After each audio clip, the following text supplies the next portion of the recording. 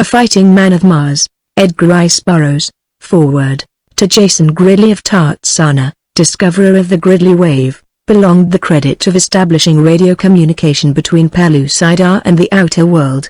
It was my good fortune to be much in his laboratory while he was carrying on his experiments and to be, also, the recipient of his confidences, so that I was fully aware that while he hoped to establish communication with Pellucidar, he was also reaching out toward an even more stupendous accomplishment. He was groping through space for contact with another planet, nor did he attempt to deny that the present goal of his ambition was radio communication with Mars. Gridley had constructed a simple, automatic device for broadcasting signals intermittently and for recording whatever might be received during his absence. For a period of 5 minutes the Gridley wave carried a simple code signal consisting of 2 letters, JG, out into the ether, following which there was a pause of 10 minutes. Hour after hour, day after day, week after week, these silent, invisible messengers sped out to the uttermost reaches of infinite space, and after Jason Gridley left Tarzana to embark upon his expedition to Pellucidar, I found myself drawn to his laboratory by the lure of the tantalizing possibilities of his dream, as well as by the promise I had made him that I would look in occasionally to see that the device was functioning properly and to examine the recording instruments for any indication that the signals had been received and answered.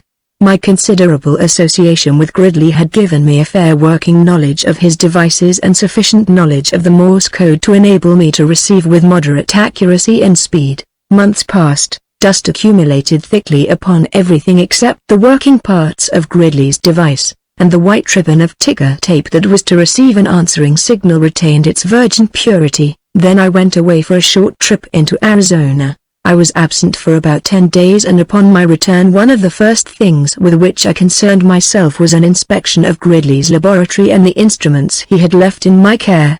As I entered the familiar room and switched on the lights, it was with the expectation of meeting with the same blank unresponsiveness to which I was by now quite accustomed.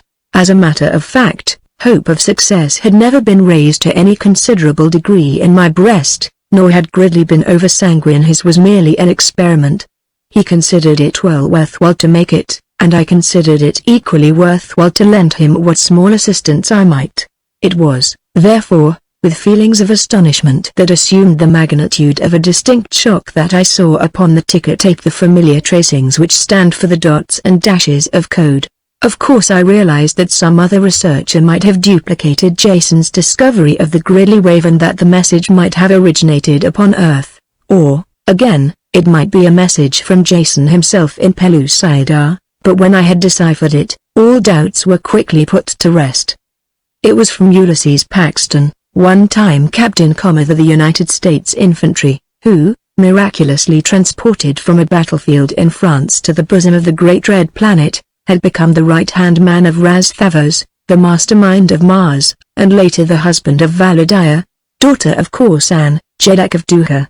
In brief, the message explained that for months mysterious signals had been received at Helium, and while they were unable to interpret them, they felt that they came from Jazum, the name by which the planet Earth is known upon Mars. John Carter being absent from Helium, a fast flyer had been dispatched to Duha bearing an urgent request to Paxton to come at once to the Twin Cities and endeavor to determine if in truth the signals they were receiving actually originated upon the planet of his birth. Upon his arrival at Helium, Paxton immediately recognized the Morse code signals, and no doubt was left in the minds of the Martian scientists that at last something tangible had been accomplished toward the solution of intercommunication between Jazum and Barsoom. Repeated attempts to transmit answering signals to Earth proved fruitless, and then the best minds of Helium settled down to the task of analyzing and reproducing the Gridley wave. They felt that at last they had succeeded. Paxton had sent his message and they were eagerly awaiting an acknowledgement. I have since been in almost constant communication with Mars, but out of loyalty to Jason Gridley, to whom all the credit and honor are due, I have made no official announcement, nor shall I give out any important information, leaving all that for his return to the outer world, but I believe that I am betraying no confidence if I narrate to you the interesting story of Hadron of Hasta, which Paxton told me one evening not long since. I hope that you will enjoy it as much as I did. But before I go on with the story, a brief description of the principal races of Mars, their political and military organization and some of their customs may prove of interest to many of my readers. The dominant race in whose hands rest the progress and civilization, yes, the very life of Mars, differ but little in physical appearance from ourselves. The fact that their skins are a light reddish copper color and that they are oviparous constitute the two most marked divergences from Anglo-Saxon standards. No, there is another: their longevity. 1,000 years is the natural span of life of a Martian, although, because of their warlike activities and the prevalence of assassination among them, few live their allotted span. Their general political organization has changed little in countless ages, the unit still being the tribe, at the head of which is a chief or jed, corresponding in modern times to our king. The princes are known as lesser jeds, while the chief of chiefs, or the head of consolidated tribes, is the jedak, or emperor, whose consort is a jedara.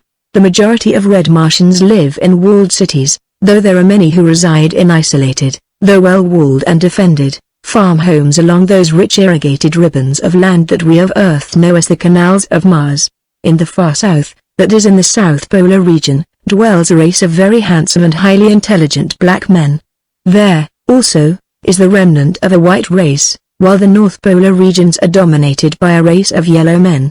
In between the two poles and scattered over all the and wastelands of the Dead Sea bottoms, often inhabiting the ruined cities of another age, are the feared green hordes of Mars. The terrible green warriors of Barsum are the hereditary enemies of all the other races of this martial planet. They are of heroic size, and in addition to being equipped with 2 legs and 2 arms apiece, they have an intermediary pair of limbs, which may be used at will either as arms or legs. Their eyes are set at the extreme sides of their heads, a trifle above the center, and protrude in such a manner that they may be directed either forward or back and also independently of each other, thus permitting these remarkable creatures to look in any direction, or in 2 directions at once without the necessity of turning their heads. Their ears, which are slightly above the eyes and closer together, are small cup-shaped antennae, protruding several inches from the head, while their noses are but longitudinal slits in the center of their faces, midway between their mouths and ears. They have no hair on their bodies, which are of a very light yellowish-green color in infancy, deepening to an olive green toward maturity, the adult males being darker in color than the females. The iris of the eyes is blood red, as an albino's, while the pupil is dark. The eyeball itself is very white, as are the teeth, and it is these latter which add a most ferocious appearance to an otherwise fearsome and terrible countenance, as the lower tusks curve upward to sharp points which end about where the eyes of earthly human beings are located. The whiteness of the teeth is not that of ivory, but of the snowiest and most gleaming of china. Against the dark background of their olive skins their tusks stand out in a most striking manner, causing these weapons to present a singularly formidable appearance. They are a cruel and taciturn race, entirely devoid of love, sympathy or pity. They are an equestrian race, never walking other than to move about their camps. Their mounts, called thoats, are great savage beasts whose proportions harmonize with those of their giant masters. They have 8 legs and broad flat tails larger at the tips than at the roots. They hold these tails straight out while running. Their mouths are enormous, splitting their heads from their snouts to their long, massive necks. Like their masters, they are entirely devoid of hair, their skins being a dark slate color and exceedingly smooth and glossy, with the exception of the belly, which is white, and the legs, which shade from the slate of the shoulders and hips to a vivid yellow at the feet. The feet are heavily padded and nailless. Like the red men, the green hordes are ruled by jeds and jedaks, but their military organization is not carried to the same detail of perfection as is that of the red men. The military forces of the red men are highly organized, the principal arm of the service being the navy, an enormous air force of battleships, cruisers and an infinite variety of lesser craft down to one-man scout flyers. Next in size and importance is the infantry branch of the service, while the cavalry, mounted on a breed of small thoats, similar to those used by the Green Martian giants, is utilized principally in patrolling the avenues of the cities and the rural districts that border the irrigating systems. The principal basic unit, although not the smallest one of the military organization, is a utan, consisting of 100 men, which is commanded by a dwar with several padwas or lieutenants junior to him. An odd war commands an amak of 10,000 men, while next above him is a Jed war, who is junior only to the Jed or king. Science, literature, art and architecture are in some of their departments further advanced upon Mars than upon Earth, a remarkable thing when one considers the constant battle for survival which is the most marked characteristic of life upon Barsoom.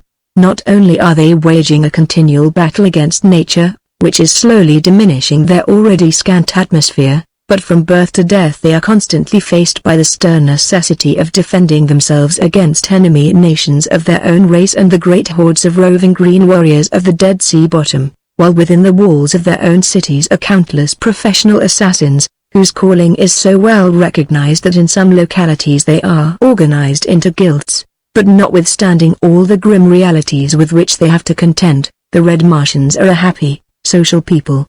They have their games, their dances and their songs, and the social life of the great capital of Barsoom is as gay and magnificent as any that may be found in the rich capitals of Earth. That they are a brave, noble and generous people is indicated by the fact that neither John Carter nor Ulysses Paxton would return to Earth if they might. And now to return to the tale that I had from Paxton across 43 million miles of space. Chapter 1 Sanomatora. This is the story of Hadron of Hasta, fighting man of Mars, as narrated by him to Ulysses Paxton. I am Tanhadron of Hasta, my father is Hadercha, Odor of the first Amak of the troops of Hasta.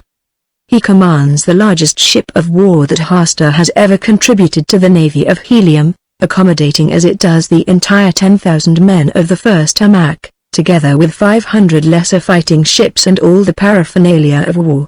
My mother is a princess of Gathko. As a family we are not rich except in honor, and, valuing this above all mundane possessions, I chose the profession of my father rather than a more profitable career. The better to further my ambition I came to the capital of the Empire of Helium and took service in the troops of Tardos Mors, Jedak of Helium, that I might be nearer the great John Carter, warlord of Mars. My life in Helium and my career in the army were similar to those of hundreds of other young men. I passed through my training days without notable accomplishment, neither heading nor trailing my fellows, and in due course I was made a Pador in the 91st Amak, being assigned to the 5th Utan of the 11th Dar.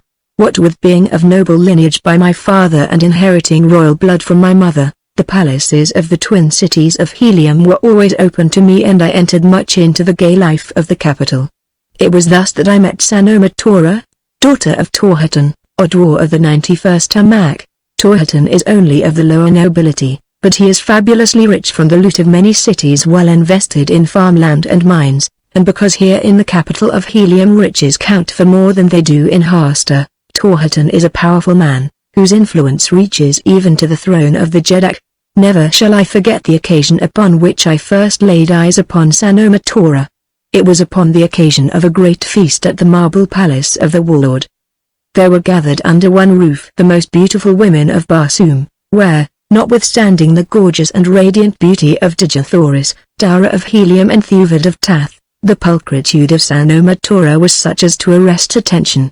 I shall not say that it was greater than that of those acknowledged queens of Barsoomian loveliness, for I knows that my adoration of Sanomatora might easily influence my judgment. But there were others there who remarked her gorgeous beauty which differs from that of Digithoris as the chaste beauty of a polar landscape differs from the beauty of the tropics, as the beauty of a white palace in the moonlight differs from the beauty of its garden at midday. When at my solicitation I was presented to her, she glanced first at the insignia upon my armor, and noting therefrom that I was but a Padwar, she vouchsafed me but a condescending word and turned her attention again to the dwarf with whom she had been conversing.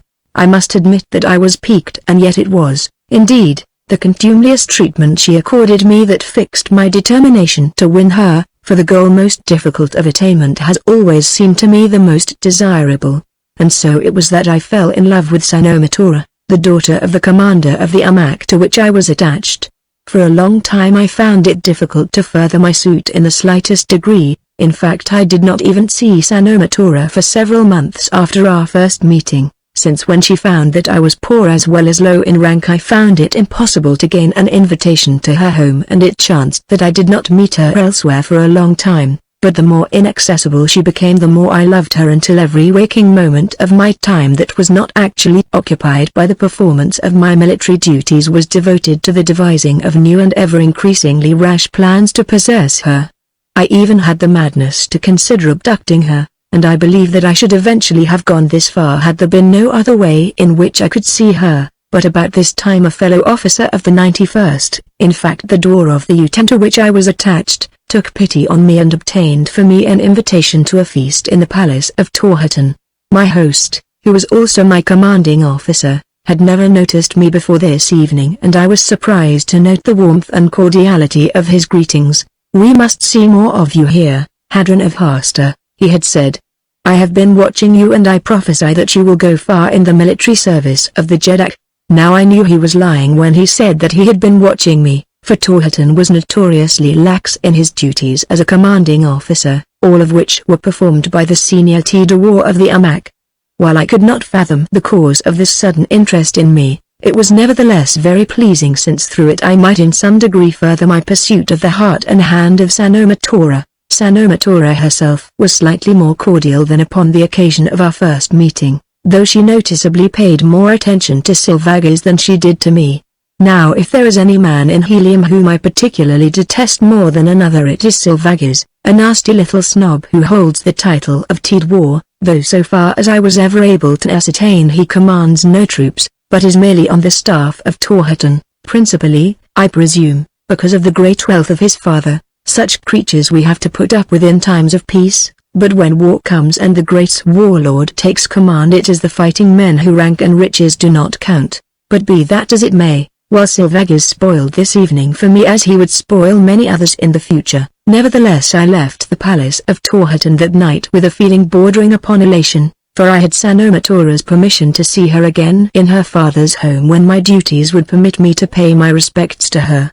Returning to my quarters I was accompanied by my friend, the dwarf, and when I commented on the warmth of Torhatten's reception of me he laughed. "You find it amusing," I said.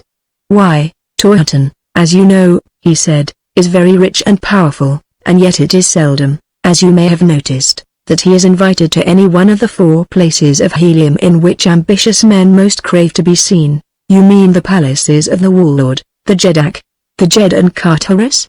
I asked. "Of course," he replied. "What other 4 in Helium count for so much as these?" "Torhatten," he continued, "is supposed to come from the lower nobility, but there is a question in my mind as to whether there is a drop of noble blood in his veins, and one of the facts upon which I base my conjecture is his cringing and fawning reverence for anything pertaining to royalty. He would give his fat soul to be considered an intimate of any one of the 4. "But what has that to do with me?" I demanded. "A great deal," he replied. "In fact, because of it you were invited to his palace tonight." "I do not understand," I said. "I chanced to be talking with Torhatten the morning of the day you received your invitation, and in the course of our conversation I mentioned you. He had never heard of you, and as a Padwar in the 5th UTEN you aroused his interest not a particle, but when I told him that your mother was a princess of Gathkel, he pricked up his ears, and when he learned that you were received as a friend and equal in the palaces of the 4 demigods of Helium, he became almost enthusiastic about you. Now do you understand?" He concluded with a short laugh. "Perfectly," I replied, "but nonetheless, I thank you. All that I wanted was the opportunity, and inasmuch as I was prepared to achieve it criminally if necessary, I cannot quibble over any means that were employed to obtain it, however unflattering they may be to me." For months I haunted the palace of Torhatten, and being naturally a good conversationalist and well schooled in the stately dances and joyous games of Barsoom, I was by no means an unwelcome visitor. Also I made it a point often to take Sanoma Tora to one or another of the 4 great palaces of Helium.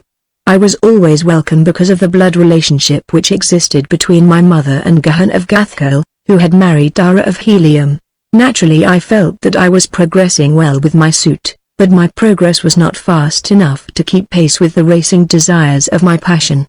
Never had I known love before, and I felt that I should die if I did not soon possess Sanoma Tora, and so it was that upon a certain night I visited the palace of her father, definitely determined to lay my heart and sword at her feet before I left, and, although the natural complexes of a lover convinced me that I was an unworthy worm, that she would be wholly justified in spurning, I was yet determined to declare myself so that I might openly be accounted a suitor, which, after all, gives one greater freedom even though he be not entirely a favored suitor.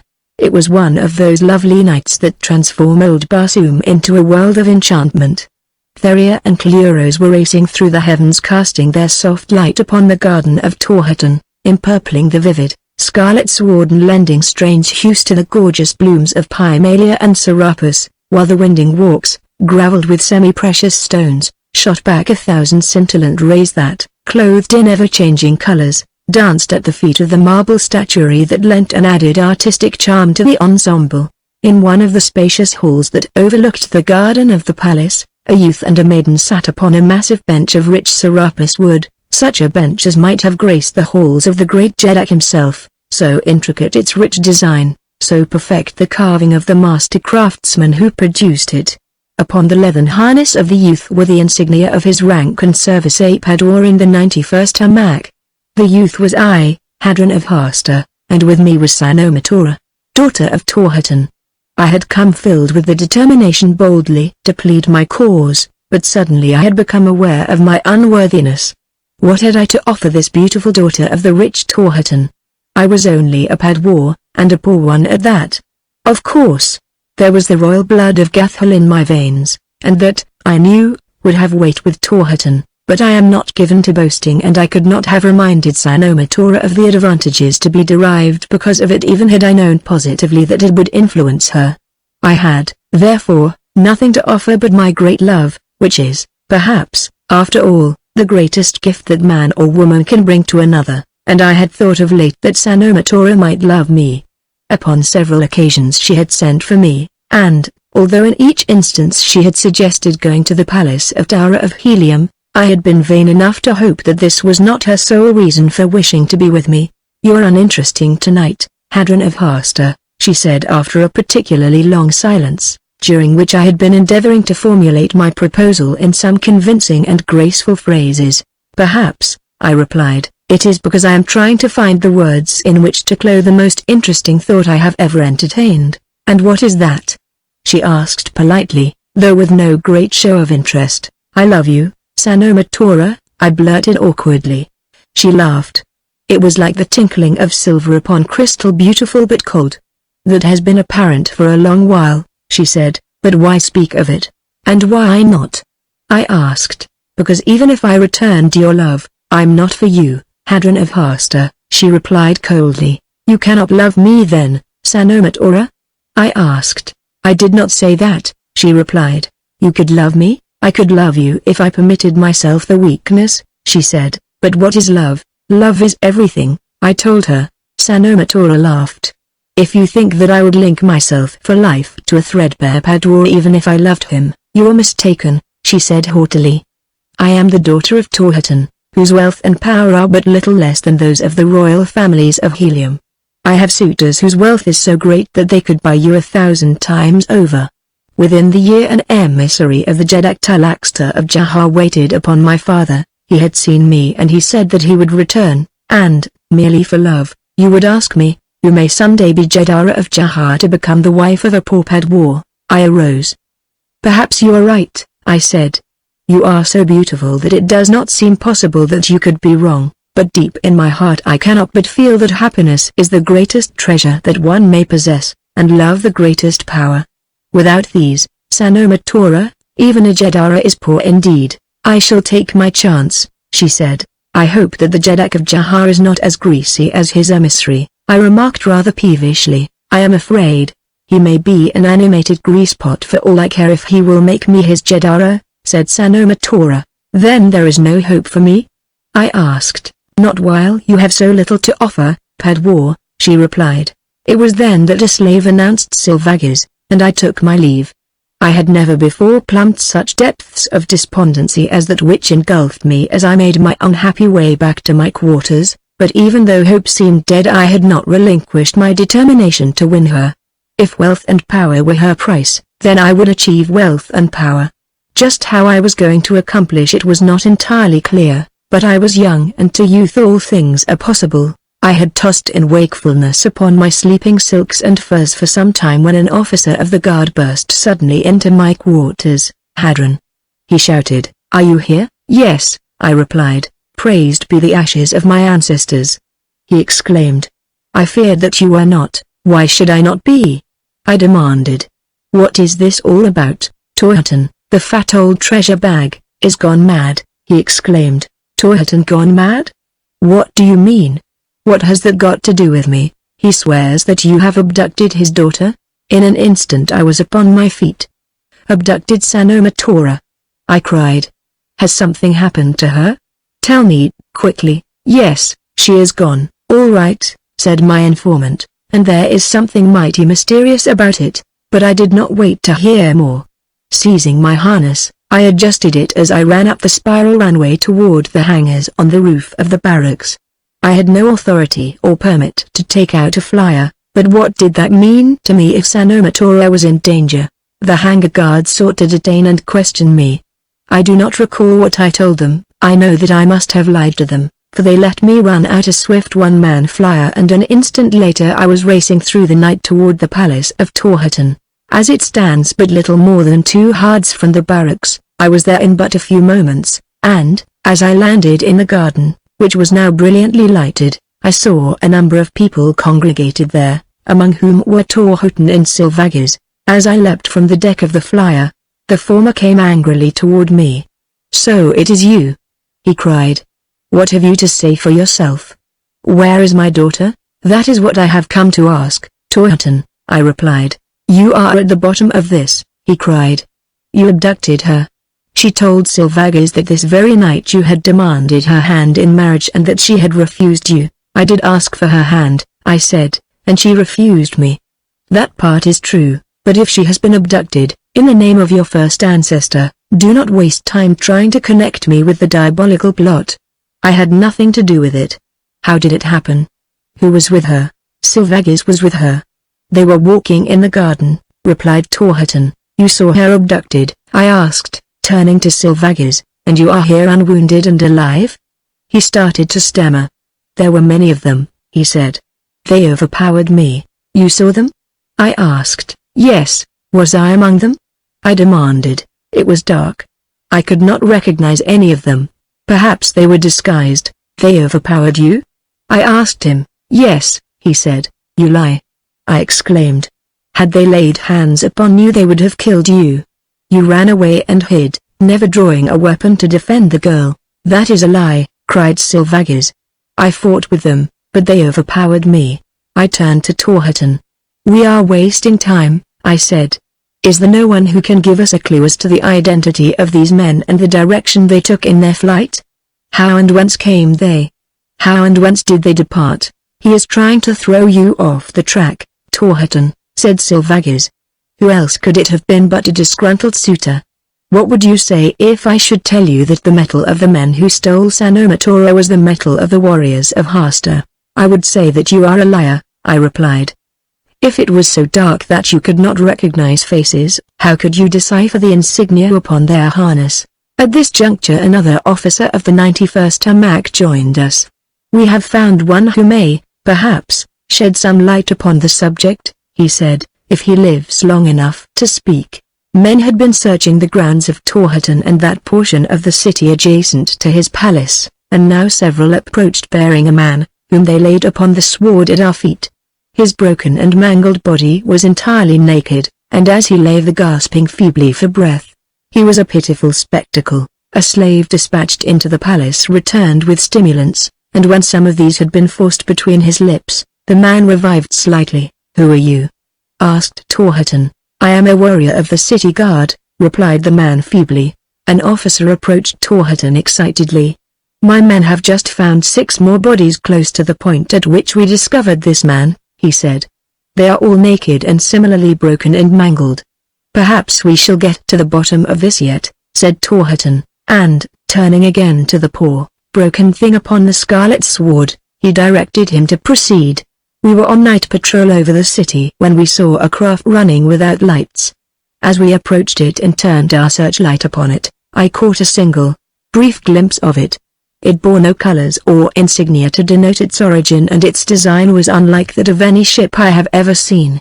It had a long, low, enclosed cabin upon either side of which were mounted two peculiar-looking guns.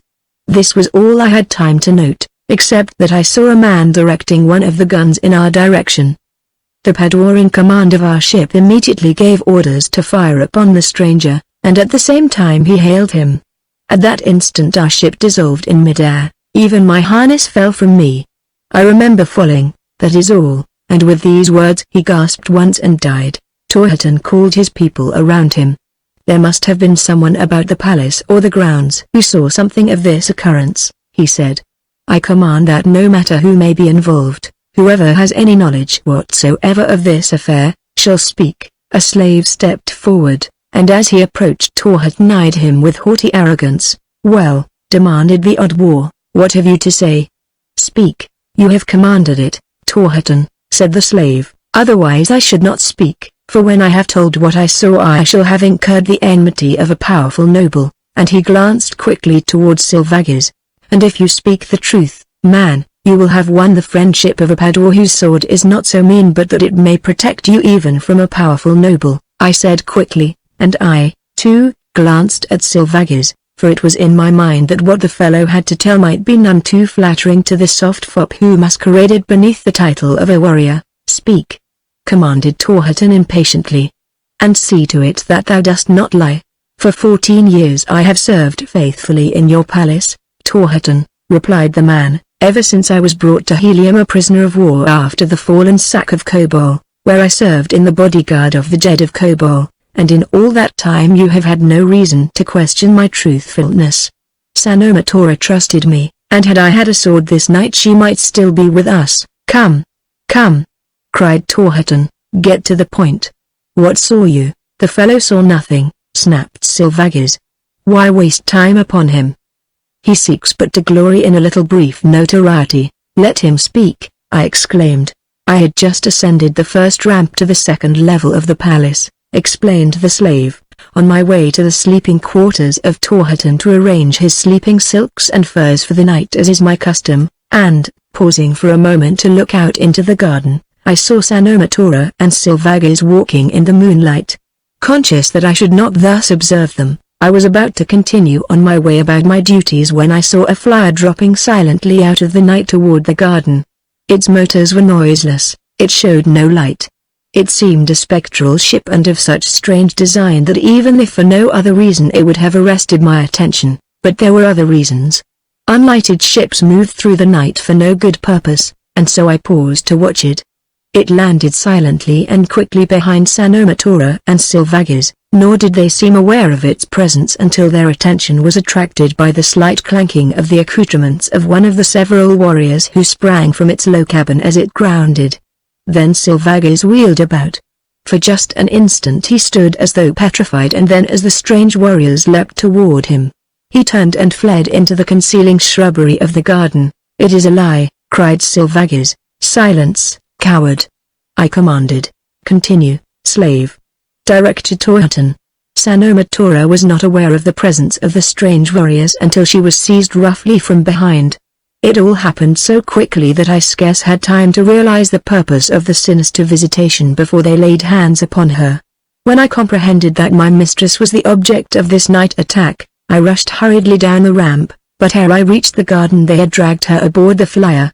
Even then, however, had I had a sword I might at least have died in the service of Sanomatora, for I reached the ship of mystery as the last warrior was clambering aboard.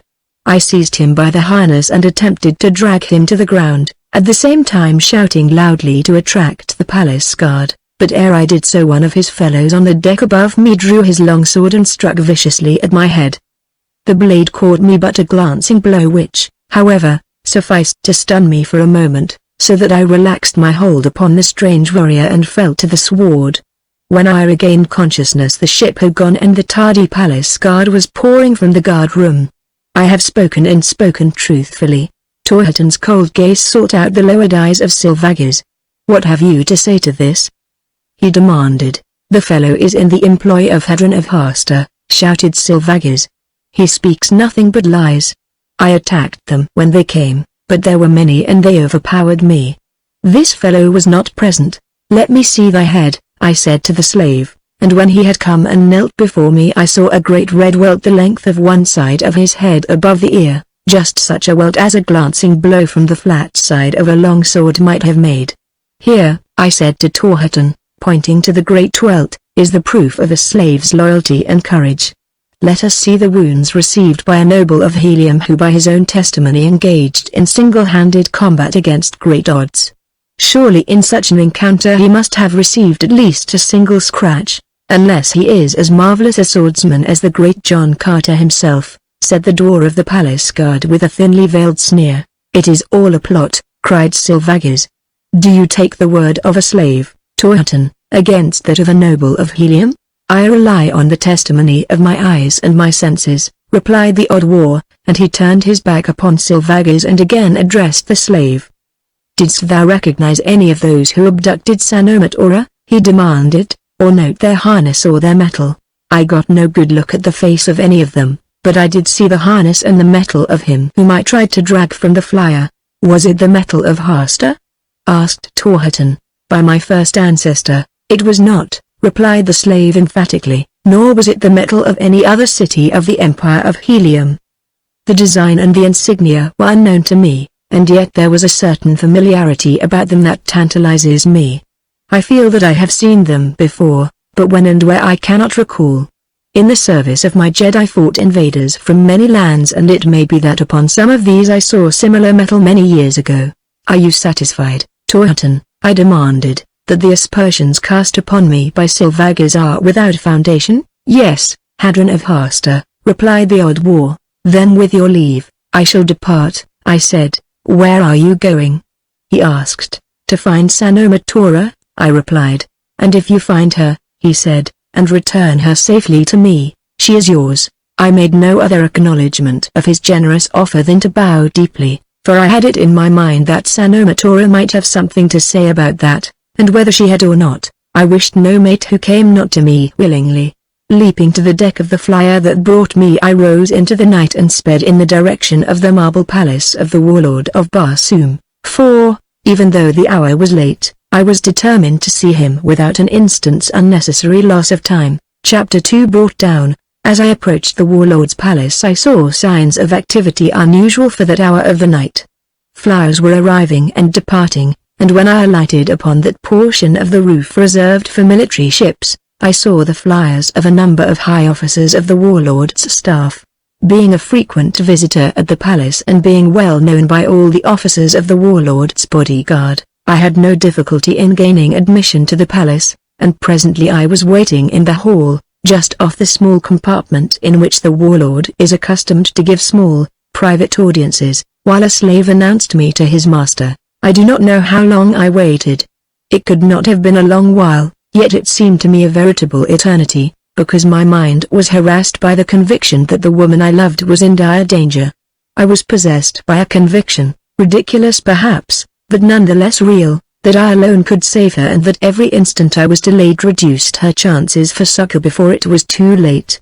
But at last I was invited to enter, and when I stood in the presence of the great warlord I found him surrounded by men high in the councils of Helium. "I assume," said John Carter, coming directly to the point, "that what brings you here tonight, Hadron of Hasta, pertains to the matter of the abduction of the daughter of Torhaton. Have you any knowledge or any theory that might cast any light upon the subject?" "No," I replied. "I have come merely to obtain your authority to depart at once in an attempt to pick up the trail of the abductors of Sanomatora. Where do you intend to search?" he demanded. "I do not yet know, sir," I replied, "but I shall find her." He smiled. "Such assurance is at least an asset," he said, "and knowing as I do what prompts it, I shall grant you the permission you desire. While the abduction of a daughter of Helium is in itself of sufficient gravity to warrant the use of every resource to apprehend her abductors and return her to her home, there is also involved in this occurrence an element that may portend high danger to the Empire. As you doubtless know, the mysterious ship that bore her away mounted a gun from which emanated some force that entirely disintegrated all the metal parts of the patrol flyer that sought to intercept and question it. Even the weapons and the metal portions of the harness of the crew were dissipated into nothing, a fact that was easily discernible from an examination of the wreck of the patrol flyer and the bodies of its crew.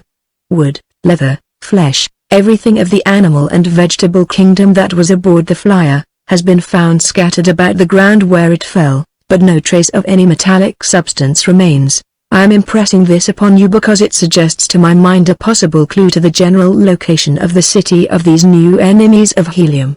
I am convinced that this is but the first blow, since any navy armed with such guns could easily hold helium at its mercy, and few indeed are the cities of Barsoom outside the Empire that would not seize with avidity upon any instrument that would give them the sack of the twin cities. For some time now we have been deeply concerned by the increasing number of missing ships of the Navy. In nearly all instances these were ships engaged in charting air currents and recording atmospheric pressures in different parts of Barsoom far from the Empire, and recently it has become apparent that the vast majority of these ships which never returned were those cruising in the southern part of the Western Hemisphere, an unhospitable portion of our planet concerning which we have unfortunately but little knowledge owing to the fact that we have developed no trade with the unfriendly people inhabiting this vast domain. This, Hadron of Hasta, is only a suggestion, only the vaguest of clues, but I offer it to you for what it is worth. 1,000 one-man scout flyers will be dispatched between now and noon tomorrow in search of the abductors of Sanoma Tora, nor will these be all. Cruisers and battleships will take the air as well, for helium must know what city or what nation has developed a weapon of destruction such as that used above helium this night. It is my belief that the weapon is a very recent invention and that whatever power possesses it, must be bending every effort to perfect it and produce it in such quantities as to make them masters of the world. I have spoken. Go, and may fortune be with you. You may believe that I lost no time in setting out upon my mission now that I had authority from John Carter.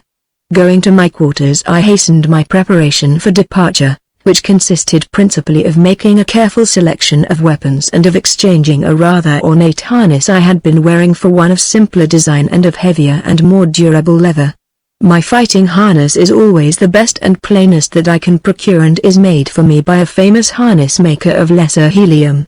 My equipment of weapons was standard, consisting of a long sword, a short sword, a dagger and a pistol.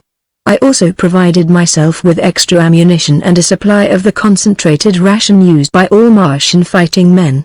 As I gathered together these simple necessities which, with a single sleeping fur, would constitute my equipment, my mind was given over to consideration of various explanations for the disappearance of Sanoma Tora. I searched my brain for any slightest memory that might suggest an explanation, or point toward the possible identity of her abductors. It was while thus engaged that I recalled her reference to the Jedak, Talaxta of Jahar, nor was there within the scope of my recollection any other incident that might point a clue. I distinctly recalled the emissary of Talaxta who had visited the court of Helium not long since. I had heard him boast of the riches and power of his Jedak and the beauty of his women. Perhaps, then, it might be as well to search in the direction of Jahar as elsewhere, but before departing I determined once again to visit the palace of Torhaton and question the slave who had been the last to see Sanoma Tora. As I was about to set out, another thought occurred to me. I knew that in the Temple of Knowledge might be found either illustrations or replicas of the metal and harness of every nation of Barsoom, concerning which aught was known in Helium. I therefore repaired immediately to the temple and with the assistance of a clerk I presently found a drawing of the harness and metal of a warrior of Jahar. By an ingenious photostatic process a copy of this illustration was made for me in a few seconds, and with this I hastened to the palace of Torhaton.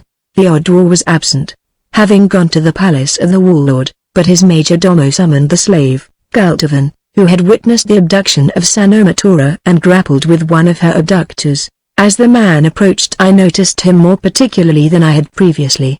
He was well built, with clear-cut features and that air which definitely bespeaks the fighting man. You said, I believe, that you were from Kobol?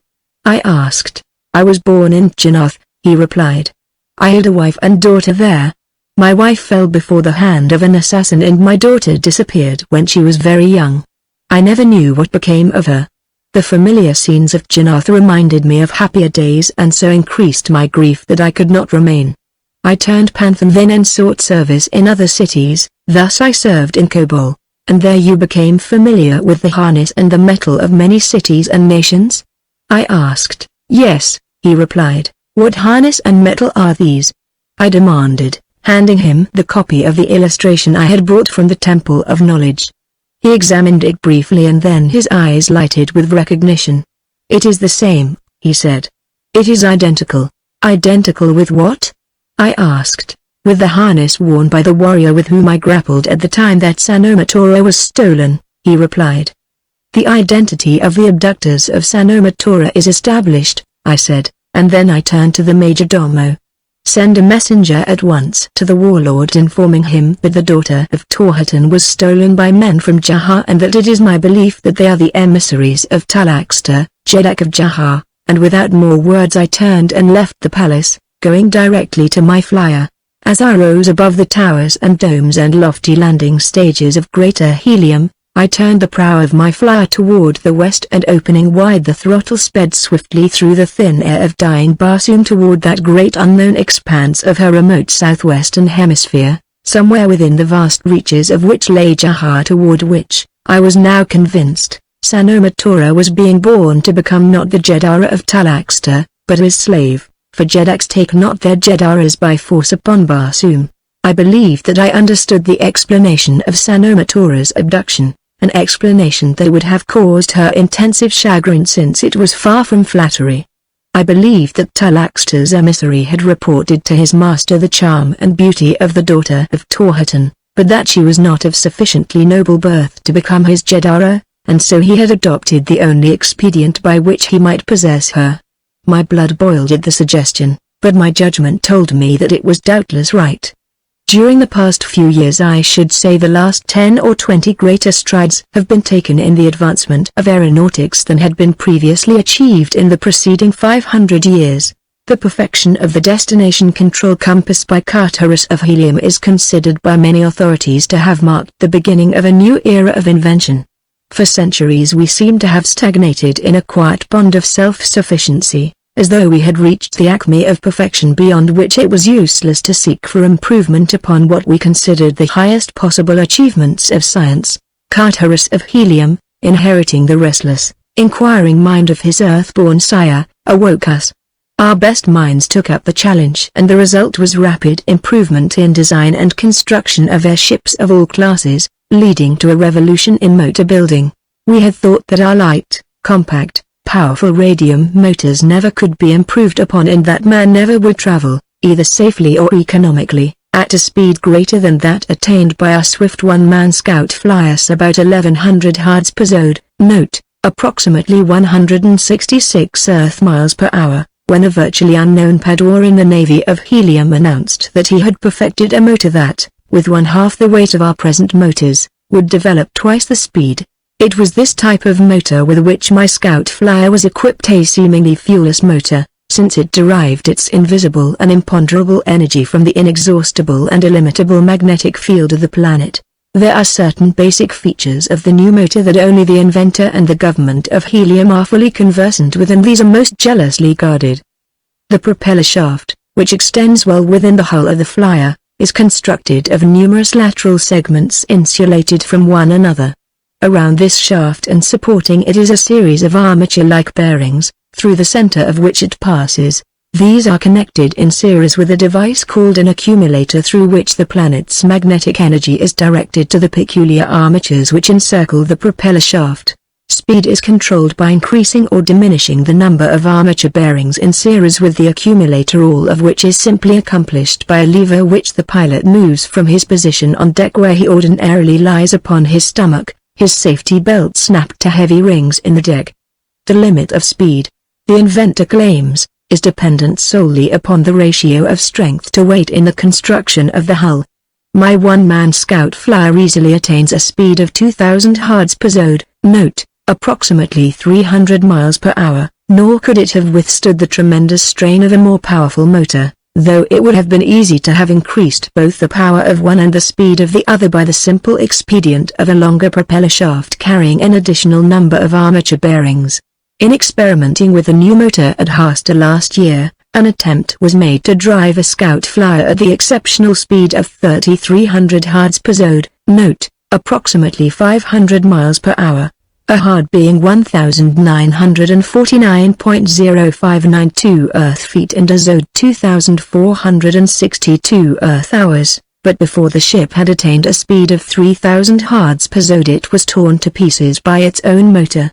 Now we are trying to attain the greatest strength with the minimum of weight, and as our engineers succeed we shall see speed increased until, I am sure, we shall easily attain to 7,000 yards per zode, note, over 1,000 miles per hour, for there seems to be no limit to the power of these marvelous motors. Little less marvelous is the destination control compass of Carterus of helium. Set your pointer upon any spot on either hemisphere, open your throttle and then lie down and go to sleep if you will. Your ship will carry you to your destination, drop within 100 yards or so of the ground and stop, while an alarm awakens you. It is really a very simple device, but I believe that John Carter has fully described it in one of his numerous manuscripts. In the adventure upon which I had embarked, the destination control compass was of little value to me, since I did not know the exact location of Jahar.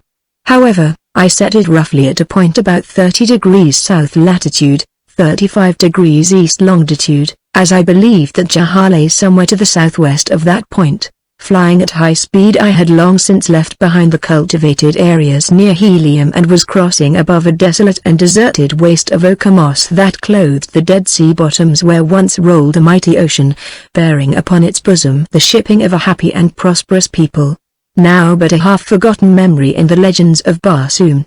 Upon the edges of plateaus that once had marked the shoreline of a noble continent I passed above the lonely monuments of that ancient prosperity, the sad, deserted cities of old Barsoom. Even in their ruins there is a grandeur and magnificence that still has power to awe a modern man. Down toward the lowest sea bottoms other ruins marked the tragic trail that ancient civilization had followed in pursuit of the receding waters of its ocean to where the last city finally succumbed, bereft of commerce, shorn of power, to fall at last an easy victim to the marauding hordes of fierce, green tribesmen, whose descendants now are the sole rulers of many of these deserted sea bottoms. Hating and hated, ignorant of love, laughter or happiness, they lead their long, fierce lives quarreling among themselves and their neighbors and preying upon any chance adventurers who happen within the confines of their bitter and desolate domain. Fierce and terrible as are all green men, there are few whose cruel natures and bloody exploits have horrified the minds of red men to such an extent as have the green hordes of Torquas. The city of Torquas, from which they derive their name, was one of the most magnificent and powerful of ancient Barsoom. Though it has been deserted for ages by all but roaming tribes of green men, it is still marked upon every map, and as it lay directly in the path of my search for Jahar and as I had never seen it, I had purposely laid my course to pass over it. And when, far ahead, I saw its lofty towers and battlements I felt the thrill of excitement and the lure of adventure which these dead cities of Barsoom proverbially exert upon us red men. As I approached the city I reduced my speed and dropped lower that I might obtain a better view of it. What a beautiful city it must have been in its time. Even today, after all the ages that have passed since its broad avenues surged with the life of happy, prosperous throngs, its great palaces still stand in all their glorious splendor. That time and the elements have softened and mellowed, but not yet destroyed. As I circled low above the city I saw miles of avenues that have not known the foot of man for countless ages. The stone flagging of their pavement was overgrown with oak moss, with here and there a stunted tree or a grotesque shrub of one of those varieties that somehow find sustenance in the wasteland. Silent, deserted courtyards looked up at me, gorgeous gardens of another happier day. Here and there the roof of a building had fallen in, but for the most part they remained intact, dreaming, doubtless, of the wealth and beauty that they had known in days of yore, and in imagination I could see the gorgeous sleeping silks and furs spread out in the sunlight, while the women idled beneath gay canopies of silks, their jeweled harnesses scintillating with each move of their bodies. I saw the pennons waving from countless thousands of staffs and the great ships at anchor in the harbor rose and fell to the undulations of the restless sea. There were swaggering sailors upon the avenues, and burly, fighting men before the doors of every palace. Ali, what a picture imagination conjured from the death-like silence of that deserted city, and then, as a long, swinging circle brought me above the courtyard of a splendid palace that faced upon the city's great central square, my eyes beheld that which shattered my beautiful dream of the past. Directly below me I saw a score of great throats penned in what once may have been the royal garden of a Jeddak. The presence of these huge beasts meant but one thing, and that was that their green masters were to be found nearby. As I passed above the courtyard, one of the restless, vicious beasts looked up and saw me, and instantly he commenced to squeal angrily. Immediately the other throats, their short temper aroused by the squealing of their fellow and their attention directed by his upward gaze, discovered me and set up a perfect pandemonium of grunts and squeals, which brought the result that I had immediately foreseen. A green warrior leapt into the courtyard from the interior of the palace and looked up just in time to see me before I passed from his line of vision above the roof of the building.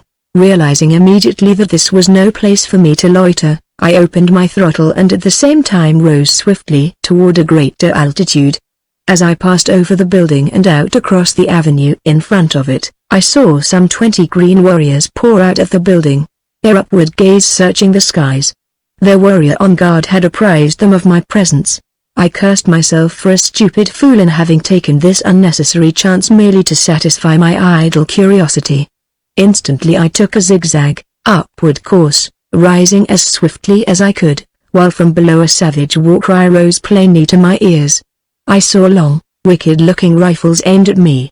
I heard the hiss of projectiles hurtling by me, but, though the first volley passed close to us, not a bullet struck the ship.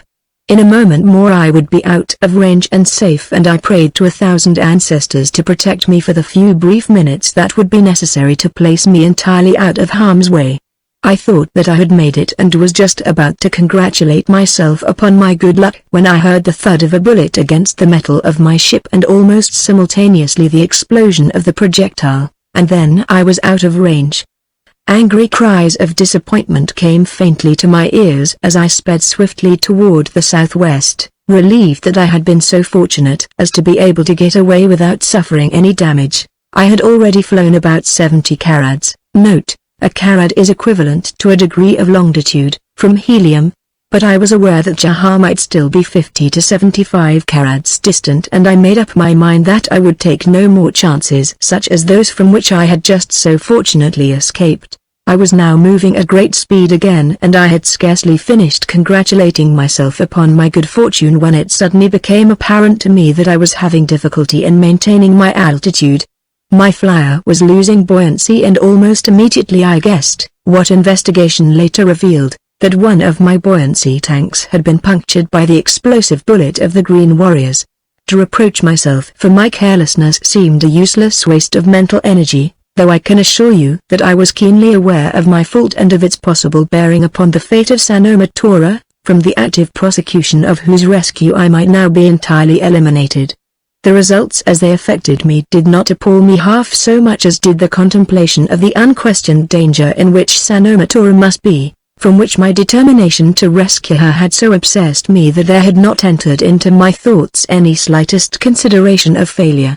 The mishap was a severe blow to my hopes, and yet it did not shatter them entirely, for I am so constituted that I know I shall never give up hope of success in any issue as long as life remains to me. How much longer my ship would remain afloat it was difficult to say, and, having no means of making such repairs as would be necessary to conserve the remaining contents of the punctured buoyancy tank, the best that I could do was to increase my speed so that I might cover as much distance as possible before I was forced down. The construction of my ship was such that at high speed it tended to maintain itself in the air with a minimum of the eighth ray in its buoyancy tanks, yet I knew that the time was not far distant when I should have to make a landing in this dreary, desolate wasteland. I had covered something in the neighborhood of 2,000 yards since I had been fired upon above Turquoise, crossing what had been a large gulf when the waters of the ocean rolled over the vast plains that now lay moss-covered and arid beneath me. Far ahead I could see the outlines of low hills that must have marked the southwestern shoreline of the gulf. Toward the northwest the Dead Sea bottom extended as far as the eye could reach, but this was not the direction I wished to take, and so I sped on toward the hills hoping that I might maintain sufficient altitude to cross them. but as they swiftly loomed closer this hope died in my breast and I realized that the end of my flight was now but a matter of moments. At the same time I discerned the ruins of a deserted city nestling at the foot of the hills, nor was this an unwelcome sight since water is almost always to be found in the wells of these ancient cities, which have been kept in repair by the green nomads of the wasteland. By now I was skimming but a few ads above the surface of the ground. Note, an ad is about 9.75 Earth feet. I had greatly diminished my speed to avoid a serious accident in landing and because of this the end was hastened so that presently I came gently to rest upon the ochre vegetation scarcely a yard from the waterfront of the deserted city. Chapter 3 Cornered. My landing was most unfortunate in that it left me in plain sight of the city without any place of concealment in the event that the ruins happened to be occupied by one of the numerous tribes of green men who infest the Dead Sea bottoms of Barsoom, often making their headquarters in one or another of the deserted cities that line the ancient shore. The fact that they usually choose to inhabit the largest and most magnificent of the ancient palaces and that these ordinarily stand back some little distance from the waterfront rendered it quite possible that even in the event that there were green men in the city I might reach the concealing safety of one of the nearer buildings before I was discovered by them.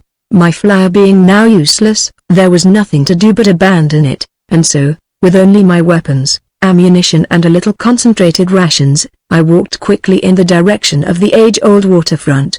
Whether or not I reached the buildings unobserved, I was unable to determine, but at any rate I did reach them without seeing any sign of a living creature about.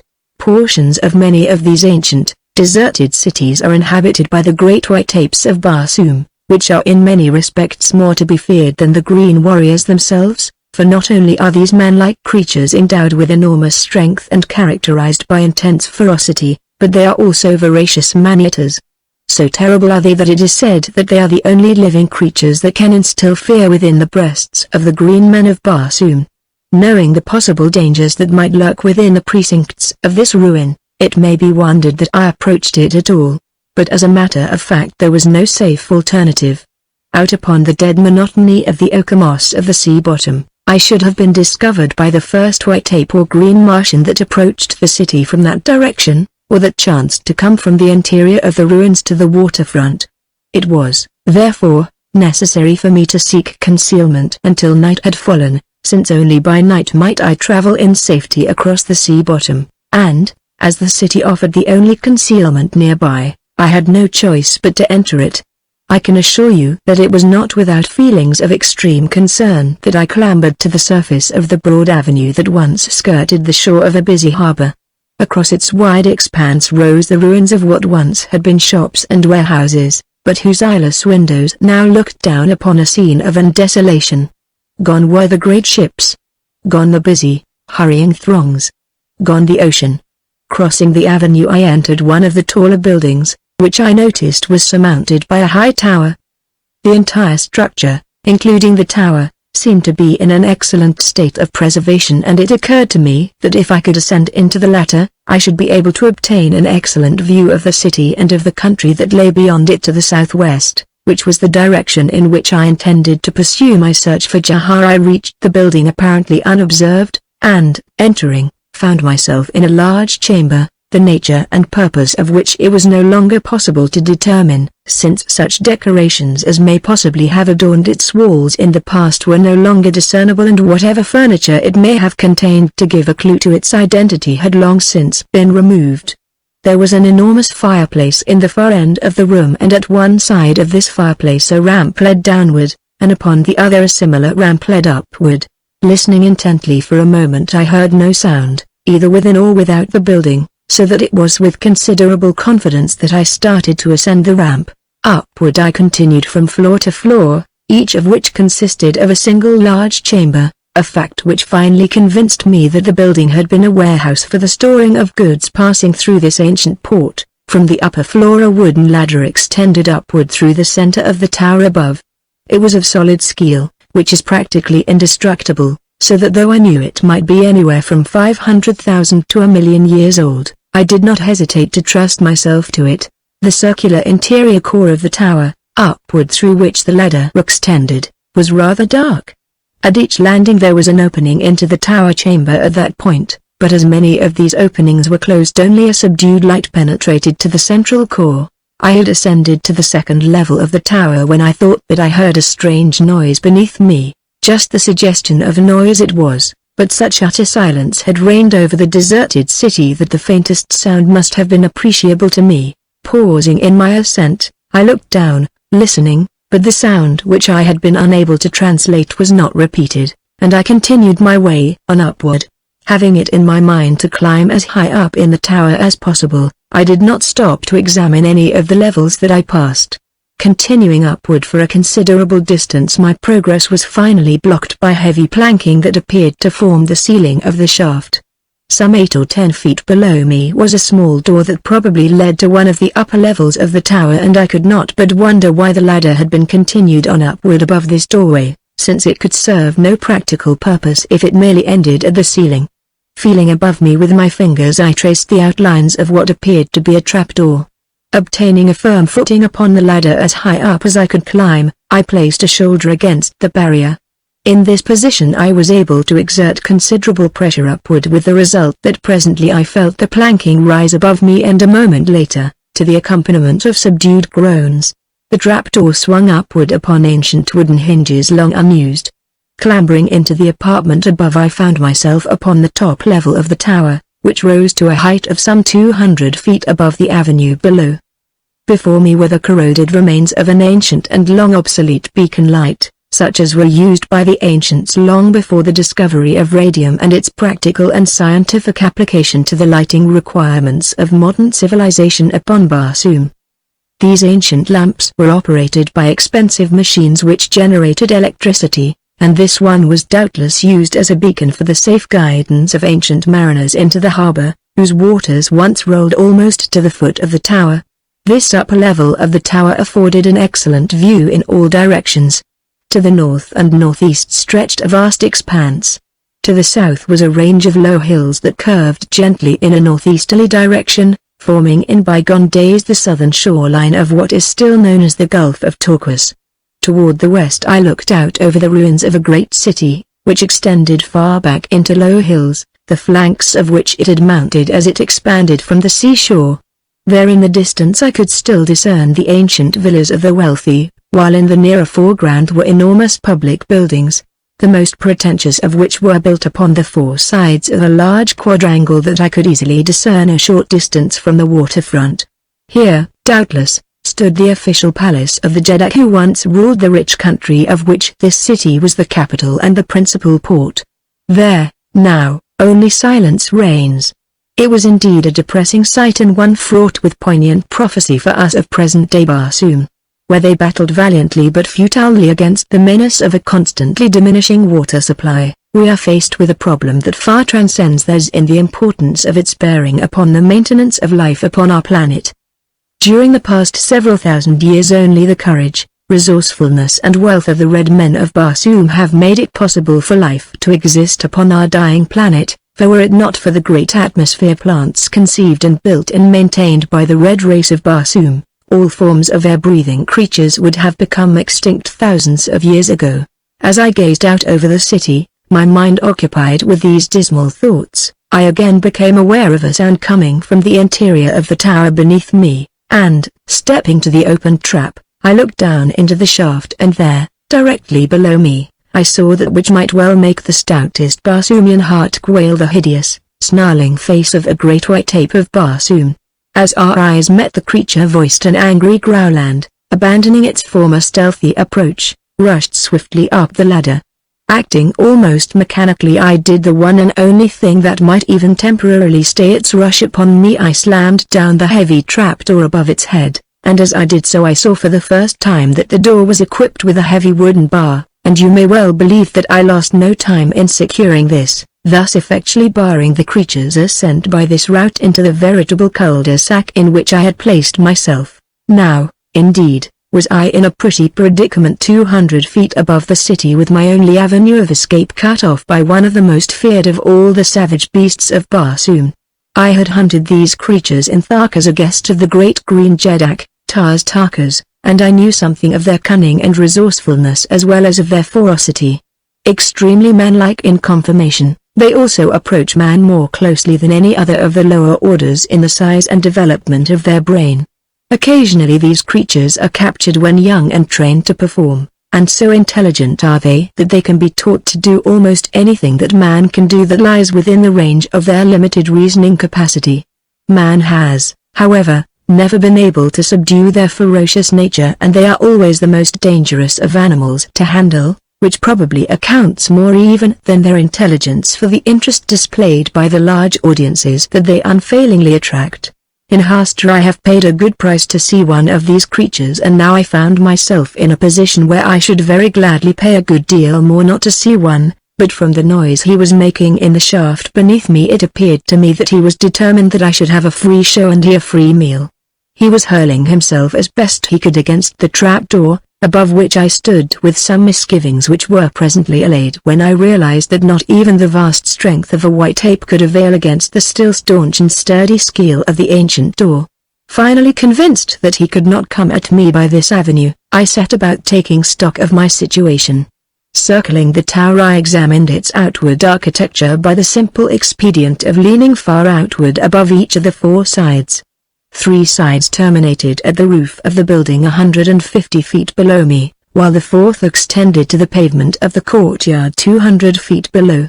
Like much of the architecture of ancient Barsoom, the surface of the tower was elaborately carved from top to bottom, and at each level there were window embrasures, some of which were equipped with small stone balconies.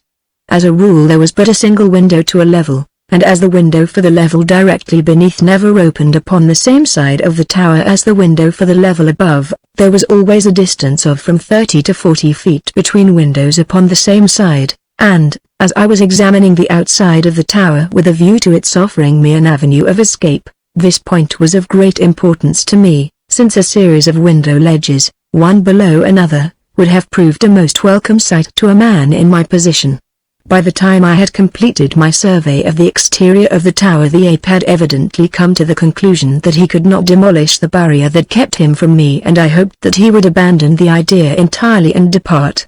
But when I lay down on the floor and placed an ear close to the door I could plainly hear him just below as he occasionally changed from one uncomfortable position to another upon the small ladder beneath me. I did not know to what extent these creatures might have developed pertinacity or purpose, but I hoped that he might soon tire of his vigil and his thoughts be diverted into some other channel. However, as the day wore to a close this possibility seemed to grow more and more remote, until at last I became almost convinced that the creature had determined to lay siege until hunger or desperation forced me from my retreat. How longingly I gazed at the beckoning hills beyond the city where lay my route toward the southwest toward fabled Jahar. The sun was low in the west. Soon would come the sudden transition from daylight to darkness, and then what? Perhaps the creature would abandon its vigil, hunger or thirst might attract it elsewhere, but how was I to know? How easily it might descend to the bottom of the tower and await me there, confident that sooner or later I must come down. One unfamiliar with the traits of these savage creatures might wonder why, armed as I was with sword and pistol, I did not raise the trapdoor and give battle to my jailer.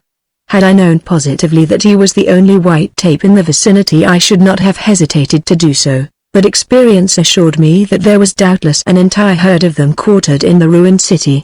So scarce is the flesh they crave that it is their ordinary custom to hunt alone, so that in the event that they make a kill they may be more certain of retaining the prize for themselves, but if I should attack him he would most certainly raise such a row as to attract his fellows, in which event my chance for escape would have been reduced to the ultimate zero. A single shot from my pistol might have dispatched him, but it was equally possible that it would not, for these great white apes of Barsoom are tremendous creatures, endowed with almost unbelievable vitality. Many of them stand fully 15 feet in height and are endowed by nature with tremendous strength. Their very appearance is demoralizing to an enemy. Their white, hairless bodies are in themselves repulsive to the eye of a red man. The great shock of white hair bristling erect upon their pates accentuates the brutality of their countenances, while their intermediary set of limbs, which they use either as arms or legs as necessity or whim suggests, render them most formidable antagonists. Quite generally they carry a club, in the use of which they are terribly proficient.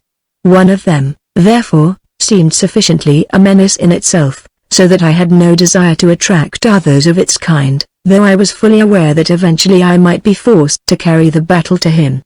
Just as the sun was setting, my attention was attracted toward the waterfront where the long shadows of the city were stretching far out across the Dead Sea bottom. Riding up the gentle acclivity toward the city was a party of green warriors, mounted upon their great savage thoats. There were perhaps 20 of them, moving silently over the soft moss that carpeted the bottom of the ancient harbor, the padded feet of their mounts giving forth no sound. Like specters, they moved in the shadows of the dying day, giving me further proof that fate had led me to a most unfriendly shore, and then, as though to complete the trilogy of fearsome Barsoomian menaces, the roar of a band rolled down out of the hills behind the city. Safe from observation in the high tower above them, I watched the party as it emerged from the hollow of the harbor and rode out upon the avenue below me, and then for the first time I noted a small figure seated in front of one of the warriors. Darkness was coming swiftly now, but before the little cavalcade passed out of sight momentarily behind the corner of the building, as it entered another avenue leading toward the heart of the city, I thought that I recognized the little figure as that of a woman of my own race. That she was a captive was a foregone conclusion, and I could not but shudder as I contemplated the fate that lay in store for her. Perhaps my own Sanomatora was in equal jeopardy. Perhaps, but no, that could not be possible. How could Sanomatora have fallen into the clutches of warriors of the fierce horde of Turquoise? It could not be she. No, that was impossible. But the fact remained that the captive was a red woman, and whether she was Sanomatora or another, whether she were from Helium or Jahar, my heart went out in sympathy to her, and I forgot my own predicament as something within me urged me to pursue her captors and seek to snatch her from them. But, alas, how futile seemed my fancy.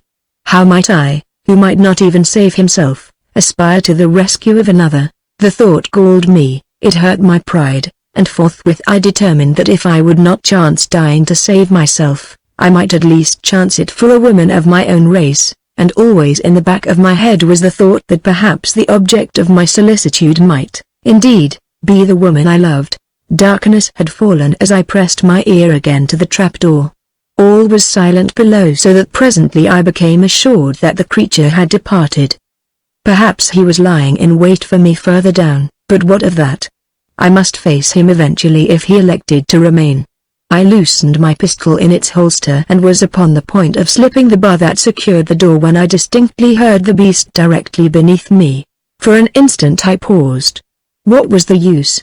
It meant certain death to raise the door, and in what way might I be profiting either myself or the poor captive if I gave my life thus uselessly? But there was an alternative, one that I had been planning to adopt in case of necessity from the moment that I had first examined the exterior construction of the tower. It offered a slender chance of escape from my predicament, and even a very slender chance was better than what would confront me should I raise the trapdoor. I stepped to one of the windows of the tower and looked down upon the city. Neither moon was in the sky, I could see nothing. Toward the interior of the city I heard the squealing of thoats. There would the camp of the green men be located. Thus by the squealing of their vicious mounts would I be guided to it. Again a hunting band roared in the hills. I sat upon the sill and swung both legs across, and then turning on my belly slipped silently over the edge until I hung only by my hands. Groping with my sandaled toes, I felt for a foothold upon the deep-cut carvings of the tower's face. Above me was a blue-black void shot with stars, below me a blank and empty void. It might have been 1,000 sofads to the roof below me, or it might have been one. But though I could see nothing, I knew that it was 150, and that at the bottom lay death if a foot or a hand slipped. In daylight the sculpturing had seemed large and deep and bold, but by night how different. My toes seemed to find but hollow scratches in a smooth surface of polished stone. My arms and fingers were tiring. I must find a foothold or fall, and then, when hope seemed gone, the toe of my right sandal slipped into a horizontal groove, and an instant later my left found a hold. Flattened against the sheer wall of the tower I lay there resting my tired fingers and arms for a moment, and when I felt that they would bear my weight again I sought for handholds. Thus painfully, perilously, monotonously, I descended inch by inch. I avoided the windows, which naturally greatly increased the difficulty and danger of my descent, yet I did not care to pass directly in front of them for fear that by chance the ape might have descended from the summit of the ladder and would see me. I cannot recall that ever in my life I felt more alone than I did that night as I was descending the ancient beacon tower of that deserted city, for not even hope was with me.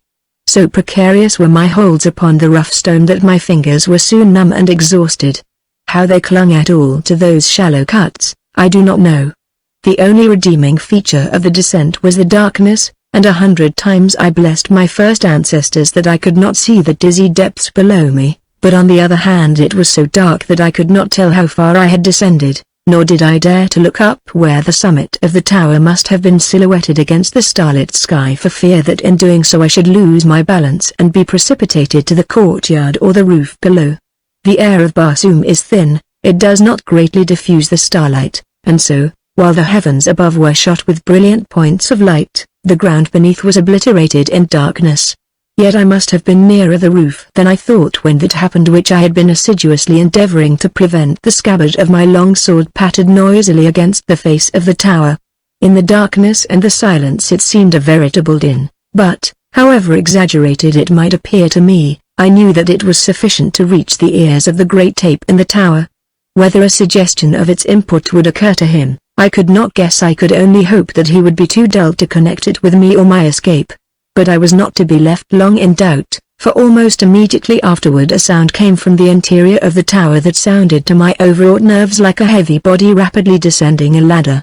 I realize now that imagination might easily have construed utter silence into such a sound, since I had been listening so intensely for that very thing that I might easily have worked myself into such a state of nervous apprehension that almost any sort of an hallucination was possible. With redoubled speed and with a measure of recklessness that it was almost suicidal, I hastened my descent, and an instant later I felt the solid roof beneath my feet. I breathed a sigh of relief, but it was destined to be but a short sigh and but brief relief, for almost instantly I was made aware that the sound from the interior of the tower had been no hallucination, as the huge bulk of a great white ape loomed suddenly from a doorway not a dozen paces from me. As he charged me he gave forth no sound.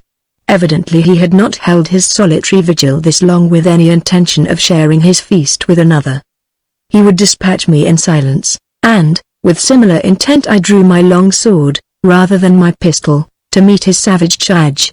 What a puny, futile thing I must have appeared confronting that towering mountain of bestial ferocity. Thanks be to 1,000 fighting ancestors that I wielded a long sword with swiftness and with strength. Otherwise I must have been gathered into that savage embrace in the brute's first charge. 4 powerful hands were reached out to seize me, but I swung my long sword in a terrific cut that severed one of them cleanly at the wrist, and at the same instant I leapt quickly to one side, and as the beast rushed past me, carried onward by its momentum, I ran my blade deep into its body. With a savage scream of rage and pain it sought to turn upon me, but its foot slipped upon its own dismembered hand and it stumbled awkwardly on trying to regain its equilibrium, but that it never accomplished, and still stumbling grotesquely it lunged over the edge of the roof to the courtyard below. Fearing that the beast's scream might attract others of its kind to the roof, I ran swiftly to the north edge of the building where I had noted from the tower earlier in the afternoon a series of lower buildings adjoining, over the roofs of which I might possibly accomplish my descent to the street level. Cold Burroughs was rising above the distant horizon, shedding his pale light upon the city so that I could plainly see the roofs below me as I came to the north edge of the building. It was a long drop, but there was no safe alternative, since it was quite probable that should I attempt to descend through the building, I would meet other members of the ape's herd who had been attracted by the scream of their fellow. Slipping over the edge of the roof I hung an instant by my hands and then dropped. The distance was about 2 ads, but I alighted safely and without injury. Upon your own planet, with its larger bulk and greater gravity, I presume that a fall of that distance might be serious, but not so, necessarily, upon Barsoom. From this roof I had a short drop to the next, and from that I leapt to a low wall and thence to the ground below.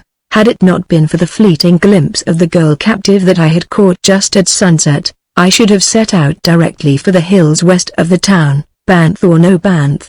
but now I felt strongly upon me a certain moral obligation to make the best efforts that I could for succoring the poor unfortunate that had fallen into the clutches of these cruelest of creatures. Keeping well within the shadows of the buildings, I moved stealthily toward the central plaza of the city, from which direction I had heard the squealing of the thoats. The plaza was a full yard from the waterfront, and I was compelled to cross several intersecting avenues as I cautiously made my way toward it, guided by an occasional squeal from the thoats quartered in some deserted palace courtyard. I reached the plaza in safety, confident that I had not been observed. Upon the opposite side I saw light within one of the great buildings that faced it, but I dared not cross the open space in the moonlight, and so still clinging to the shadows I moved to the far end of the quadrangle where Burroughs cast his densest shadows, and thus at last I won to the building in which the green men were quartered. Directly before me was a low window that must have opened into the room adjoining the one in which the warriors were congregated. Listening intently, I heard nothing within the chamber, and slipping a leg over the sill I entered the dark interior with the utmost stealth, tiptoeing across the room to find a door through which I might look into the adjoining chamber. I was suddenly arrested as my foot touched a soft body and I froze into rigidity, my hand upon my long sword, as the body moved. Chapter 4. Tavia. There are occasions in the life of every man when he becomes impressed by the evidence of the existence of an extraneous power which guides his acts, which is sometimes described as the hand of Providence, or is again explained on the hypothesis of a sixth sense which transports to the part of our brain that controls our actions, perceptions of which we are not objectively aware, but, account for it as one may, the fact remains that as I stood there that night in the dark chamber of the ancient palace of the deserted city, I hesitated to thrust my sword into the soft body moving at my feet. This might after all have been the most reasonable and logical course for me to pursue. Instead I pressed my sword point firmly against yielding flesh and whispered a single word: silence. 1,000 times since then have I given thanks to my first ancestors that I did not follow my natural impulse, for, in response to my admonition, a voice whispered, "Do not thrust, red man, I am of your own race and a prisoner," and the voice was that of a girl. Instantly I withdrew my blade and kneeled beside her. "If you have come to help me, cut my bonds," she said, "and be quick, for they will soon return for me." Feeling rapidly over her body, I found that her wrists and ankles were secured with leather thongs, and drawing my dagger I quickly severed these. "Are you alone?" I asked as I helped her to her feet. "Yes," she replied. "In the next room. They are playing for me to decide to which one I shall belong." At that moment there came the clank of sidearms from the adjoining room. "They're coming," she said. "They must not find us here." Taking her by the hand I moved to the window through which I had entered the apartment. But fortunately I reconnoitered before stepping out into the avenue, and it was well for us that I did so, for as I looked to the right along the face of the building, I saw a green Martian warrior emerging from the main entrance. Evidently it had been the rattling of his sidearms that we had heard as he moved across the adjoining apartment to the doorway. "Is there another exit from this room?" I asked in a low whisper. "Yes," she replied. "Opposite this window there is a doorway leading into a corridor. It was open when they brought me in, but they closed it. We shall be better off inside the building than out for a while at least," I said. "Come." And together we crossed the apartment, groping along the wall for the door, which I soon located. With the utmost care I drew it ajar, fearing that its ancient hinges might betray us by their complaining. Beyond the doorway lay a corridor dark as the depths of Omian, and into this I drew the girl, closing the door silently behind us. Groping our way to the right away from the apartment occupied by the green warriors, we moved slowly through a black void until presently we saw just ahead a faint light, which investigation revealed as coming through the open doorway of an apartment that faced upon the central courtyard of the edifice. I was about to pass this doorway and seek a hiding place further within the remote interior of the building when my attention was attracted by the squealing of a thoat in the courtyard beyond the apartment we were passing. From earliest boyhood I have had a great deal of experience with the small breed of thoats used as saddle animals by the men of my race, and while I was visiting Tarkas of Thark I became quite familiar with the methods employed by the green men in controlling their own huge vicious beasts. For travel over the surface of the ground the thoat compares to other methods of land transportation as the one-man scout flyer does to all other ships of the air in aerial navigation. He is at once the swiftest and the most dangerous, so that, faced as I was with the problem of land transportation, it was only natural that the squeal of the throats should suggest a plan to my mind. "Why do you hesitate?" asked the girl. "We cannot escape in that direction since we cannot cross the courtyard." "On the contrary," I replied, "I believe that in this direction may lie our surest avenue of escape." "But their throats up and in the courtyard," she remonstrated, "and green warriors are never far from their throats." "It is because the throats are there that I wish to investigate the courtyard," I replied. "The moment they catch our scent," she said, "they will raise a disturbance that will attract the attention of their masters and we shall immediately be discovered and captured." "Perhaps," I said, "but if my plan succeeds it will be well worth the risk, but if you are very much afraid I will abandon it." "No," she said, "it is not for me to choose or direct.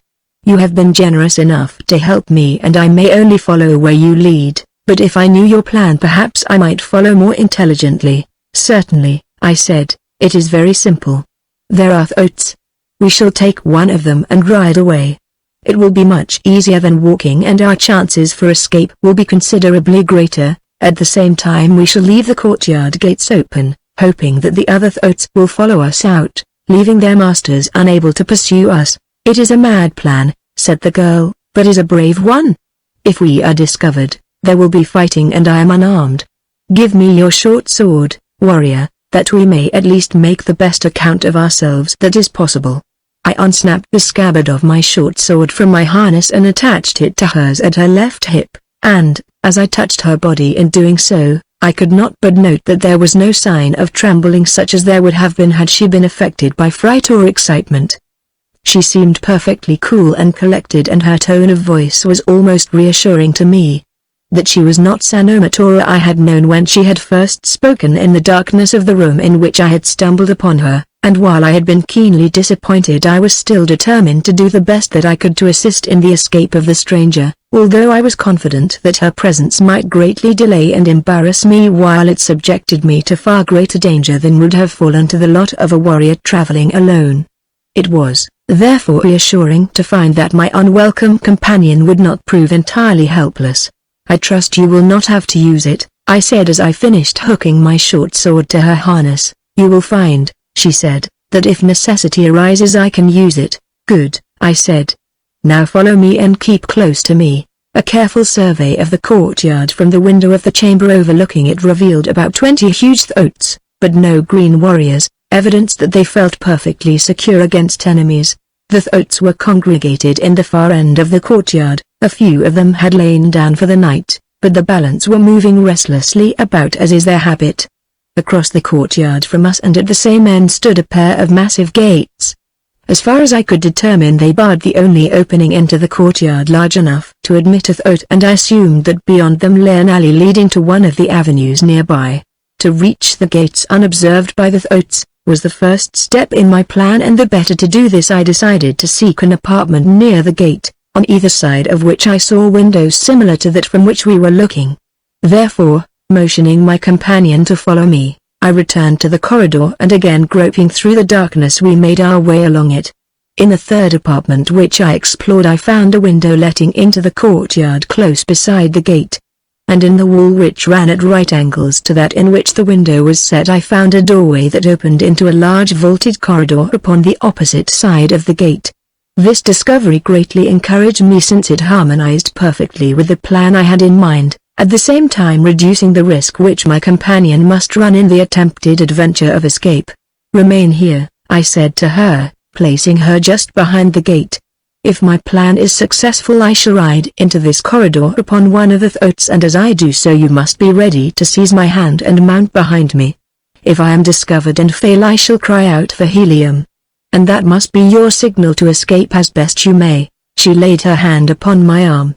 "Let me go into the courtyard with you," she begged. "Two swords are better than one." "No," I said. "Alone I have a better chance of handling the throats than if their attention is distracted by another."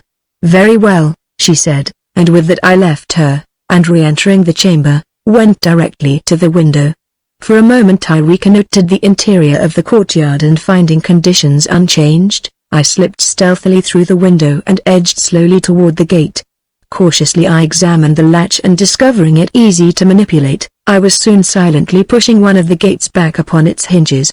When it was opened sufficiently wide to permit the passage of a throat, I turned my attention to the beasts within the enclosure. Practically untamed, these savage creatures are as wild as their uncaptured fellows of the remote sea bottoms, and, being controlled solely by telepathic means, they are amenable only to the suggestion of the more powerful minds of their masters, and even so it requires considerable skill to dominate them. I had learned the method from Tartakas himself and had come to feel considerable proficiency, so that I approached this crucial test of my power with the confidence that was absolutely requisite to success. Placing myself close beside the gate, I concentrated every faculty of my mind to the direction of my will, telepathically, upon the brain of the throat I had selected for my purpose, the selection being determined solely by the fact that he stood nearest to me. The effect of my effort was immediately apparent. The creature, which had been searching for the occasional tufts of moss that grew between the stone flags of the courtyard, raised his head and looked about him. At once he became restless, but he gave forth no sound since I was willing him to silence. Presently his eyes moved in my direction and halted upon me. Then, slowly, I drew him toward me. It was slow work, for he evidently sensed that I was not his master, but on he came. Once, when he was quite near me, he stopped and snorted angrily. He must have caught my scent then and realized that I was not even of the same race as that to which he was accustomed. Then it was that I exerted to their fullest extent every power of my mind. He stood there shaking his ugly head to and fro, his snarling lips baring his great fangs. Beyond him I could see that the other throats had been attracted by his actions. They were looking toward us and moving about restlessly, always drawing closer. Should they discover me and start to squeal, which is the first and always ready sign of their easily aroused anger, I knew that I should have their riders upon me in no time, since because of his nervous and irritable nature the throat is the watchdog as well as the beast of burden of the green Barsoomians. For a moment the beast I had selected hesitated before me as though undecided whether to retreat or to charge, but he did neither. Instead he came slowly up to me, and as I backed through the gate into the vaulted corridor beyond, he followed me. This was better than I had expected, for it permitted me to compel him to lie down, so that the girl and I were able to mount with ease. Before us lay a long vaulted corridor at the far end of which I could discern a moonlit archway, through which we presently passed onto a broad avenue. To the left lay the bills, and, turning this way, I urged the fleet animal along the ancient deserted thoroughfare between rows of stately ruins toward the west and where the avenue turned to wind upward into the hills. I glanced back, nor could I refrain a feeling of exultation as I saw strung out behind us in the moonlight a file of great throats, which I was confident would well know what to do with their newfound liberty. "Your captors will not pursue us far," I said to the girl, indicating the throats with a nod of my head. "Our ancestors are with us tonight," she said. "Let us pray that they may never desert us." Now, for the first time, I had a fairly good look at my companion, for both Kleros and Thuria were in the heavens and it was quite light. If I revealed my surprise it is not to be wondered at, for, in the darkness, having only my companion's voice for a guide, I had been perfectly confident that I had given aid to a female. But now as I looked at that short hair and boyish face I did not know what to think, nor did the harness that my companion wore aid me in justifying my first conclusion, since it was quite evidently the harness of a man. "I thought you were a girl," I blurted out. A fine mouth spread into a smile that revealed strong, white teeth. "I am," she said. "But your hair, your harness, even your figure belies your claim." She laughed gaily. That, I was to find later, was one of her chiefest charms, that she could laugh so easily, yet never to wound. "My voice betrayed me," she said. "It is too bad." "Why is it too bad?" I asked. "Because you would have felt better with a fighting man as a companion, whereas now you feel that you have only a burden." "A light one," I replied, recalling how easily I had lifted her to the throat's back. "But tell me who you are and why you are masquerading as a boy." "I am a slave girl," she said. "Just a slave girl who has run away from her master." "Perhaps that will make a difference," she added a little sadly.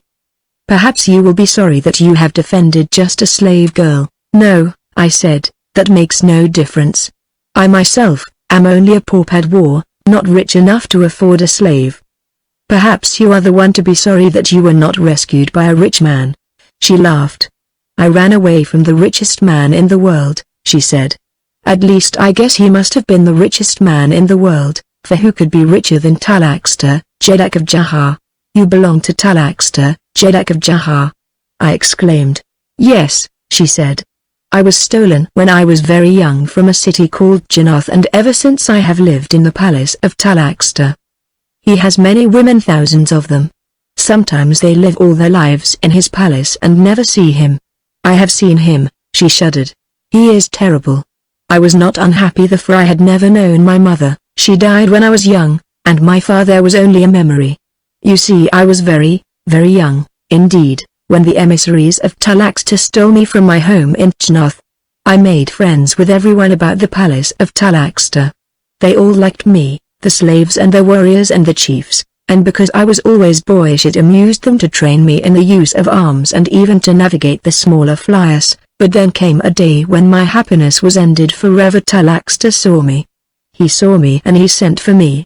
I pretended that I was ill and did not go, and when night came I went to the quarters of a soldier whom I knew to be on guard and stole harness, and I cut off my long hair and painted my face that I might look more like a man, and then I went to the hangars on the palace roof and by a ruse deceived the guards there and stole a one-man flyer.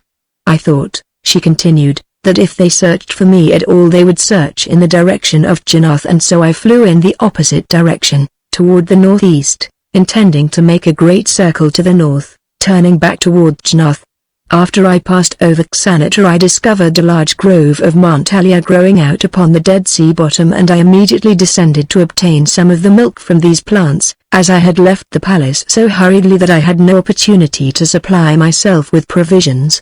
The Montalia grove was an unusually large one, and as the plants grew to a height of from 8 to 12 sofads, the grove offered excellent protection from observation. I had no difficulty in finding a landing place well within its confines. In order to prevent detection from above, I ran my plane in among the concealing foliage of 2 overarching Montalias and then set about obtaining a supply of milk. As near objects never appear as attractive as those more distant, I wandered some little distance from my flower before I found the plants that seemed to offer a sufficiently copious supply of rich milk. A band of green warriors had also entered the grove to procure milk, and, as I was tapping the tree I had selected, one of them discovered me and a moment later I was captured. From their questions I became assured that they had not seen me enter the grove and that they knew nothing of the presence of my flyer. They must have been in a portion of the grove very thickly overhung by foliage while I was approaching from above by making my landing, but be that as it may, they were ignorant of the presence of my flyer, and I determined to keep them in ignorance of it. When they had obtained as much milk as they required they returned to Xanatar, bringing me with them. The rest you know. This is Xanatar? I asked. Yes, she replied. And what is your name? I asked. Tavia, she replied. And what is yours? Danhadran of Harster, I replied. It is a nice name, she said. There was a certain boyish frankness about the way she said it that convinced me that she would have been just as quick to tell me had she not liked my name. There was no suggestion of brainless flattery in her tone, and I was to learn, as I became better acquainted with her, that honesty and candor were 2 of her marked characteristics, but at the moment I was giving such matters little thought since my mind was occupied with a portion of her narrative that had suggested to me an easy and swift method of escape from our predicament. Do you believe, I asked, that you can find the Montalia grove where you hid your flyer? I am positive of it, she replied. Will the craft carry 2? I asked. It is a one-man flyer, she replied, but it will carry both of us, though both its speed and altitude will be reduced. She told me that the grove lay to the southeast of Xanatar, and accordingly I turned the thoughts head toward the east. After we had passed well beyond the limits of the city we moved in a southerly direction down out of the hills onto the Dead Sea bottom. Theria was winging her swift flight through the heavens, casting strange and ever-moving shadows upon the ochre moss that covered the ground, while far above cold Cluros took his slow and stately way.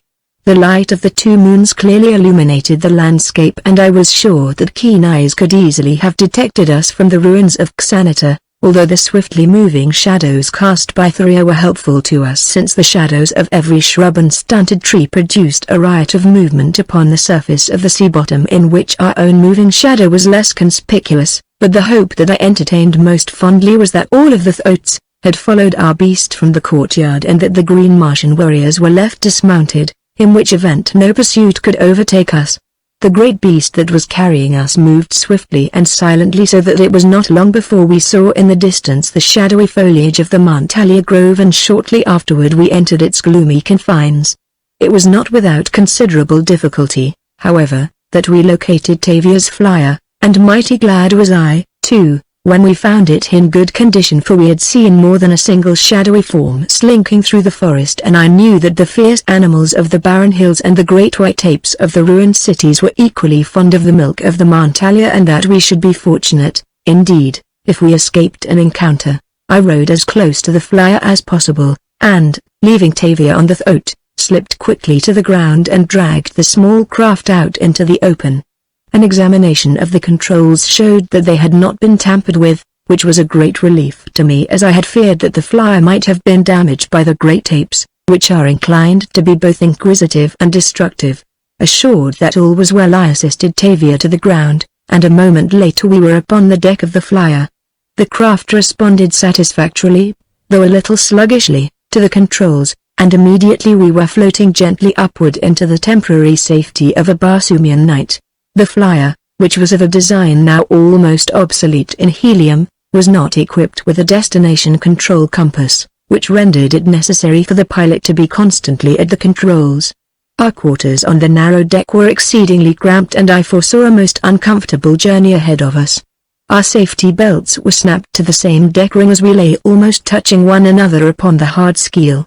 The cowl which protected our faces from the rush of the wind that was generated even by our relatively slow speed was not sufficiently high to permit us to change our positions to any considerable degree, though occasionally we found it a relief to sit up with our backs toward the bow and thus relieve the tedium of remaining constantly prone in one position. When I thus rested my cramped muscles, Tavia guided the flyer, but the cold wind of the Barsoomian night always brought me down behind the cowl in a very few moments. By mutual consent, we were heading in a southwesterly direction while we discussed our eventual destination. I had told Tavia that I wished to go to Jahar, and why. She appeared much interested in the story of the abduction of Sanomatora, and, from her knowledge of Talaxta and the customs of Jahar, she thought it most probable that the missing girl might be found there, but as to the possibility of rescuing her, that was another matter over which she shook her head dubiously. It was obvious to me that Tavia did not desire to return to Jahar, yet she put no obstacles in the path of my search for this my great objective. In fact, she gave me Jahar's position and herself set the nose of the flyer upon the right course. "Will there be any great danger to you in returning to Jahar?" I asked her. "The danger will be very great," she said, "but where the master goes, the slave must follow." "I am not your master," I said, "and you are not my slave. Let us consider ourselves rather as comrades in arms." "That will be nice," she said simply, and then after a pause, "and if we are to be comrades, then let me warn you against going directly to Jahar. This flyer would be recognized immediately. Your Highness would mark you as an alien, and you would accomplish nothing more toward rescuing your Sanomatora than to achieve the pits of Talaxta and sooner or later the games in the great arena, where eventually you must be slain. What would you suggest then?" I asked. "Beyond Jahar, to the southwest, lies Janath, the city of my birth. Of all the cities upon Barsoom, that is the only one where I may hope to be received in a friendly manner, and as they receive me, so will they receive you. You may better prepare to enter Jahar, which you may only accomplish by disguising yourself as a Jaharian, for Talaxta permits no alien within the confines of his empire other than those who are brought as prisoners of war and as slaves. In Janath you can obtain the harness and metal of Jahar, and there I can coach you in the customs and manners of the empire of Talaxta, so that in a short time you may enter it with some reasonably slight assurance that you may deceive them as to your identity. To enter without proper preparation would be fatal." I saw the wisdom of her counsel, and accordingly we altered our course so as to pass south of Jahar, as we headed straight toward Janath, 6,000 hards away. All the balance of the night we traveled steadily at the rate of about 600 yards per zode, a slow speed when compared with that of the good one-man flyer that I had brought out of helium.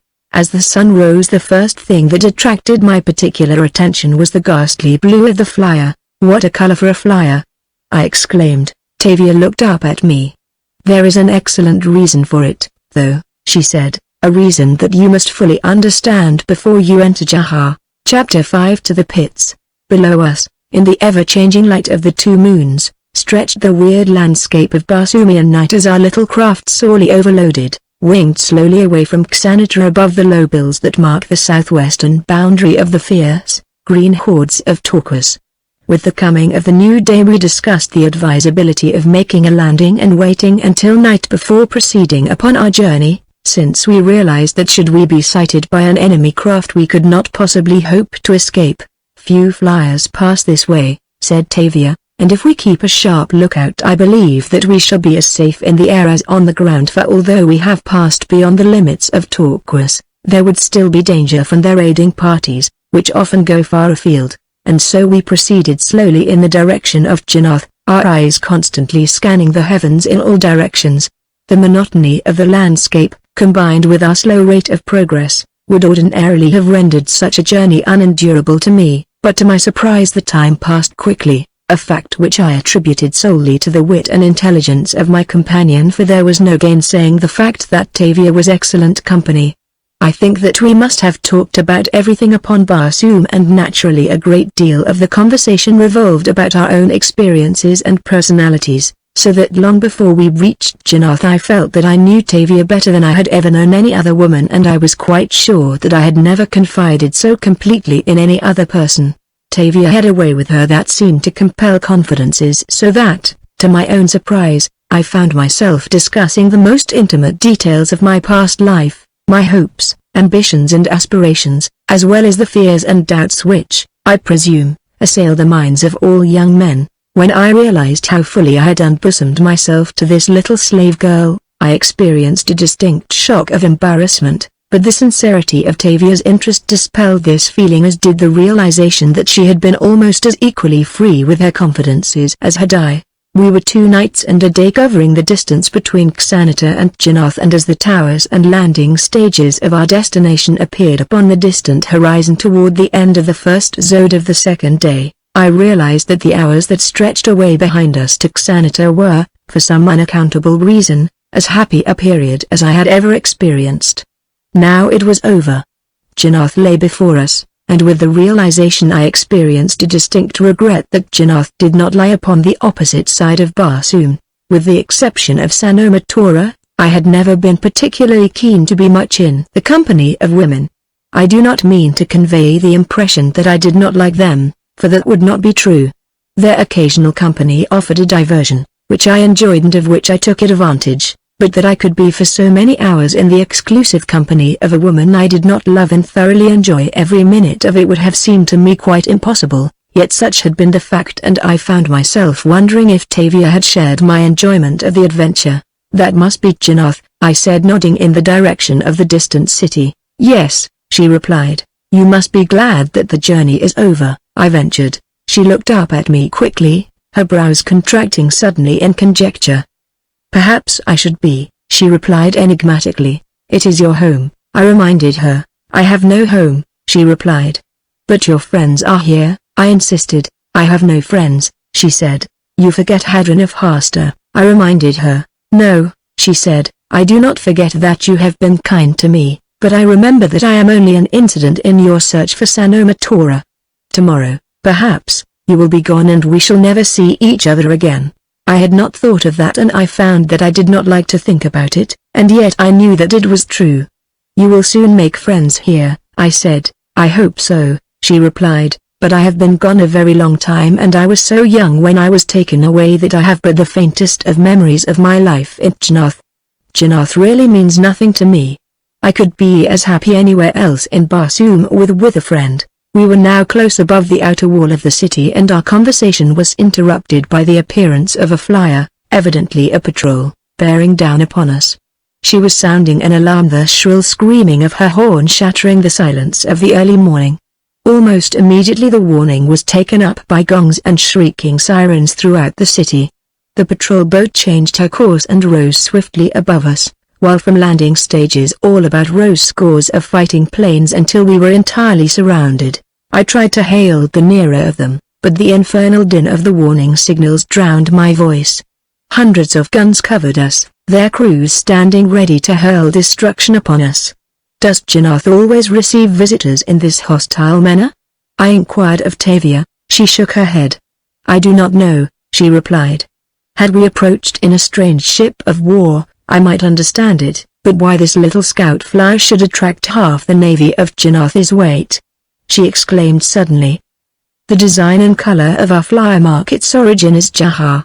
The people of Jannath have seen this color before and they fear it, yet if that is true, why is it that they have not fired upon us? I do not know why they did not fire upon us at first, I replied, but it is obvious why they do not now. Their ships are so thick about us that they could not fire without endangering their own craft and men. Can't you make them understand that we are friends? She asked. Immediately I made the signs of friendship and of surrender, but the ships seemed afraid to approach. The alarms had ceased and the ships were circling silently about us. Again I hailed a nearby ship. Do not fire, I shouted, we are friends. Friends do not come to Jannath in the Blue Death ships of Jahar, replied an officer upon the deck of the ship I had hailed. Let us come alongside, I insisted, and at least I can prove to you that we are harmless. You will not come alongside my ship, he replied. If you are friends you can prove it by doing as I instruct you. What are your wishes? I asked. Come about and take your flyer beyond the city walls. Ground her at least a hard beyond the east gate and then, with your companion, walk toward the city. Can you promise that we will be well received? I asked. You will be questioned, he replied, and if you are all right, you have nothing to fear. Very well, I replied. We will do as you say. Signal your other ships to make way for us, and then, through the lane that they opened, we passed slowly back above the walls of Jannath and came to the ground about a hard beyond the east gate. As we approached the city the gates swung open and a detachment of warriors marched out to meet us. It was evident that they were very suspicious and fearful of us. The Padwar in charge of them ordered us to halt while there were yet fully 100 Sofads between us. Throw down your weapons, he commanded, and then come forward. But we are not enemies, I replied. Do not the people of Jannath know how to receive friends? Do as you are told or we will destroy you both, was his only reply. I could not refrain a shrug of disgust as I divested myself of my weapons, while Tavia threw down the short sword that I had loaned her. Unarmed we advanced toward the warriors, but even then the Padwar was not entirely satisfied, for he searched our harness carefully before he finally conducted us into the city, keeping us well surrounded by warriors. As the east gate of Jannath closed behind us I realized that we were prisoners rather than the guests that we had hoped to be. But Tavia tried to reassure me by insisting that when they had heard our story we would be set at liberty and accorded the hospitality that she insisted was our due. Our guards conducted us to a building that stood upon the opposite side of the avenue, facing the east gate, and presently we found ourselves upon a broad landing stage upon the roof of the building.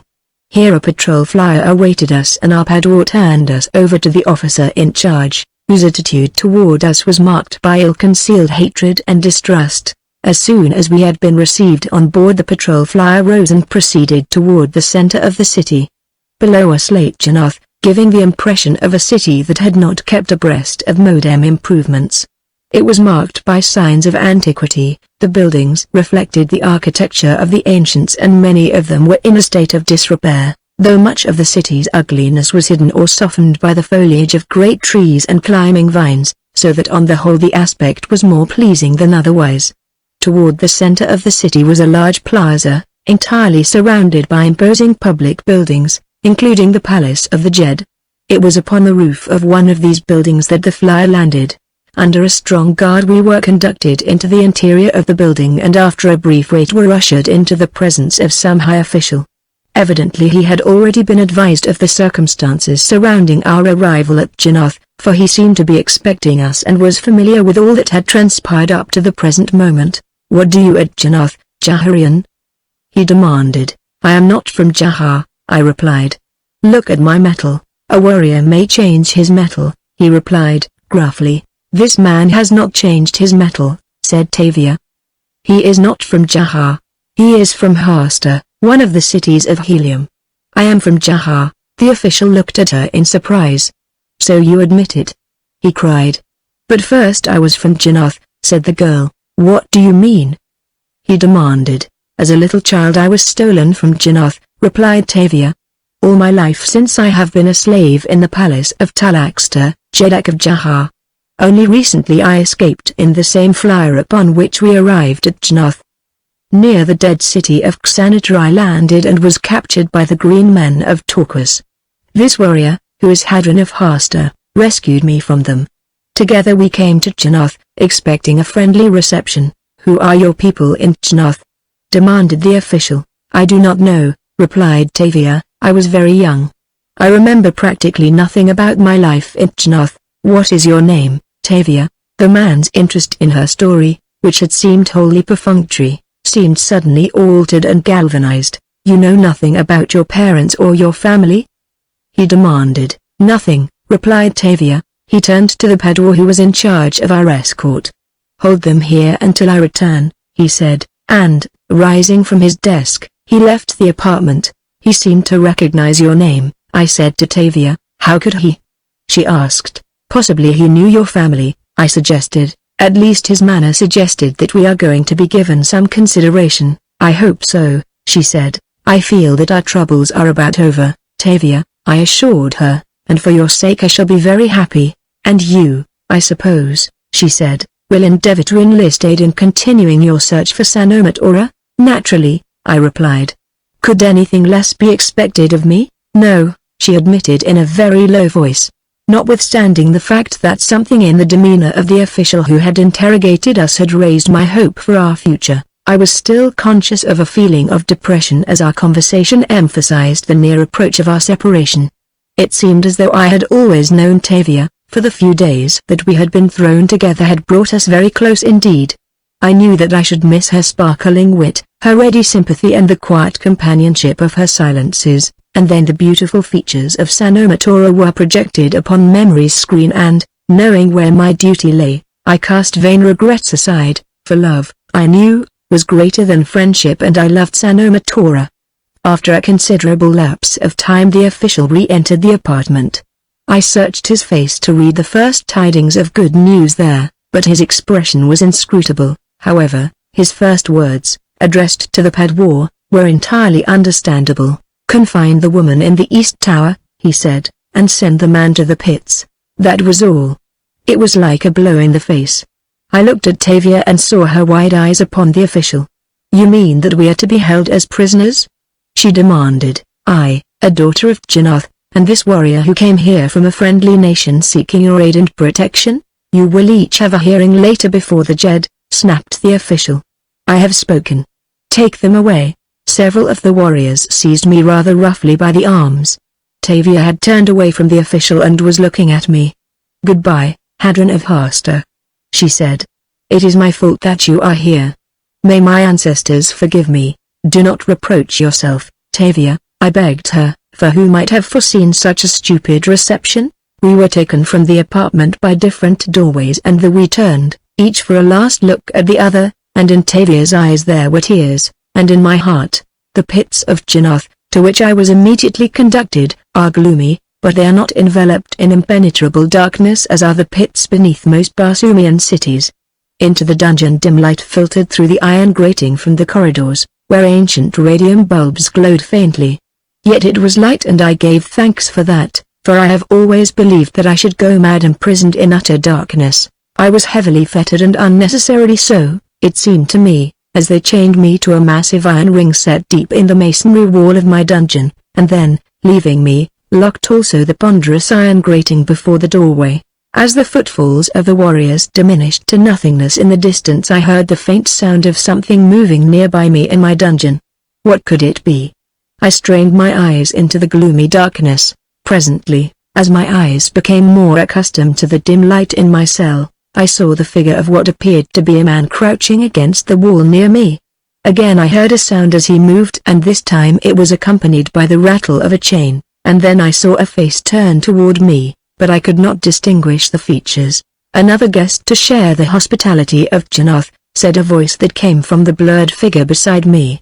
It was a clear voice, the voice of a man, and there was a quality to its timbre that I liked. "Do our hosts entertain many such as we?" I asked. "In this cell there was but one," he replied. "Now there are two." "Are you from Jannath or elsewhere?" "I am from Hasta, city of the Empire of Tardos Moors, Jeddak of Helium." "You are a long way from home," he said. "Yes," I replied. "And you?" "I am from Jahar," he answered. "My name is Nuran." "And mine is Hadron," I said. "Why are you here?" "I am a prisoner because I am from Jahar," he replied. "What is your crime?" "It is that they think I am from Jahar," I told him. "What made them think that?"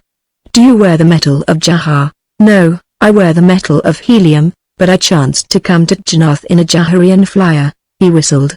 "That would be hard to explain," he said. "I found it so," I admitted. "They would not believe a word of my story, nor of that of my companion." "You had a companion, then?" he asked. "Where is he?" "It was a woman. She was born in Jannath, but for long years had been a slave in Jahar. Perhaps later they will believe her story, but for the present we are in prison. I heard them order her to the East Tower, while they sent me here to the prison. And here you will stay until you rot, unless you are lucky enough to be called for the games, or unlucky enough to be sentenced to the death." "What is the death?" I asked, my curiosity piqued by his emphasis of the words. "I do not know," he replied. "Their warriors who come here often speak of it as though it was something quite horrible. Perhaps they do it to frighten me. But if that is true, then they have had very little satisfaction, for, whether or not I have been frightened, I have not let them see it. Let us hope for the games." "Then," I said, "they are dull and stupid people here in Jannath," said my companion. "Their warriors have told me that sometimes many years elapse between games in the arena, but we may hope at least, for surely it would be better to die there with a good long sword in one's hand rather than to rot here in the darkness, or die the death, whatever it may be." "You are right," I said. "Let us beseech our ancestors that the Jed of Jannath decrees games in the near future." "So you are from Hasta," he said, musingly, after a moment's silence. "That is a long way from Jannath. Pressing must have been the service that brought you so far afield." "I was searching for Jahar," I replied. "Perhaps you are as well off that you found Jannath first," he said, "for, though I am a Jaharian, I cannot boast the hospitality of Jahar." "You think I would not have been accorded a cordial welcome there, then?" I asked. "By my first ancestor, no," he exclaimed most emphatically. "Talaxter would have had you in the pits before he asked your name, and the pits of Jahar are not as light nor as pleasant as these." "I did not intend that Talaxter should know that I was visiting him," I said. "You are a spy?" he asked. "No," I replied. "The daughter of the commander of the Amak to which I was attached was abducted by Jaharians, and, I have reason to believe, by the orders of Talaxter himself. To effect our rescue was the object of my journey." "You tell this to a Jaharian?" he asked lightly. "With perfect impunity," I replied.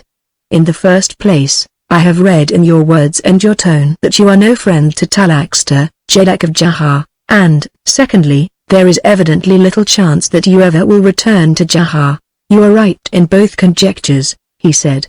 "I most assuredly have no love for Talaxter. He is a beast, hated by all decent men. The cause of my hatred for him so closely parallels your own reason to hate Talaxter that we are indeed bound by a common tie." "How is that?" I demanded. "All my life I have never felt aught but contempt for Talaxter, Jeddak of Jahar, but this contempt was not transmuted into hatred until he stole a woman, and it was the stealing of a woman, also, that directed your venom against him." "A woman of your family?" I asked. "My sweetheart, the woman I was to marry," replied Nuran. "I am a noble. My family is of ancient lineage and great wealth."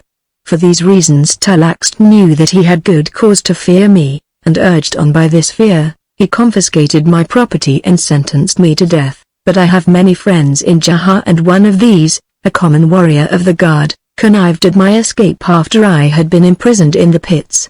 I made my way to Jannath and told my story to Hajosis, the Jed, and, laying my sword at his feet, I offered him my services, but Hajosis is a suspicious old fool and saw in me only a spy from Jahar. He ordered me to the pits and here I have lain for a long time. Jahar must be, indeed, an unhappy country, I said, ruled over, as she is, by such a man as Talaxter. Recently I have heard much of him, but as yet I have not heard him credited with a single virtue. He has none, said Naren. He is a cruel tyrant, rotten with corruption and vice. If any of the great powers of Barsoom could have guessed what was in his mind, Jahar would have been reduced long ago and Talaxter destroyed. What do you mean? I asked. For at least 200 years Talaxter has fostered a magnificent dream, the conquest of all Barsoom. During all this time he has made manpower his fetish. No eggs might be destroyed, each woman being compelled to preserve all that she laid. Note, Martians are oviparous. An army of officials and inspectors took a record of the production of each female. Those that had the greatest number of males were awarded. The unproductive were destroyed. When it was discovered that marriage tended to reduce the productivity of the females of Jahar, marriage among any classes beneath the nobility was prescribed by imperial edict. The result has been an appalling increase in population until many of the provinces of Jahar cannot support the incalculable numbers that swarm like ants in a hill. The richest agricultural land upon Barsoom could not support such numbers, every natural resource has been exhausted, millions are starving, and in large districts cannibalism is prevalent. During all this time Talaxter's officers have been training the males for war. From earliest consciousness the thought of war has been implanted within their minds. To war and to war alone do they look for relief from the hideous conditions which oppress them until today countless millions are clamoring for war, realizing that victory means loot, and that loot means food and riches. Already Talaxter commands an army of such vast proportions that the fate of Barsoom might readily lie in the palm of his hand were it not for but a single obstacle. And what is that? I asked. Talaxter is a coward, replied Naren. Having fulfilled his dream of manpower, he is afraid to use it lest by some accident of fate his military plans should fail and his troops meet defeat. Therefore, he has waited while he urged on the scientists of Jahar to produce some weapon that would be so far superior in its destructive power to anything possessed by any other nation of Barsoom that his armies would be invincible. For years the best minds of Jahar labored with the problem until at last one of our most eminent scientists, an old man named Fortak, developed a rifle of amazing properties. The success of Fortak aroused the jealousies of other scientists, and though the old man had given Talaxter what he sought, yet the tyrant showed no gratitude, and Fortak was subjected to such indignities and oppressions that eventually he fled from Jahar. That, however, is of no import. All that Fortak could do for Talaxter he had done, and with the new rifle in his possession, the Jednak was glad to be rid of the old scientist. Naturally I was much interested in the rifle which Naren had mentioned and I hoped that he would go into a further and a more detailed description of it, but I dared not suggest that for fear that the natural loyalty which every man feels for the country of his birth might restrain him from divulging her military secrets to a stranger. I was to learn, however, that those lofty sentiments of patriotism, which are a part of every man of Helium, were induced as much by the love and respect in which we held our great Jedaks as by our natural attachment to the land of our birth, while, upon the other hand, the Jaharians looked only with contempt and loathing upon the head of their state and feeling no loyalty for him, who was in effect the state.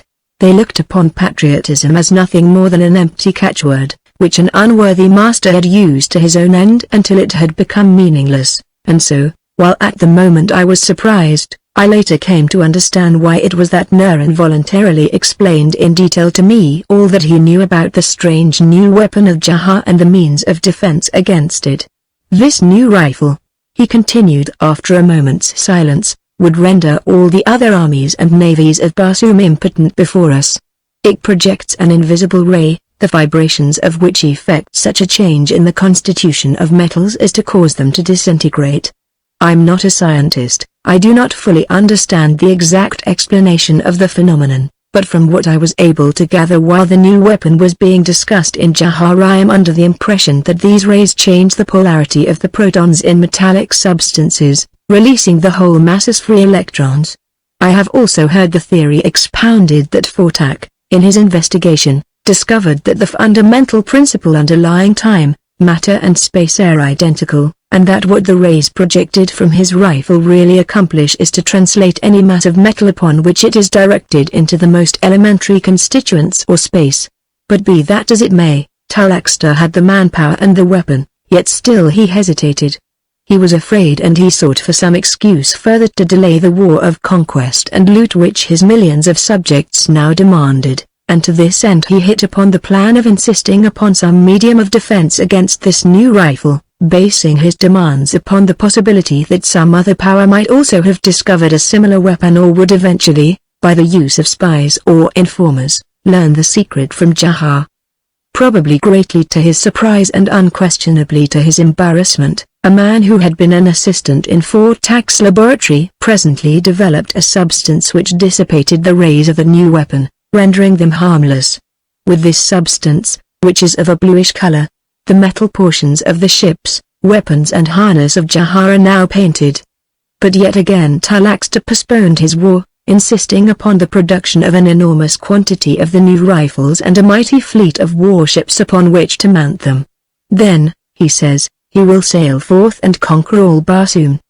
The destruction of the patrol boat above Helium the night of the abduction of Sanomatora was now quite clear to me, and when Aaron told me later that Talaxter had sent experimental flyers to attack Janoth, I understood why it was that the blue flyer in which Tavia and I had arrived had caused such consternation, but the thought that upset my mind almost to the exclusion of the plight of Sanomatora was that somewhere in the thin air of dying Barsoom a great heliometic fleet was moving to attack Jahar, or at least that was what I supposed, since I had no reason to doubt that the message that I had given to the Major Domo of Torhatan's palace had not been delivered to the warlord.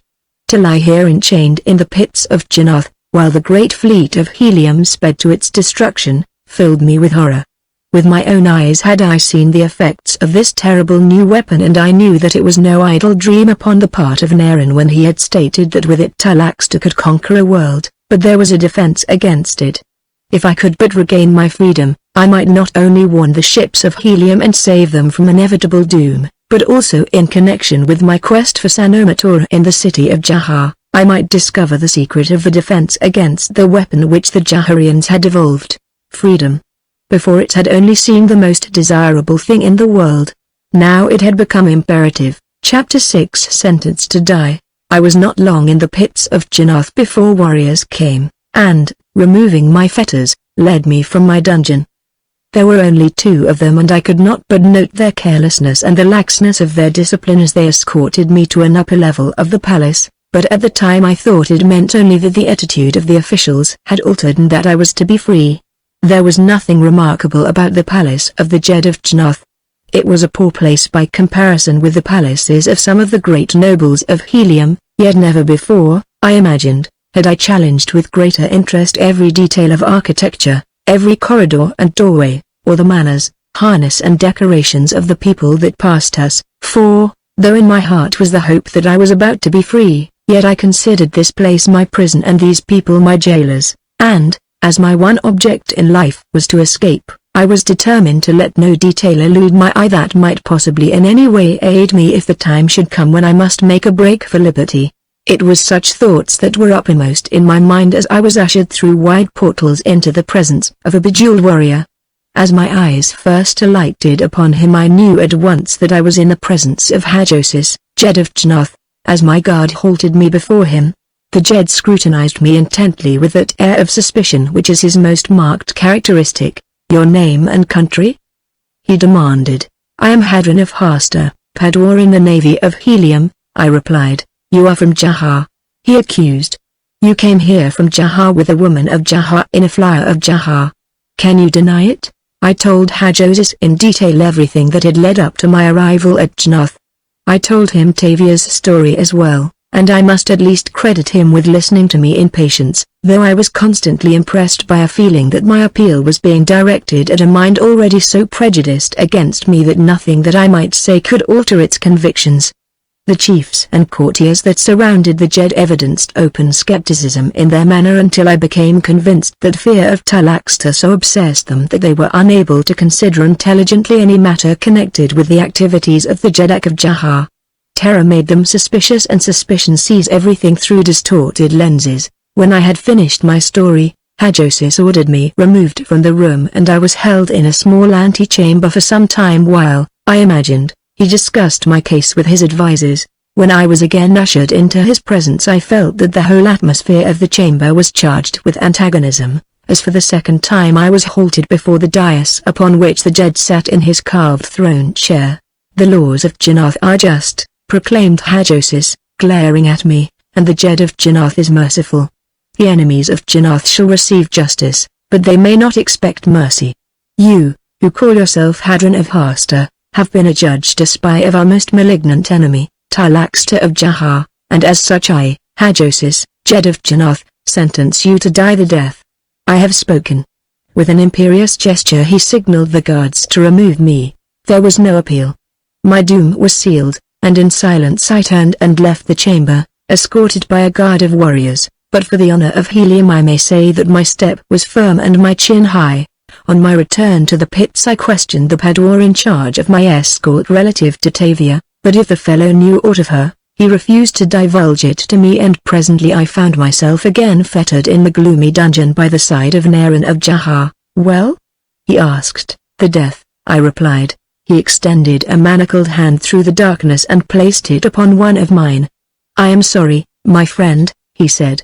"Man has but one life," I replied. "If he is permitted to give it in a good cause, he should not complain." "You die for a woman," he said. "I die for a woman of Helium," I corrected. "Perhaps we shall die together," he said. "What do you mean?" "While you were gone a messenger came from the majordomo of the palace advising me to make peace with my ancestors, as I should die the death in a short time." "I wonder what the death is like," I said. "I do not know," replied Naren, "but from the awe-hushed tones in which they mention it, I imagine that it must be very terrible." "Torture, do you imagine?" I asked. "Perhaps," he replied. "They will find that the men of Helium who know so well how to live, know also how to die," I said. "I shall hope to render a good account of myself also," said Naren. "I shall not give them the satisfaction of knowing that I suffer. Still, I wish I might know beforehand what it is like, that I might better be prepared to meet it." "Let us not depress our thoughts by dwelling upon it," I suggested. "Let us rather take the part of men and consider only plans for thwarting our enemies and effecting our escape." "I am afraid that is hopeless," he said. "I may answer that," I said. "In the famous words of John Carter, I still live. The blind philosophy of absolute courage," he said admiringly, "but yet futile. It served him well many a time," I insisted, "for it gave him the will to attempt the impossible and to succeed. We still live, Naren, do not forget that we still live. Make the best of it while you can," said a gruff voice from the corridor, "for it will not long be true." The speaker entered our dungeon, a warrior of the guard, and with him was a single companion. I wondered how much of our conversation they had overheard, but I was soon reassured, for the very next words of the warrior that had first spoken revealed the fact that they had heard nothing but my assertion that we still lived. "What did you mean by that?" he asked. "Remember, Naren, we still live." I pretended not to hear his question, and he did not repeat it, but came directly to me and unlocked my fetters. As he turned to unlock those which held Naren, he turned his back to me, and I could not but note his inexcusable carelessness. His companion lolled at the doorway while the first warrior bent over the padlock that held the fetters of Naren. My ancestors were kind to me. Little had I expected such an opportunity as this, yet I waited like a great bantha ready to spring. I waited until he should have released Naren, and then, as the fetters fell away from my companion, I flung myself upon the back of the warrior. He sprawled forward upon his face on the stone flagging, falling heavily beneath my weight, and as he did so I snatched his dagger from its sheath and plunged it between his shoulder blades. With a single cry he died, but I had no fear that the echo of that cry would carry upward out of the gloomy pits of Jannath to warn his fellows upon the level above. But the fellow's companion had seen and heard, and with a bound he was across the dungeon, his long sword ready in his hand, and now I was to see the metal of which Naren was made. The affair had occurred so quickly, like a bolt of lightning out of a clear sky, that any man might have been excused had he been momentarily stunned into inactivity by the momentousness of my act, but Naren was guilty of no fatal delay. As though we had planned the thing together, it seemed that he leapt forward the instant that I sprang for the warrior and ran to meet his companion. Bare-handed, he faced the long sword of his antagonist. The gloom of the dungeon reduced the advantage of the armed man. He saw a figure leaping to meet his attack, and in the excitement of the moment and in the dark of the cell, he did not know that Aaron was unarmed. He hesitated, paused and stepped back to receive the impetuous attack coming out of the darkness, and in that instant I had whipped the long sword of the fallen warrior from its scabbard and was charging the fellow at a slightly different angle from Aaron. An instant later we were engaged, and I found the fellow no mean swordsman, yet from the instant that our blades crossed I knew that I was his master, and must soon have realized it, too, for he fell back, fully on the defensive, evidently bent upon escaping to the corridor. This, however, I was determined not to permit, and so I pressed him so closely that he dared not turn to run, nor did he call for help, and this, I guess, was because he realized the futility of so doing. With the desperation of caged animals, Aaron and I were fighting for our lives. There could be no question here of the scrupulous observance of the niceties of combat. It was his life or ours. Realizing this, Aaron snatched the short sword from the corpse of the fallen warrior, and an instant later the second man was lying in a pool of his own blood. "And now what?" asked Aaron. "Are you familiar with the palace?" I asked. "No," he replied. "Then we must depend upon what little I was able to glean from my observation of it," I said. "Let us get into the harnesses of these two men at once. Perhaps they will offer a sufficient disguise to permit us to reach one of the upper levels at least, for without an intimate knowledge of the pits it is useless for us to try to seek escape below ground." "You are right," he said, and a few moments later we emerged into the corridors, to all intents and purposes, two warriors of the guard of Hajosis, Jed of Chnoth. Believing that up to a certain point boldness of demeanor would be our best safeguard against detection, I led the way toward the ground level of the palace without attempting in any way to resort to stealth or secrecy. "There are many warriors at the main entrance of the palace," I told Aaron, and without knowing something of the regulations governing the coming and going of the inmates of the building, it would be suicidal to attempt to reach the avenue beyond the palace by that route. "What do you suggest then?" he asked. "The ground level of the palace is a busy place, people are coming and going constantly through the corridors. Doubtless some of the upper levels are less frequented. Let us therefore seek a hiding place higher up, and from the vantage point of some balcony we may be able to work out a feasible plan of escape." "Good," he said. "Lead on." Ascending the winding ramp from the lower pits, we passed 2 levels before we reached the ground level of the palace, without meeting a single person, but the instant that we emerged upon the ground level we saw people everywhere. Officers, courtiers, warriors, slaves and merchants moved to and fro upon their various duties or in pursuit of the business that had brought them to the palace, but their very numbers proved a safeguard for us. Upon the side of the corridor opposite from the point at which we entered it lay an arched entrance to another ramp running upward. Without an instant's hesitation I crossed through the throng of people, and, with Aaron at my side, passed beneath the arch and entered the ascending ramp. Scarcely had we started upward when we met a young officer descending.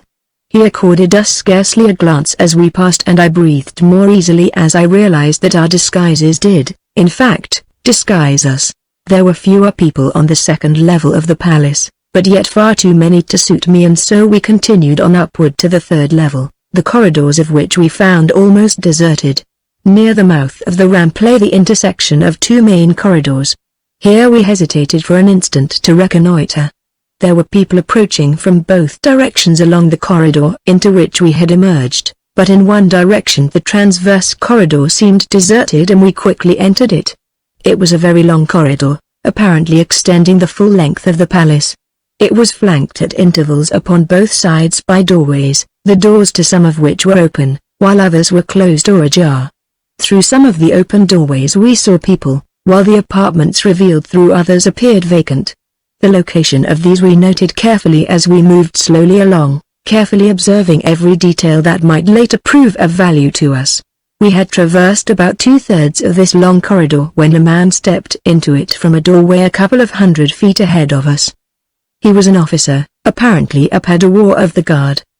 He halted in the middle of the corridor as a file of warriors emerged from the same doorway, and, forming in a column of twos, marched in our direction. The officer bringing up the rear. Here was a test for our disguises that I did not care to risk. There was an open doorway at our left, beyond it I could see no one. "Come," I said to Naren, and without accelerating our speed we walked nonchalantly into the chamber, and as Naren crossed the threshold, I closed the door behind him, and as I did so I saw a young woman standing at the opposite side of the apartment looking squarely at us. "What do you hear, warriors?" she demanded. Here, indeed, was an embarrassing situation. In the corridor without I could hear the clank of the accoutrements of the approaching warriors, and I knew that the girl must hear it, too. If I did aught to arouse her suspicion, she had but to call for help, and how might I allay her suspicion when I had not the faintest conception of what might pass for a valid excuse for the presence of two warriors in this particular apartment, which for all I knew, might be the apartment of a princess of the royal house, to enter which without permission might easily mean death to a common warrior. I thought quickly, or perhaps I did not think at all. Often we act rightly upon impulse and then credit the result to superintelligence. "We have come for the girl," I stated brusquely. "Where is she?" "What girl?" demanded the young woman in surprise. "The prisoner, of course," I replied. "The prisoner?" She looked more puzzled than before. "Of course," said Naren, "the prisoner. Where is she?" And I almost smiled, for I knew that Naren had not the faintest idea of what was in my mind. "There is no prisoner here," said the young woman. "These are the apartments of the infant son of Hajosis." "The fool misdirected us," I said. "We are sorry that we intruded. We were sent to fetch the girl, Tavia, who is a prisoner in the palace. It was only a guess. I did not know that Tavia was a prisoner, but after the treatment that had been accorded me I surmised as much." "She is not here," said the young woman, "and as for you, you had better leave these apartments at once, for if you are discovered here it will go ill with you." Naren, who was standing beside me, had been looking at the young woman intently.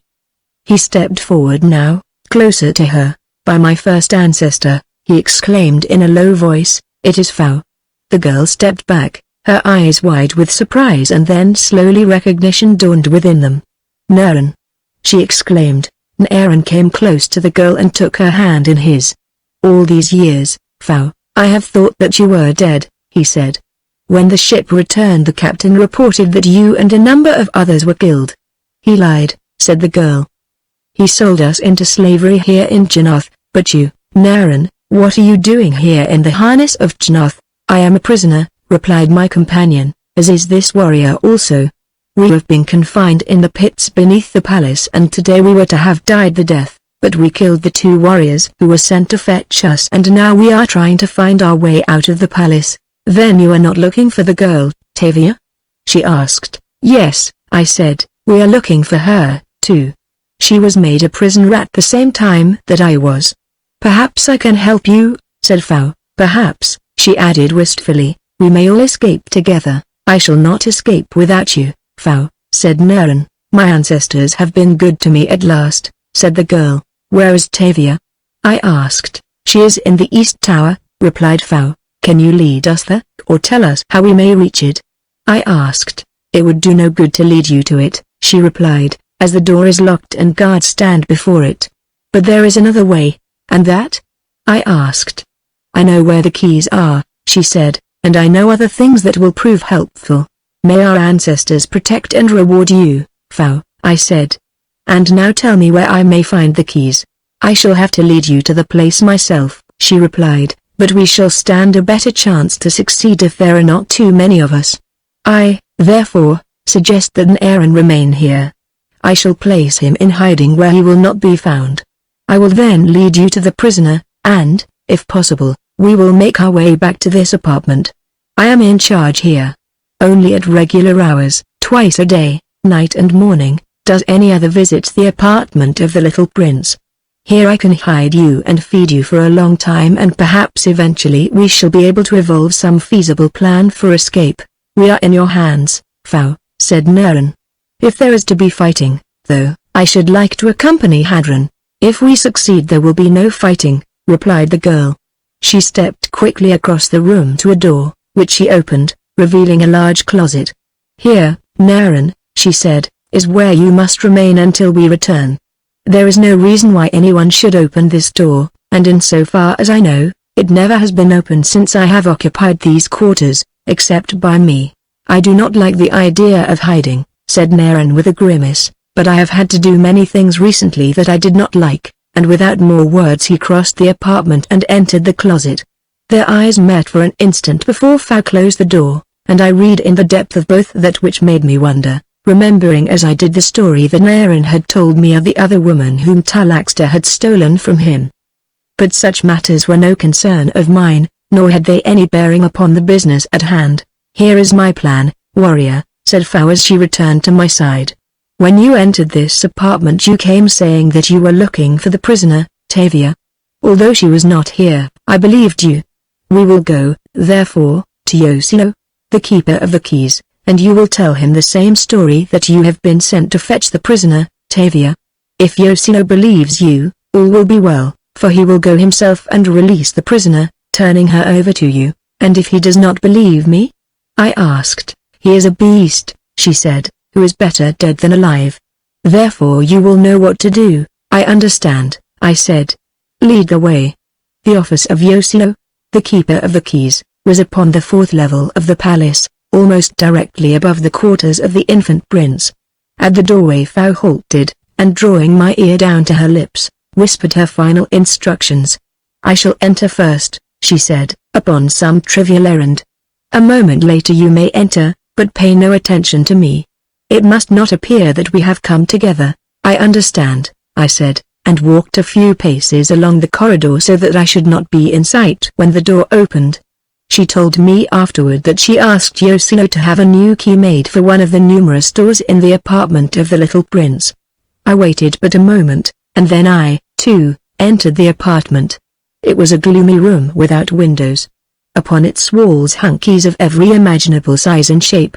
Behind a large desk sat a coarse-looking man, who looked up quickly and scowled at the interruption as I entered. "Well?" he demanded. "I have come for the woman, Tavia," I said, "the prisoner from Jaha. Who sent you? What do you want of her?" he demanded. "I have orders to bring her to Hajosis," I replied. He looked at me suspiciously. "You bring a written order?" he asked. "Of course not," I replied, "it is not necessary. She is not to be taken out of the palace, merely from one apartment to another. I must have a written order," he snapped. "Hajosis will not be pleased," I said, "when he learns that you have refused to obey his command." "I am not refusing," said Yoshino. "Do not dare to say that I refuse. I cannot turn a prisoner over without a written order. Show me your authority and I will give you the keys." I saw that the plan had failed, other measures must be taken. I whipped out my long sword.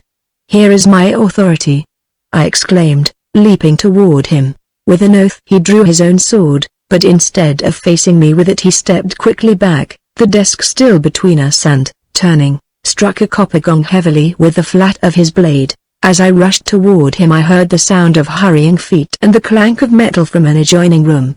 Yoshino, still backing away, sneered sardonically, and then the lights went out and the windowless room was plunged into darkness.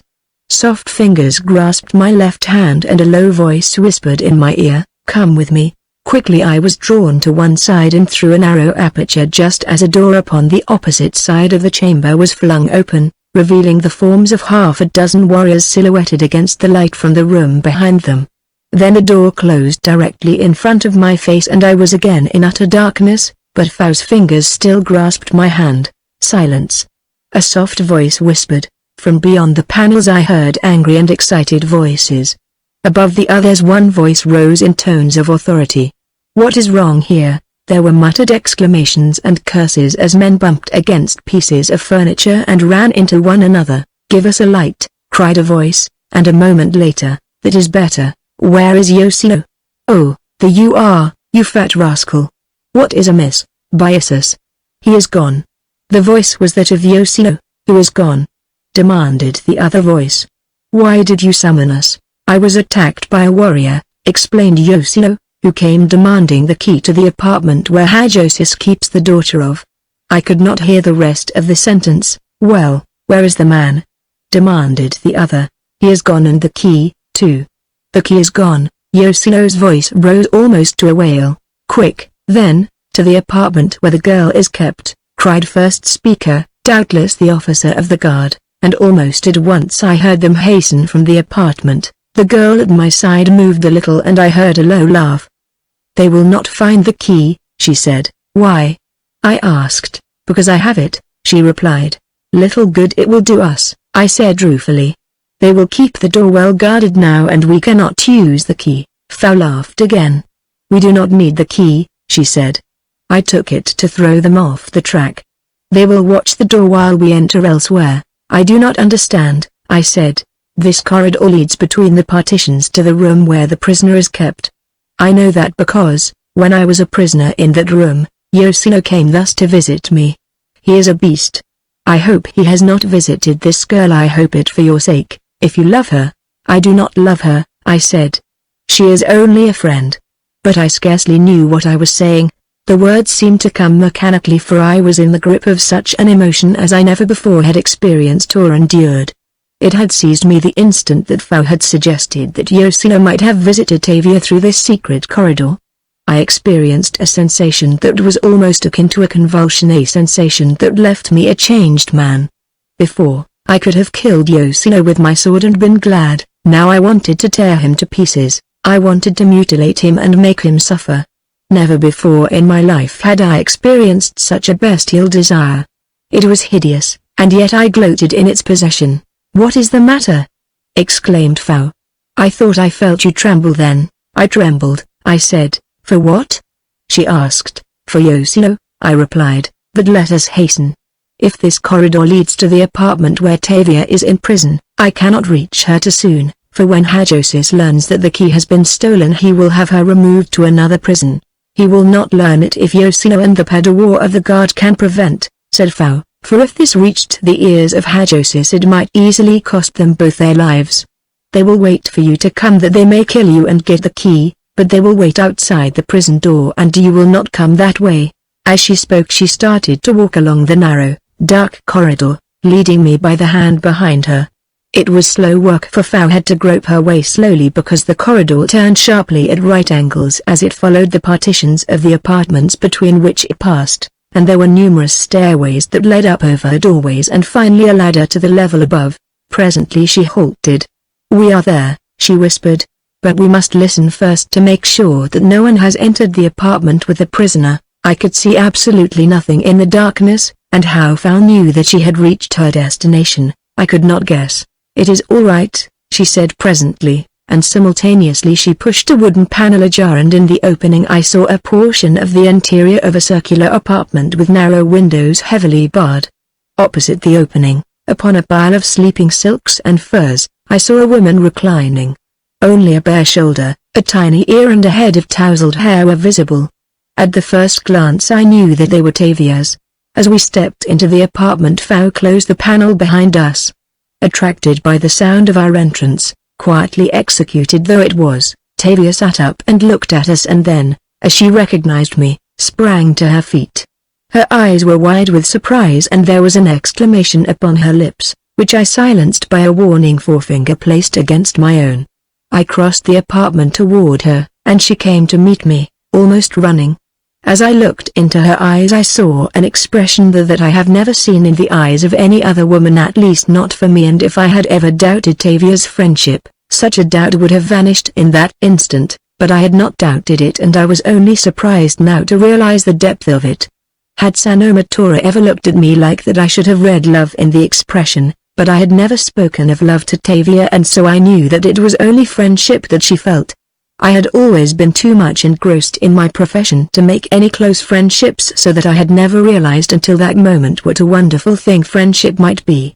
As we met in the center of the room her eyes, moist with tears, were upturned to mine. Hadron, she whispered, her voice husky with emotion, and then I put my arm about her slender shoulders and drew her to me, and something that was quite beyond my volition impelled me to kiss her upon the forehead. Instantly she disengaged herself and I feared that she had misunderstood that impulsive kiss of friendship, but her next words reassured me. I thought never to see you again, Hadron of Hasta, she said. I feared that they had killed you. How comes it that you are here and in the mettle of a warrior of Chnoth? I told her briefly of what had occurred to me since we had been separated and of how I had temporarily, at least, escaped the death. She asked me what the death was, but I could not tell her. It is very horrible, said Fao. What is it? I asked. I do not know, replied the girl, only that it is horrible. There is a deep pit, some say a bottomless pit. Beneath the lower pits of the palace, horrible noises, groans and moans arise perpetually from it, and into this pit those that are to die the death are cast, but in such a way that the fall will not kill them. They must reach the bottom alive to endure all the horrors of the death that await them. That the torture is almost interminable is evidenced by the fact that the moans and groans of the victims never cease, no matter how long a period may overlapse between executions. And you have escaped it, exclaimed Tavia. My prayers have been answered. For days and nights have I been praying to my ancestors that you might be spared. Now if you can but escape this hateful place. Have you a plan? We have a plan that with the help of Fao here may prove successful. Naren, of whom I told you, is hiding in a closet in one of the apartments of the little prince. We shall return to that apartment at the first opportunity, and here Fao will hide all three of us until some opportunity for escape presents itself, and we should lose no more time in returning, said Fao. Come, let us go at once. As we turned toward the panel through which we had entered, I saw that it was ajar, though I was confident that Fao had closed it after us when we entered, and simultaneously I could have sworn that I saw an eye glued to the narrow crack, as though someone watched us from the dark interior of the secret corridor. In a single bound I was across the room and had drawn the panel aside. My sword was ready in my hand, but there was no one in the corridor beyond. Chapter 7 The Death. With Fao in the lead and Tavia between us, we traversed the dark corridor back toward the apartment of Yoshino.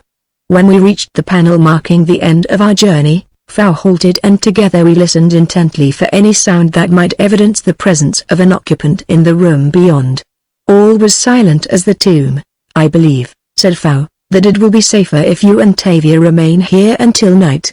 I shall return to my apartment and go about my duties in the usual manner, and after the palace has quieted down, these levels will be almost deserted. Then I can come and get you with far less danger of detection than were I to take you to the apartment now. We agreed that her plan was a good one, and bidding us a temporary farewell, she opened the panel sufficiently to permit her to survey the apartment beyond. It was quite empty. She stepped from the corridor, closing the panel behind her, and once again Tavia and I were plunged into darkness. The long hours of our wait in the darkness of the corridor should have seemed interminable, but they did not. We made ourselves as comfortable as possible upon the floor, our backs against one of the walls, and, leaning close together so that we might converse in low whispers, we found more entertainment than I should have guessed possible, both in our conversation and in the long silences that broke it, so that it really did not seem a long time at all before the panel was swung open and we saw Fao in the subdued light of the apartment beyond. She motioned us to follow her, and, in silence, we obeyed. The corridor beyond the chamber of Yoshino was deserted, as also was the ramp leading to the level below and the corridor upon which it opened. Fortune seemed to favor us at every step, and there was a prayer of thanksgiving upon my lips as Fao pushed open the door leading into the apartment of the prince and motioned us to enter. But at the same instant my heart sank within me, for, as I entered the apartment with Tavia, I saw warriors standing upon either side of the room awaiting us. With an exclamation of warning I drew Tavia behind me and backed quickly toward the door, but as I did so I heard a rush of feet and the clank of accoutrements in the corridor behind me, and, casting a quick glance over my shoulder, I saw other warriors running from the doorway of an apartment upon the opposite side of the corridor. We were surrounded. We were lost, and my first thought was that Fao had betrayed us, leading us into this trap from which there could be no escape. They hustled us back into the room and surrounded us, and for the first time I saw Yoshino. He stood there, a sneering grin upon his face, and but for the fact that Tavia had assured me that he had not harmed her I should have leapt upon him there, though a dozen swords had been at my vitals the next instant. So, sneered Yoshino. You thought to fool me, did you? Well, I am not so easily fooled. I guessed the truth and I followed you through the corridor and overheard all your plans as you discussed them with the woman, Tavia. We have you all now," and turning to one of the warriors, he motioned to the closet upon the opposite side of the chamber. "Fetch the other," he commanded. The fellow crossed to the door and, opening it, revealed Naren lying bound and gagged upon the floor. "Cut his bonds and remove the gag," ordered Yoshino. "It is too late now for him to thwart my plans by giving the others a warning." Naren came toward us, with a firm step, his head high and a glance of haughty contempt for our captors. The four of us stood facing Yoshino, the sneer upon whose face had been replaced by a glare of hatred. "You have been sentenced to die the death," he said. "It is the death for spies. No more terrible punishment can be inflicted. Could there be, it would be meted to you too," as he looked first at me and then at Naren, "that you might suffer more for the murder of our two comrades." So they had found the warriors we had dispatched. Well, what of it? Evidently it had not rendered our position any worse than it had been before. We were to die the death and that was the worst that they could accord us. "Have you anything to say?" demanded Yoshino. "We still live," I exclaimed, and laughed in his face. "Before long you will be beseeching your first ancestors for death," hissed the keeper of the keys, "but you will not have death too soon, and remember that no one knows how long it takes to die the death. We cannot add to your physical suffering, but for the torment of your mind let me remind you that we are sending you to the death without letting you know what the fate of your accomplices will be," and he nodded toward Tavia and Fao. That was a nice point, well chosen. He could not have hit upon any means more certain to inflict acute torture upon me than this, but I would not give him the satisfaction of witnessing my true emotion, and so, once again, I laughed in his face. His patience had about reached the limit of its endurance, for he turned abruptly to a padwar of the guard and ordered him to remove us at once. As we were hustled from the room, Naren called a brave goodbye to Fao. "Goodbye, Tavia," I cried, "and remember that we still live, Hadron of Hasta." She called back, "We still live." And then she was swept from my view as we were pushed along down the corridor. Down ramp after ramp we were conducted to the uttermost depths of the palace pits and then into a great chamber where I saw Hajosis sitting upon a throne, surrounded again by his chiefs and his courtiers as he had been upon the occasion that he had interviewed me. Opposite the Jed, and in the middle of the chamber, hung a great iron cage, suspended from a heavy block set in the ceiling. Into this cage we were roughly pushed. The door was closed and secured with a large lock. I wondered what it was all about and what this had to do with the death, and while I wondered a dozen men pushed a huge trapdoor from beneath the cage. A rush of cold, clammy air enveloped us and I experienced a chill that seemed to enter my marrow, as though I lay in the cold arms of death. Hollow moans and groans came faintly to my ears and I knew that we were above the pits where the death lay. No word was spoken within the chamber, but at a signal from Hajosis strong men lowered the cage slowly into the aperture beneath us. Here the cold and the damp were more obvious and penetrating than before, while the ghastly sounds appeared to redouble in volume. Down we slid into an abyss of darkness. The horror of the silence in the chamber above was forgotten in the horror of the pandemonium of uncanny sounds that rose from beneath. How far we were lowered thus I may not even guess, but to Naren it seemed at least 1,000 feet and then we commenced to detect a slight luminosity about us. The moaning and the groaning had become a constant roar. As we approached, it seemed less like moans and groans and more like the sound of wind and rushing waters. Suddenly, without the slightest warning, the bottom of the cage, which evidently must have been hinged upon one side, and held by a catch that could be sprung from above, swung downward. It happened so quickly that we hardly had time for conjecture before we were plunged into rushing water. As I rose to the surface I discovered that I could see. Wherever we were, it was not shrouded in impenetrable darkness, but was lighted dimly. Almost immediately Naren's head bobbed up at arm's length from me. A strong current was bearing us onward and I realized at once that we were in the grip of a great underground river, one of those to which the remaining waters of dying Barsoom have receded. In the distance I descried a shoreline dimly visible in the subdued light, and, shouting to Naren to follow me, I struck out toward it.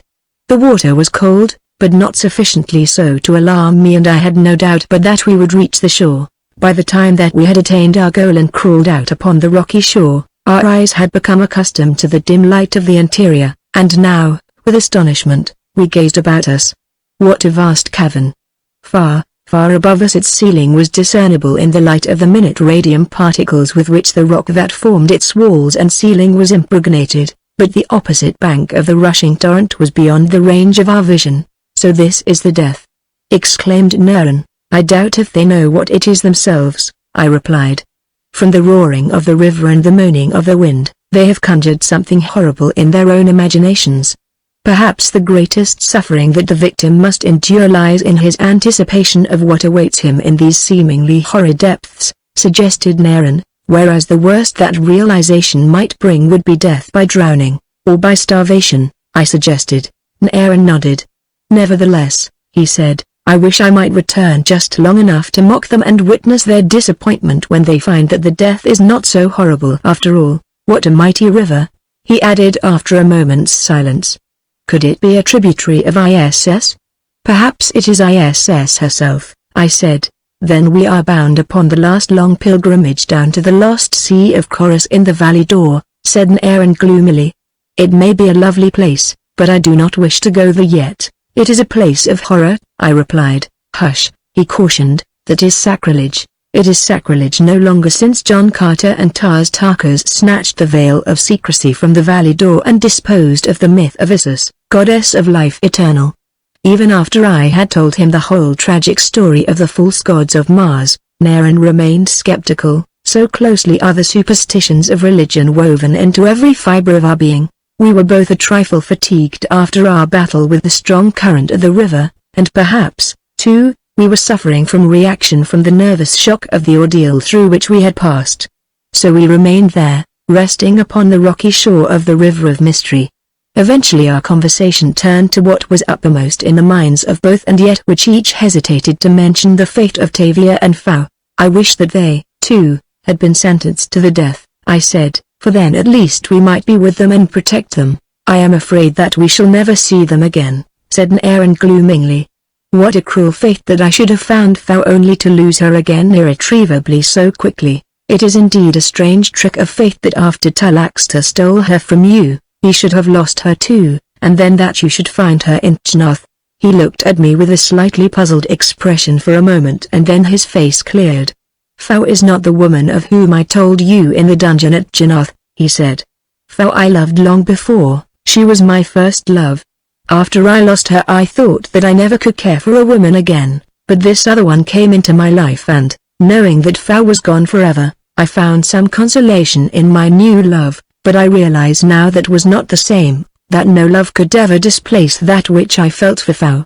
"You lost her irretrievably once before," I reminded him, "but you found her again. Perhaps you will find her once more." "I wish that I might share your optimism," he said. "We have little else to buoy us up," I reminded him. "You are right," he said, and then with a laugh, added, "We still live." Presently, feeling rested, we set out along the shore in the direction that the river ran, for we had decided that that would be our course if for no other reason than that it would be easier going downhill than up. Where it would lead, we had not the slightest idea. Perhaps to Chorus, perhaps to Omion, the buried sea where lay the ships of the firstborn. Over tumbled rock masses we clambered and along level stretches of smooth gravel we pursued our rather aimless course, knowing not whither we were going, having no goal toward which to strive. There was some vegetation, weird and grotesque, but almost colorless for want of sunlight. There were tree-like plants with strange, angular branches that snapped off at the lightest touch, and as the trees did not look like trees, there were blossoms that did not look like flowers. It was a world as unlike the outer world as the figments of imagination are unlike realities.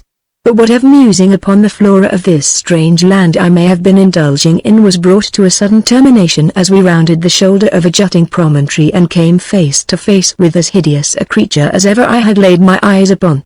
It was a great white lizard with gaping jaws large enough to engulf a man at a single swallow.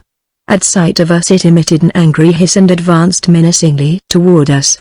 Being unarmed and absolutely at the mercy of any creature that attacked us, we pursued the only plan that our intelligence could dictate. We retreated, and I am not ashamed to admit that we retreated rapidly.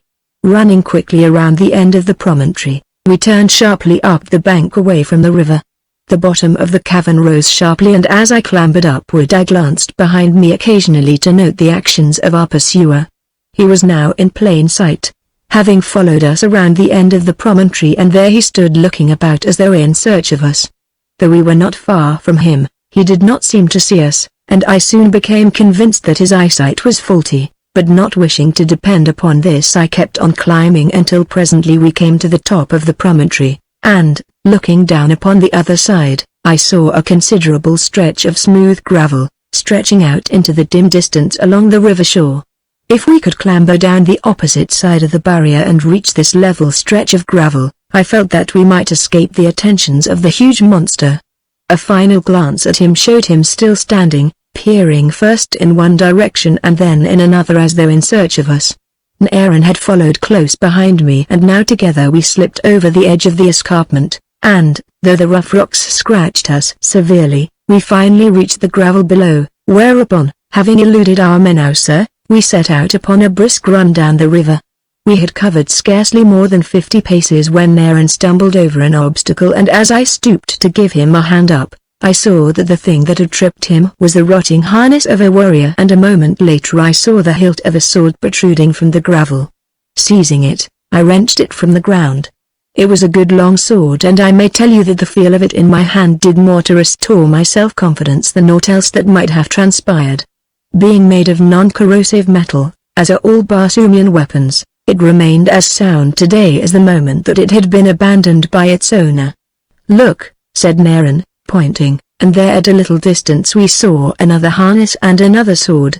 This time there were two, a long sword and a short sword, and these Aaron took. No longer did we run. I have always felt that there is little upon Barsoom that two well-armed warriors need run from. As we continued along our way across the level stretch of gravel, we sought to solve the mystery of these abandoned weapons, a mystery that was still further heightened by our discovery of many more. In some cases the harness had rotted away entirely, leaving nothing but the metal parts, while in others it was comparatively sound and new. Presently we discerned a white mound ahead of us, but in the dim light of the cavern we could not at first determine of what it consisted. When we did, we were filled with horror, for the white mound was of the bones and skulls of human beings. Then, at last, I thought I had an explanation of the abandoned harness and weapons. This was the lair of the great lizard. Here he took his toll of the unhappy creatures that passed down the river, but how was it that armed men had come here? We had been cast into the cavern unarmed, as I was positive all of the condemned prisoners of Jannath must have been. From whence came the others? I do not know, doubtless I shall never know. It was a mystery from the first. It will remain a mystery to the last.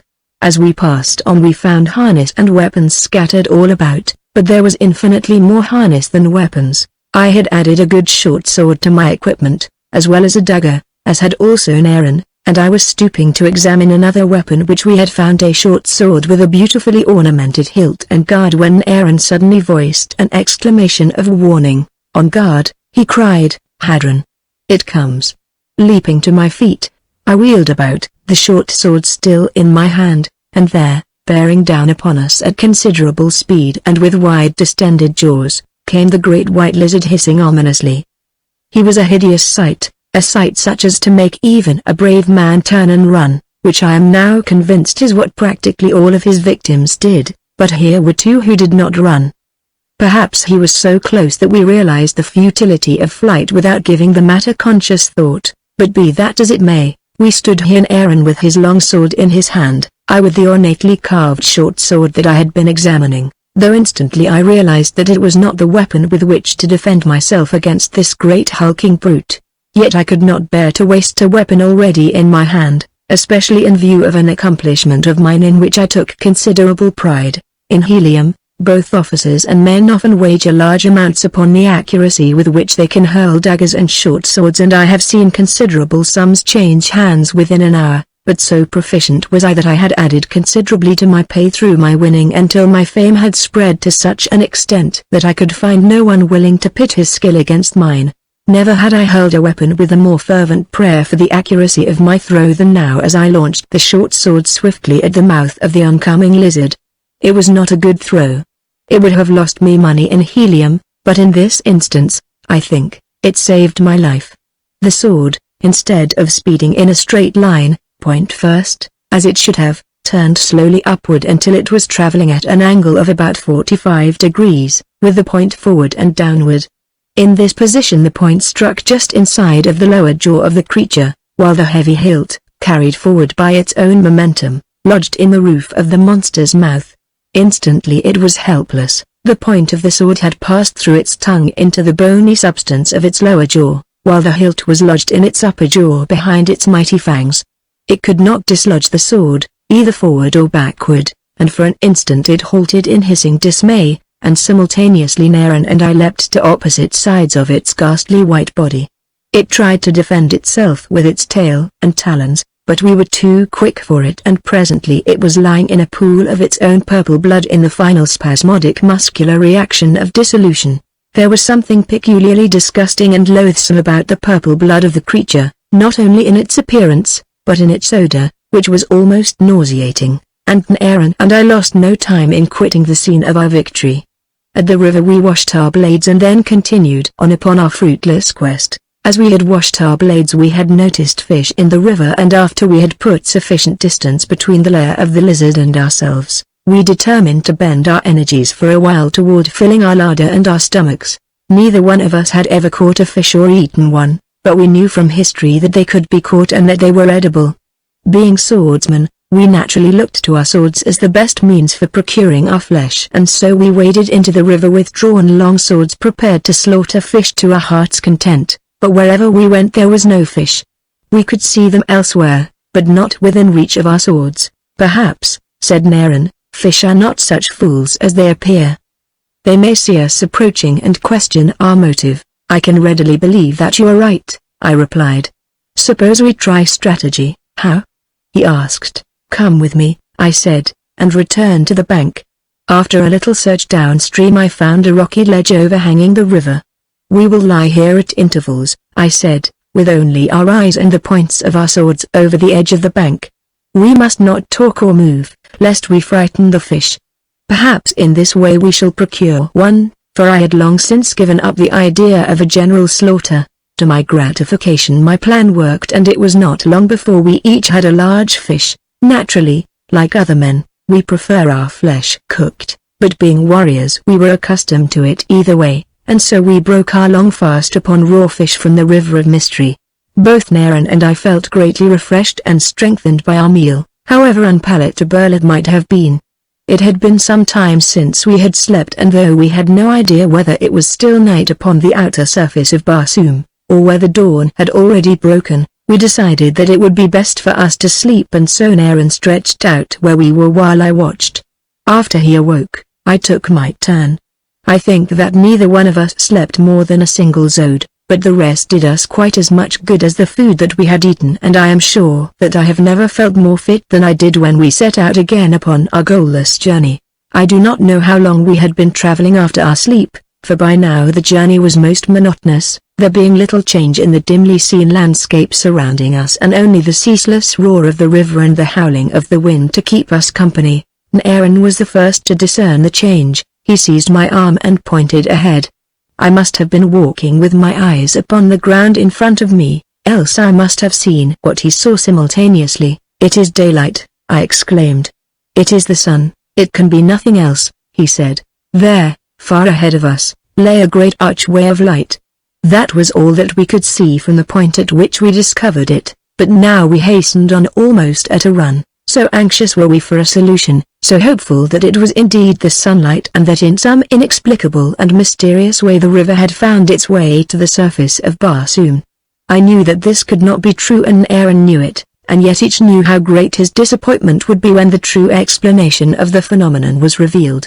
When we approached the great patch of light it became more and more evident that the river had broken from its dark cavern out into the light of day. And when we reached the edge of that mighty portal we looked out upon a scene that filled our hearts with warmth and gladness, for there, stretching before us, lay a small valley, it is true, a valley hemmed in, as far as we could see, by mighty cliffs, but yet a valley of life and fertility and beauty bathed in the hot light of the sun. It is not quite the surface of Barsoom, said Naren, but it is the next best thing, and there must be a way out, I said. There must be. If there is not, we will make one. Right you are, Hadron of Harster, he cried. We will make a way. Come." Before us the banks of the roaring river were lined with lush vegetation. Great trees raised their leafy branches far above the waters. The brilliant, scarlet sward was lapped by the little wavelets, and everywhere bloomed gorgeous flowers and shrubs of many hues and shapes. Here was a vegetation such as I had never seen before upon the surface of Barsoom. Here were forms similar to those with which I was familiar and others totally unknown to me, yet all were lovely, though some were bizarre. Emerging, as we had, from the dark and gloomy bowels of the earth, the scene before us presented a view of wondrous beauty, and, while doubtless enhanced by contrast, it was nevertheless such an aspect as is seldom given to the eyes of a Barsoomian of today to view. To me it seemed a little garden spot upon a dying world preserved from an ancient era when Barsoom was young and meteorological conditions were such as to favor the growth of vegetation that has since become extinct over practically the entire area of the planet. In this deep valley, surrounded by lofty cliffs, the atmosphere doubtless was considerably denser than upon the surface of the planet above. The sun's days were reflected by the lofty escarpment, which must also hold the heat during the colder periods of night, and, in addition to this, there was ample water for irrigation which nature might easily have achieved through percolation of the waters of the river through and beneath the topsoil of the valley. For several minutes Naren and I stood spellbound by the bewitching view, and then, espying luscious fruit hanging in great clusters from some of the trees, and bushes loaded with berries, we subordinated the aesthetic to the corporeal and set forth to supplement our meal of raw fish with the exquisite offerings which hung so temptingly before us. As we started to move through the vegetation we became aware of thin threads of a gossamer-like substance festooned from tree to tree and bush to bush. So fine as to be almost invisible, yet they were so strong as to impede our progress. It was surprisingly difficult to break them, and when there were a dozen or more at a time barring our way, we found it necessary to use our daggers to cut a way through them.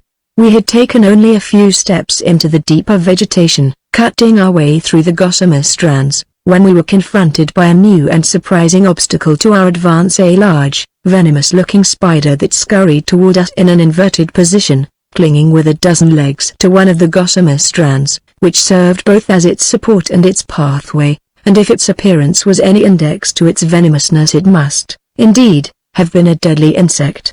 As it came toward me, apparently with the most sinister intentions, I hastily returned my dagger to its scabbard and drew my short sword, with which I struck at the fearsome-looking creature.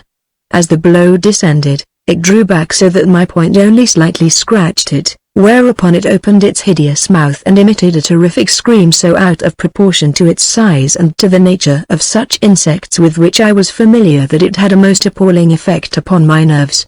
Instantly the scream was answered by an unearthly chorus of similar cries all about us, and immediately a swarm of these horrid insects came racing toward us upon their gossamer threads.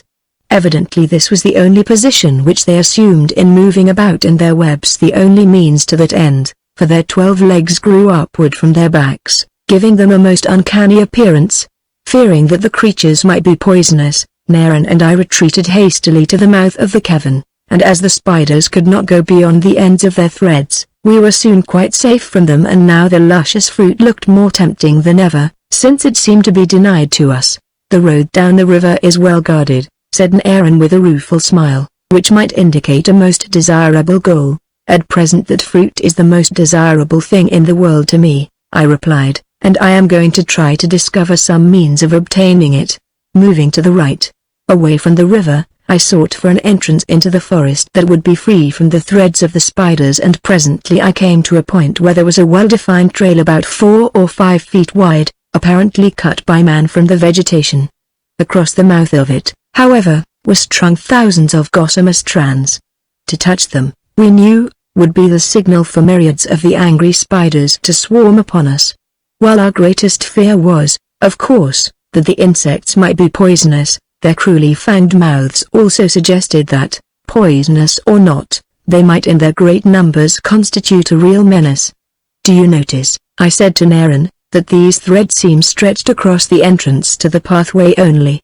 Beyond them I cannot detect any, though of course they are so tenuous that they might defy one's vision, even at a short distance." "I do not see any spiders here," said Naren.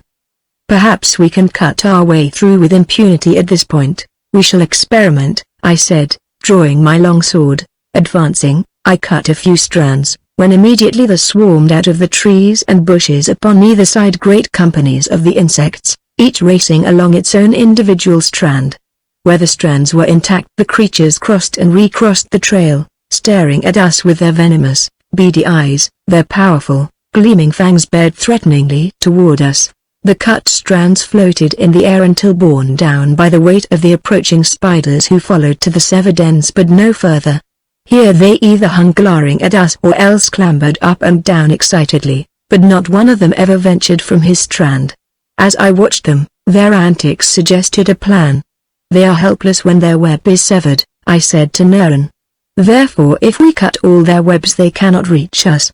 Whereupon, advancing, I swung my long sword above my head and cut downward through the remaining strands.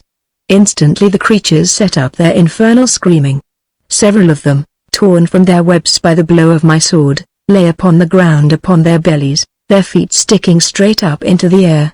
They seemed utterly helpless, and though they screamed loudly and frantically waved their legs, they were clearly unable to move, nor could those hanging, at either side of the trail reach us. With my sword I destroyed those that lay in the path and then, followed by Naren, I entered the forest. Ahead of us I could see no webs, the way seemed clear, but before we advanced further into the forest I turned about to have a last look at the discomforted insects to see what they might be about. They had stopped screaming now and were slowly returning into the foliage, evidently to their lairs, and as they seemed to offer no further menace we continued upon our way. The trees and bushes along the pathway were innocent of fruit or berries, though just beyond reach we saw them growing in profusion, behind a barrier of those gossamer webs that we had so quickly learned to avoid. This trail appears to have been made by man, said Naren. Whoever made it, or when, I said, there is no doubt but that some creature still uses it. The absence of fruit along it would alone be ample proof of that. We moved cautiously along the winding trail, not knowing at what moment we might be confronted by some new menace in the form of man or beast. Presently we saw ahead of us what appeared to be an opening in the forest and a moment later we emerged into a clearing.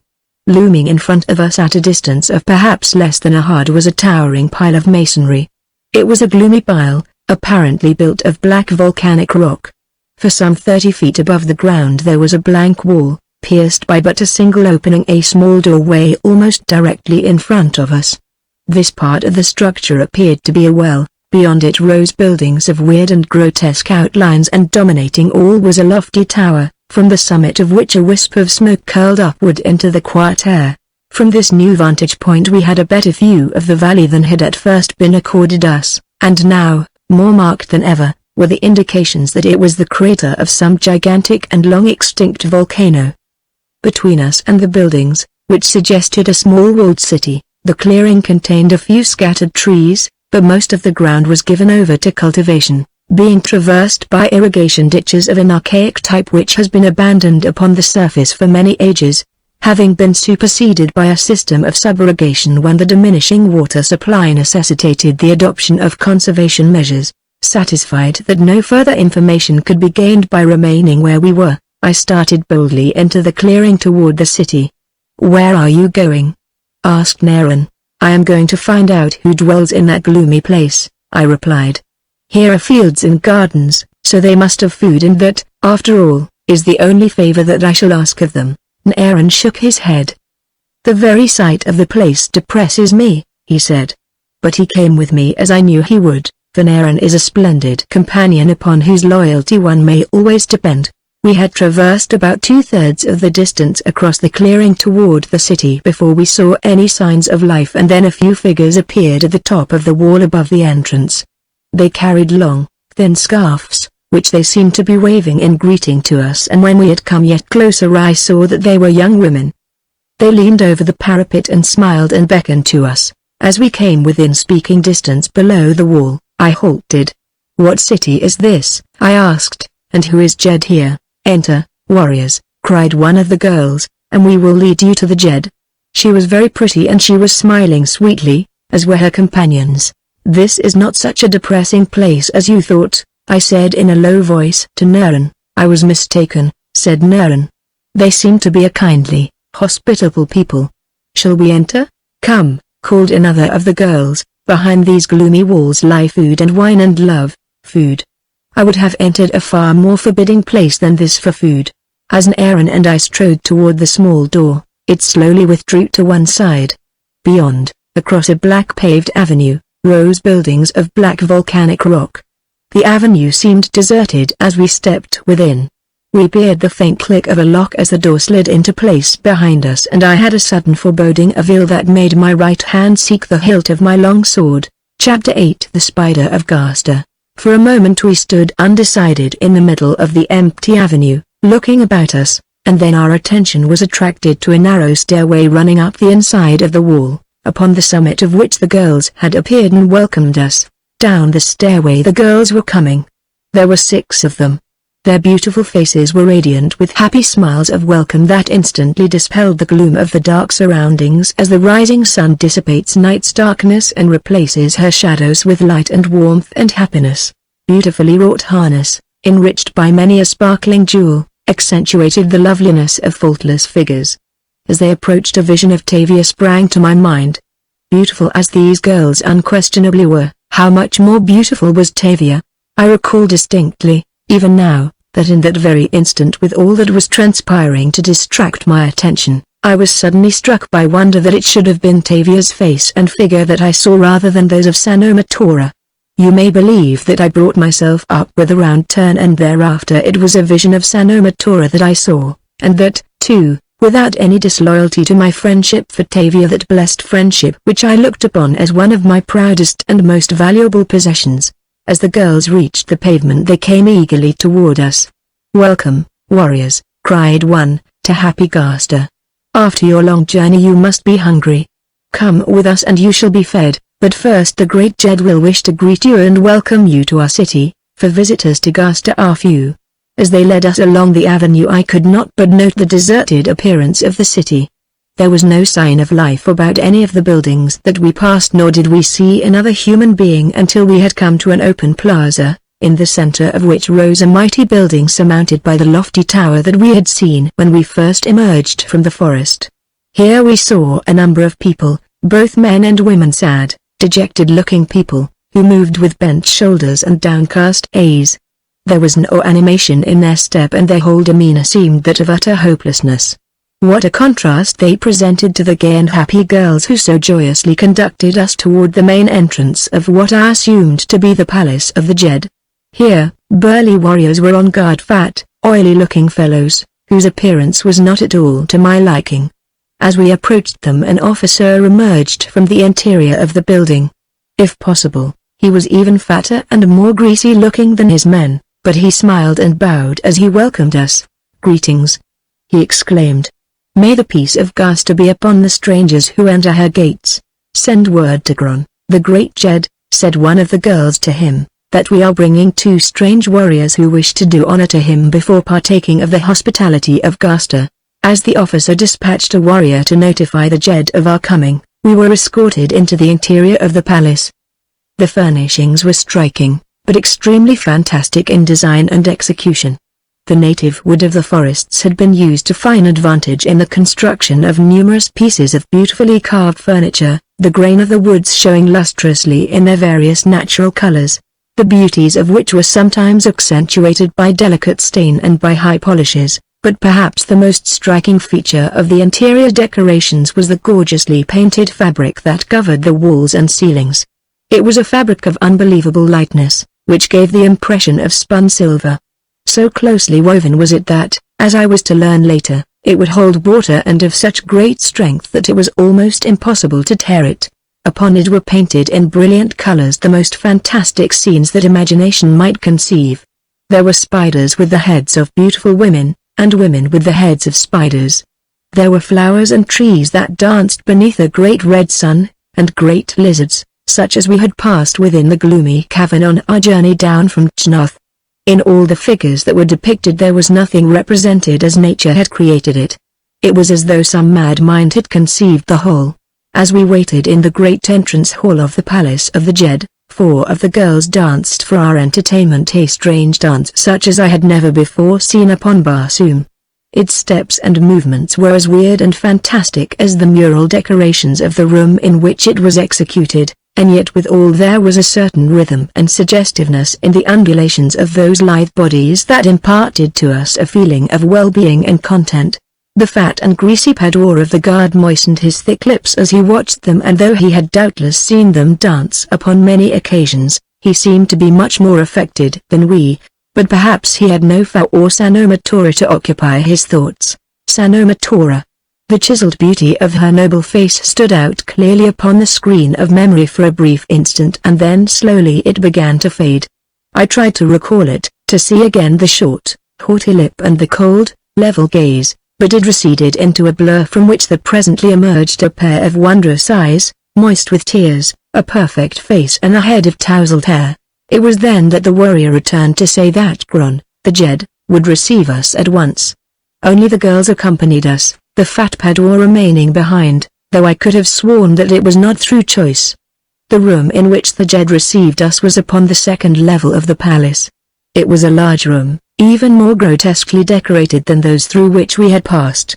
The furniture was of weird shapes and sizes, nothing harmonized with anything else, and yet the result was a harmony of discord that was not at all unpleasing. The Jed sat upon a perfectly enormous throne of volcanic glass.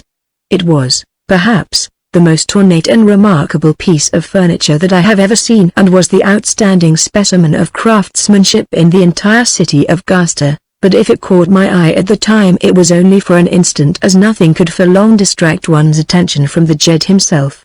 In the first glance he looked more like a hairy ape than a man. He was massively built with great, heavy, stooping shoulders and long arms covered with shaggy, black hair. The more remarkable, perhaps, because there is no race of hairy men upon Barsoom. His face was broad and flat, and his eyes were so far apart that they seemed literally to be set in the corners of his face. As we were halted before him, he twisted his mouth into what I imagined at the time was intended for a smile, but which only succeeded in making him look more horrible than before. As is customary, we laid our swords at his feet and announced our names and our cities. Hadron of Hasta, Naren of Jahar, he repeated. Gron, the Jed, welcomes you to Gasta. Few are the visitors who find their way to our beautiful city. It is an event, therefore, when two such illustrious warriors honor us with a visit. Seldom do we receive word from the outer world. Tell us, then, of your journey and of what is transpiring upon the surface of Barsoom above us. His words and his manner were those of a most solicitous host bent upon extending a proper and cordial welcome to strangers, but I could not rid myself of the belying suggestion of his repulsive countenance, though I could do no less than play the part of a grateful and appreciative guest. We told our stories and gave him much news of those portions of Barsoom with which each of us was familiar, and as an Aaron spoke, I looked about me at the assemblage of the great chamber. They were mostly women, and many of them were young and beautiful. The men, for the most part, were gross-looking, fat and oily, and there were certain lines of cruelty about their eyes and their mouths that did not escape me, though I tried to attribute it to the first depressing impression that the black and somber buildings and the deserted avenues had conveyed to my mind.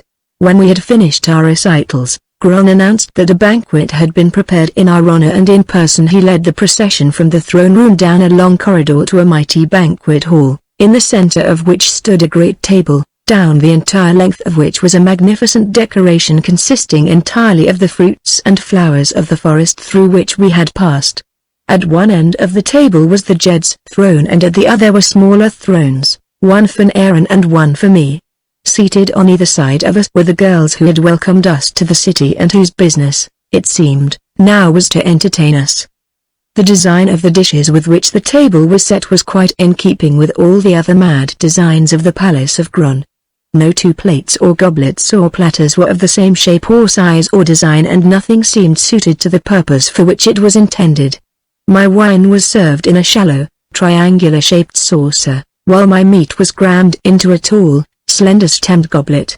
However, I was too hungry to be particular, and, I hoped, too well conversant with the amenities of polite society to reveal the astonishment that I felt. Here, as in other parts of the palace, The wall coverings were of the gossamer-like silver fabric that had attracted my attention and admiration the moment that I had entered the building, and so fascinated was I by it that I could not refrain from mentioning it to the girl who sat at my right. "There is no such fabric anywhere else in Barsoom," she said. "It is made here and only here." "It is very beautiful," I said. "Other nations would pay well for it, if we could get it to them," she said, "but we have no intercourse with the world above us." "Of what is it woven?" I asked. "When you entered the valley hall," she said, "you saw a beautiful forest, running down to the banks of the river Sil. Doubtless you saw fruit in the forest and, being hungry, you sought to gather it, but you were set upon by huge spiders that sped along silver threads, finer than a woman's hair." "Yes," I said, "that is just what happened. It is from this web, spun by those hideous spiders, that we weave our fabric. It is as strong as leather and as enduring as the rocks of which Gastu is built." "Do women of Gastu spin this wonderful fabric?" I asked. "The slaves," she said, "both men and women." "And from whence come your slaves?" I asked. "If you have no intercourse with the upper world?" "Many of them come down the river from Chinath, where they have died the death, and there are others who come from further up the river, but why they come or from whence we never know. They are silent people, who will not tell us, and sometimes they come from down the river, but these are few and usually are so crazed by the horrors of their journey that we can glean no knowledge from them." "And do any ever go on down the river from Gaster?" I asked, for it was in that direction that Aaron and I hoped to make our way in search of liberty, as deep within me was the hope that we might reach the valley door and the lost sea of Chorus, from which I was convinced I could escape, as did John Carter and Taz Tarkas. "A few, perhaps," she said, "but we never know what becomes of these, for none returns." "You are happy here?" I asked. She forced a smile to her beautiful lips, but I thought that a shudder ran through her frame. The banquet was elaborate and the food delicious. There was a great deal of laughter at the far end of the table where the Jed sat, for those about him watched him closely, and when he laughed, which he always did at his own jokes, the others all laughed uproariously. Toward the end of the meal a troupe of dancers entered the apartment. My first view of them almost took my breath away, for, with but a single exception, they were all horribly deformed. That one exception was the most beautiful girl I have ever seen, the most beautiful girl I have ever seen, with the saddest face that I have ever seen. She danced divinely, and about her hopped and crawled the poor, unhappy creatures whose sad afflictions should have made them the objects of sympathy rather than ridicule, and yet it was obvious that they had been selected for their part for the sole purpose of giving the audience an opportunity to vent its ridicule upon them. The sight of them seemed to incite Gron to a pitch of frenzied mirth, and, to add to his own pleasure and to the discomforts of the poor, pathetic performers, he hurled food and plates at them as they danced about the banquet table. I tried not to look at them, but there was a fascination in their deformities which attracted my gaze, and presently it became apparent to me that the majority of them were artificially deformed, that they had been thus broken and bent at the behest of some malign mind, and as I looked down their long board at the horrid face of Gron, distorted by maniacal laughter, I could not but guess the author of their disfigurement. When at last they were gone, 3 large goblets of wine were borne into the banquet ball by a slave. 2 of them were red goblets and 1 was black. The black goblet was set before Gron and the red ones before Aaron and me. Then Gron rose and the whole company followed his example.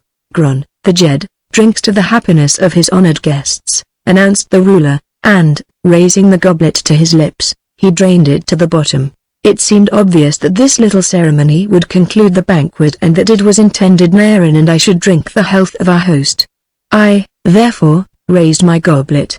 It was the first time that anything had been served to me in the proper receptacle, and I was glad that at last I might drink without incurring the danger of spilling most of the contents of the receptacle into my lap. "To the health and power of the great Jed, Gron," I said, and following my host's example, drained the contents of the goblet. As Aaron followed my example with some appropriate words, I felt a sudden lethargy stealing over me, and in the instant before I lost consciousness I realized that I had been given drugged wine. When I regained consciousness I found myself lying upon the bare floor of a room of a peculiar shape that suggested it was the portion of the arc of a circle lying between the peripheries of 2 concentric circles. The narrow end of the room curved inward, the wider end outward. In the latter was a single, grated window, No door or other openings appeared in any of the walls, which were covered with the same silver fabric that I had noticed upon the walls and ceilings of the palace of the Jed. Near me lay Aaron, evidently still under the influence of the opiate that had been administered to us in the wine. Again I looked about the room. I arose and went to the window. Far below me I saw the roofs of the city. Evidently we were imprisoned in the lofty tower that rose from the center of the palace of the Jed, but how had we been brought into the room? Certainly not through the window, which must have been fully 200 feet above the city. While I was pondering this seemingly unanswerable problem, Aaron regained consciousness. At first he did not speak, he just lay there looking at me with a rueful smile upon his lips. "Well?" I asked. Aaron shook his head. "We still live," he said dismally, "but that is about the best that one may say. We are in the palace of a maniac, Aaron," I said. "There is no doubt in my mind as to that. Everyone here lives in constant terror of Gron, and from what I have seen today they are warranted in feeling terror, yet I believe we saw little or nothing at that," said Aaron. "I saw enough," I replied. "Those girls were so beautiful," he said after a moment's silence. I could not believe that such beauty and such duplicity could exist together. "Perhaps they were the unwilling tools of a cruel master," I suggested. "I shall always like to think so," he said. The day waned and night fell. No one came near us, but in the meantime I discovered something. Accidentally leaning against the wall at the narrow end of our room I found that it was very warm, in fact quite hot, and from this I inferred that the flue of the chimney from which we had seen the smoke issuing rose through the center of the tower, and the wall of the chimney formed the rear wall of our apartment. It was a discovery, but at the moment it meant nothing to us. There were no lights in our apartment, and, as only Cluros was in the heavens and upon the opposite side of the tower, our prison was in almost total darkness. We were sitting in gloomy contemplation of our predicament, each wrapped in his own unhappy thoughts, when I heard footsteps apparently approaching from below. They came nearer and nearer until finally they ceased in an adjoining apartment, seemingly the one next to ours. A moment later there was a scraping sound and a line of light appeared at the bottom of one of the side walls.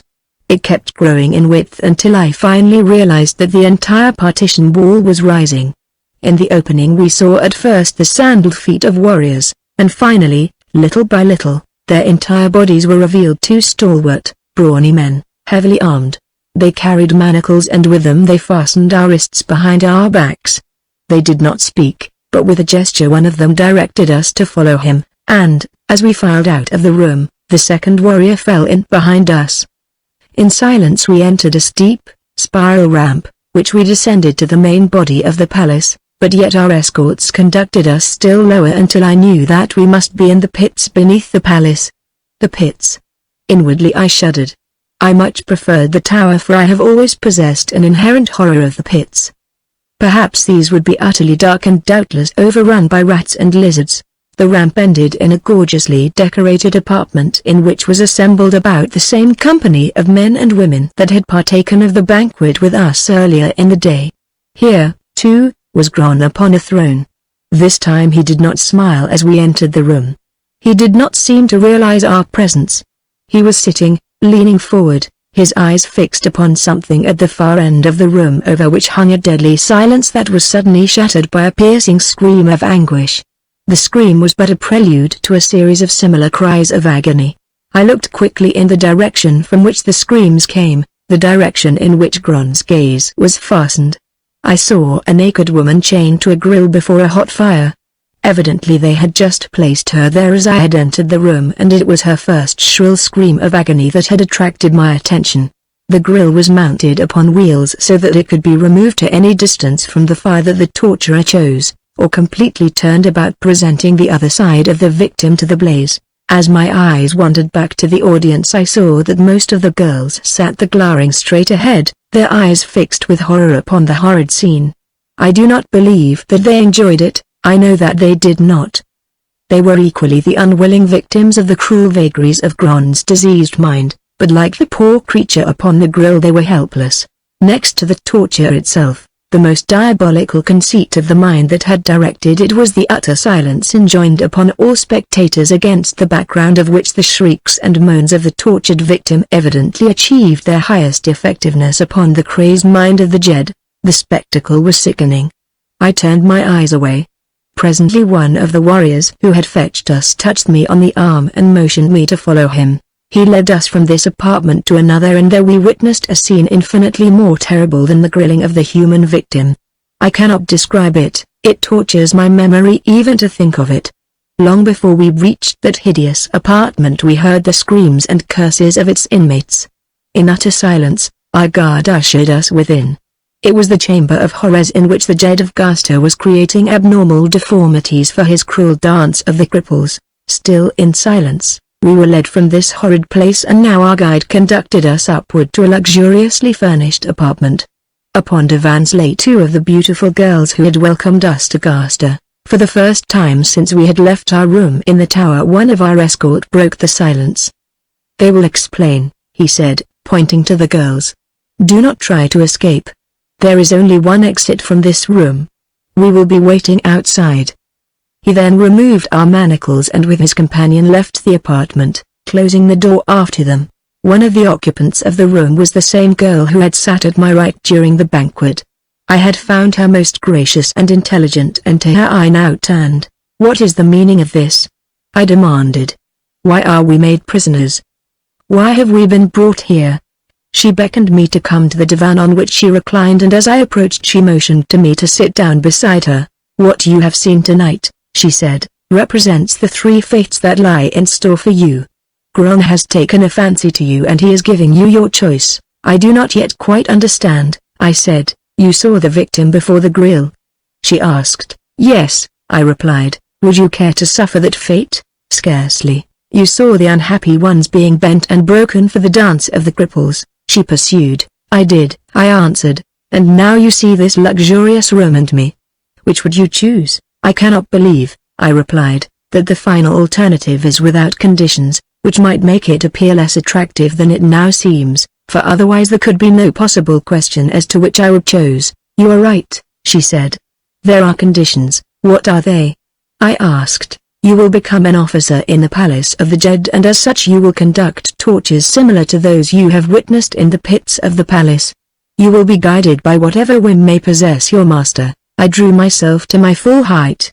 "I choose the fire," I said. "I knew that you would," she said sadly, "and yet I hoped that you might not." "It is not because of you," I said quickly.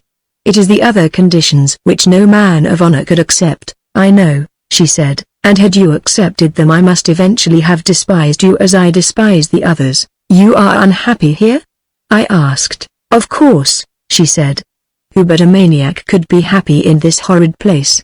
There are, perhaps, 600 people in the city and there is not one who knows happiness. 100 of us form the court of the Jed, the others are slaves. As a matter of fact, we are all slaves, subject to every mad whim or caprice of the maniac who is our master." "And there is no escape?" I asked. "None." "I shall escape," I said. "How?" "The fire," I replied. She shuddered. "I do not know why I should care so much," she said, "unless it is that I liked you from the first. Even while I was helping to lure you into the city for the human spider of Gaster, I wished that I might warn you not to enter, but I was afraid, just as I am afraid to die. I wish that I had your courage to escape through the fire." I turned to Naren, who had been listening to our conversation. "You have reached your decision?" I asked. "Certainly," he said. "There could be but one decision for a man of honor." "Good!" I exclaimed, and then I turned to the girl. "You will notify Gron of our decision?" I asked. "Wait," she said. "Ask for time in which to consider it. I know that it will make no difference in the end, but yet even yet there is a germ of hope within me that even utter hopelessness cannot destroy." "You are right," I said. "There is always hope. Let him think that you have half persuaded us to accept the life of luxury and ease that he has offered as an alternative to death or torture, and that if you are given a little more time you may succeed. In the meantime we may be able to work out some plan of escape." "Never," she said. Chapter 9 Attack of Jama. Back in our quarters in the chimney tower, Naran and I discussed every mad plan of escape that entered our brains. For some reason our fetters had not been replaced, which gave us at least as much freedom of action as our apartment afforded, and you may rest assured that we took full advantage of it, examining minutely every square inch of the floor and the walls as far up as we could reach, but our combined efforts failed to reveal any means for raising the partition which closed the only avenue of escape from our prison, with the exception of the window which, while heavily barred and some 200 feet above the ground, was by no means, therefore, eliminated from our plans. The heavy vertical bars which protected the window withstood our combined efforts when we sought to bend them, though Naran is a powerful man, while I have always been lauded for my unusual muscular development. The bars were set a little too close together to permit our bodies to pass through, but the removal of one of them would leave an opening of ample size, yet to what purpose? Perhaps the same answer was in Naran's mind that was in mine, that when hope was gone and the sole alternative remaining was the fire within the grill, we might at least cheat Gron could we but hurl ourselves from this high window to the ground far below. But whatever end each of us may have had in view, he kept it to himself, and when I started digging at the mortar at the bottom of one of the bars with the prong of a buckle from my harness, Naran asked no questions but set to work similarly upon the mortar at the top of the same bar. We worked in silence and with little fear of discovery, as no one had entered our prison since we had been incarcerated there.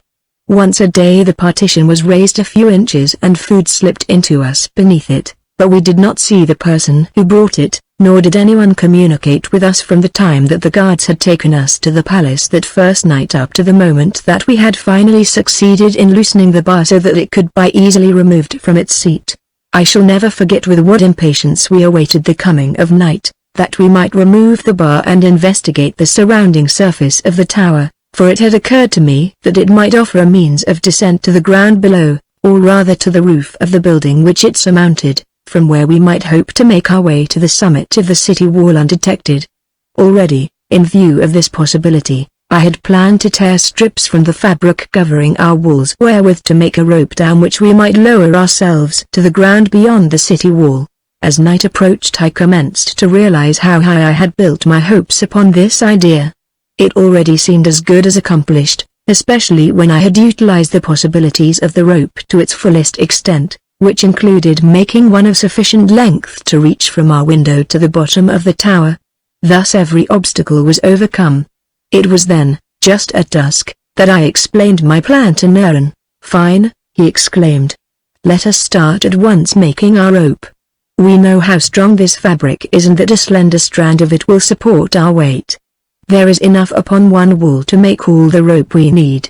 Success seemed almost assured as we started to remove the fabric from one of the larger walls, but here we met with our first obstacle.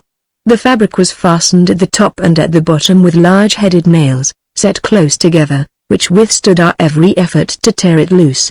Thin and light in weight, this remarkable fabric appeared absolutely indestructible, and we were almost exhausted by our efforts when we were finally forced to admit defeat.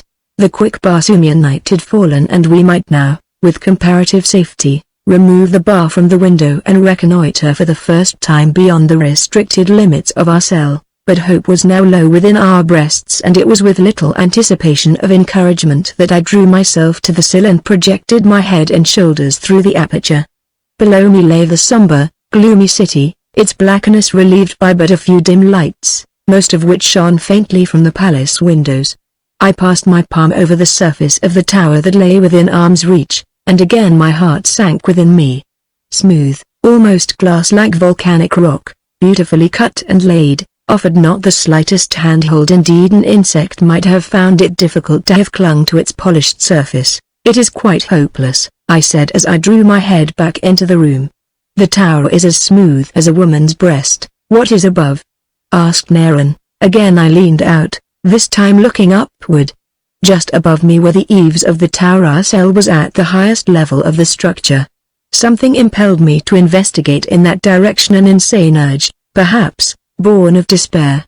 "Hold my ankles, Nguyen," I said, "and in the name of your first ancestor, hold tightly." Clinging to two of the remaining bars I raised myself to a standing position upon the window ledge, while Naran clung to my ankles. I could just reach the top of the eaves with my extended fingers. Lowering myself again to the sill, I whispered to Naren. "I am going to attempt to reach the roof of the tower," I exclaimed. "Why?" he asked. I laughed. "I do not know," I admitted, "but something within my inner consciousness seems insistently to urge me on. If you fall," he said, "you will have escaped the fire and I will follow you. Good luck, my friend from Harster." Once again I raised myself to a standing position upon the sill and reached upward until my fingers bent above the edge of the lofty roof. Slowly I drew myself upward. Below me, 200 feet, lay the palace roof and death. I am very strong. Only a very strong man could have hoped to succeed, for I had at best but a precarious hold upon the flat roof above me, but, at last, I succeeded in getting an elbow over and then I drew my body slowly over the edge until, at last, I lay panting upon the basalt flagging that topped the slender tower. Resting a few moments, I rose to my feet. Mad, passionate Thuria raced across the cloudless sky. Burroughs, her cold spouse, swung his aloof circle in splendid isolation. Below me lay the valley of Hor like some enchanted fairyland of ancient lore. Above me frowned the beetling cliff that hemmed in this madman's world. A puff of hot air struck me suddenly in the face, recalling to my mind that far below in the pits of gas an orgy of torture was occurring. Faintly a scream arose from the black mouth of the flue behind me. I shuddered, but my attention was centered upon the yawning opening now and I approached it. Almost unbearable waves of heat were billowing upward from the mouth of the chimney. There was little smoke, so perfect was the combustion, but what there was shot into the air at terrific velocity. It almost seemed that were I to cast myself upon it I should be carried far aloft. It was then that a thought was born, a mad, impossible idea, it seemed, and yet it clung to me as I lowered myself gingerly over the outer edge of the tower and finally regained the greater security of my cell. I was about to explain my insane plan to Aaron when I was interrupted by sounds from the adjoining chamber and an instant later the partition started to rise. I thought they were bringing us food again, but the partition rose further than was necessary for the passing of food receptacles beneath it and a moment later we saw the ankles and legs of a woman beneath the base of the rising wall. Then a girl stooped and entered our cell. In the light from the adjoining room I recognized her, she who had been selected by Grant to lure me to his will. Her name was Sharu. Aaron had quickly replaced the bar on the window and when the girl entered there was nothing to indicate that aught was amiss, or that one of us had so recently been outside our cell. The partition remained half-raised, permitting light to enter the apartment, and the girl, looking at me, must have noticed my gaze wandering to the adjoining room. "Do not let your hopes rise," she said with a rueful smile.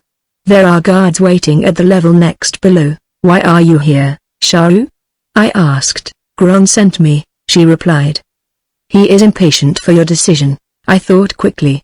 I only hope lay in the sympathy of this girl, whose attitude in the past had at least demonstrated her friendliness.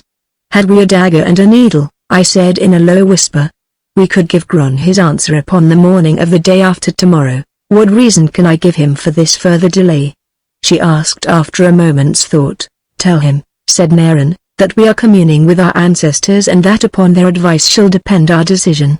Sharu smiled. She drew a dagger from its sheath at her side and laid it upon the floor and from a pocket pouch attached to her harness she produced a needle, which she laid beside the dagger. "I shall convince Gron that it is best to wait," she said. "My heart had hoped, Hadron of Harster, that you would decide to remain with me, but I am glad that I have not been mistaken in my estimate of your character. You will die, my warrior, but at least you will die as a brave man should and undefiled. Goodbye. I look upon you in life for the last time, but until I am gathered to my ancestors your image shall remain enshrined within my heart." She was gone, the partition dropped, and again we were left in the semi-darkness of a moonlit night, but now we had the two things that I most desired, a dagger and a needle. "Of what good are those?" asked Naren as I gathered the two articles from the floor. "You will see," I replied, and immediately I set to work cutting the fabric from the walls of our cell and then, standing upon Naren's shoulders, I removed also that which covered the ceiling. I worked quickly for I knew that we had little time in which to accomplish that which I had set out to do. A mad scheme it was, and yet withal within the realms of practicability. Working in the dark, more by sense of feel than by sight, I must have been inspired by some higher power to have accomplished with any degree of perfection the task that I had set myself. The balance of that night and all of the following day Naren and I labored without rest until we had fashioned an enormous bag from the fabric that had covered the walls and ceiling of our cell, and from the scraps that remained we fashioned long ropes, and when night fell again our task was completed. "May luck be with us," I said. "The scheme is worthy of the mad brain of Gron himself," said Naren, "yet it has within it the potentialities of success." "Night has fallen," I said, "we need not delay longer. Of one thing, however, we may be sure, whether we succeed or fail we shall have escaped the fire, and in either event may our ancestors look with love and compassion upon Sharu, whose friendship has made possible our attempt." "Whose love," corrected Naren. Once again I made the perilous ascent to the roof, taking one of our new-made ropes with me. Then, from the summit, I lowered it to Naren, who fastened the great bag to it, after which I drew the fruits of our labors carefully to the roof beside me. It was as light as a feather, yet stronger than the well-tanned hide of a zitida. Next, I lowered the rope and assisted Naren to my side, but not until he had replaced the bar that we had removed from the window. Attached to the bottom of our bag, which was open, were a number of long cords, terminating in loops. Through these loops we passed the longest rope that we had made, a rope so long that it entirely encircled the circumference of the tower when we lowered it below the projecting eaves. We made it faster, but with a slip knot that could be instantly released with a single jerk. Next, we slid the loops at the end of the ropes attached to the bottom of the bag along the cord that encircled the tower below the eaves until we had maneuvered the opening of the bag directly over the mouth of the flue leading down into the furnace of death in the pits of Gaster. Standing upon either side of the flue, Naren and I lifted the bag until it commenced to fill with the hot air rushing from the chimney. Presently it was sufficiently inflated to remain in an erect position, whereupon, leaving Naren to steady it, I moved the loops until they were at equal distances from one another, thus anchoring the bag directly over the center of the flue. Then I passed another rope loosely through the loops and secured its end together, and to opposite sides of this rope Naren and I snapped the boarding hooks that are a part of the harness of every Barsumian warrior, the primary purpose of which is to lower boarding parties from the deck of one ship to that of another directly below, but which in practice are used in countless ways and numerous emergencies.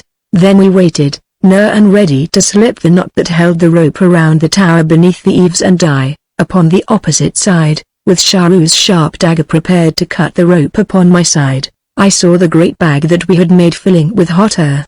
At first, loosely inflated, it rocked and swayed, but presently, its sides distended, it strained upward. Its fabric stretched tightly until I thought that it should burst. It tugged and pulled at its restraining cords, and yet I waited.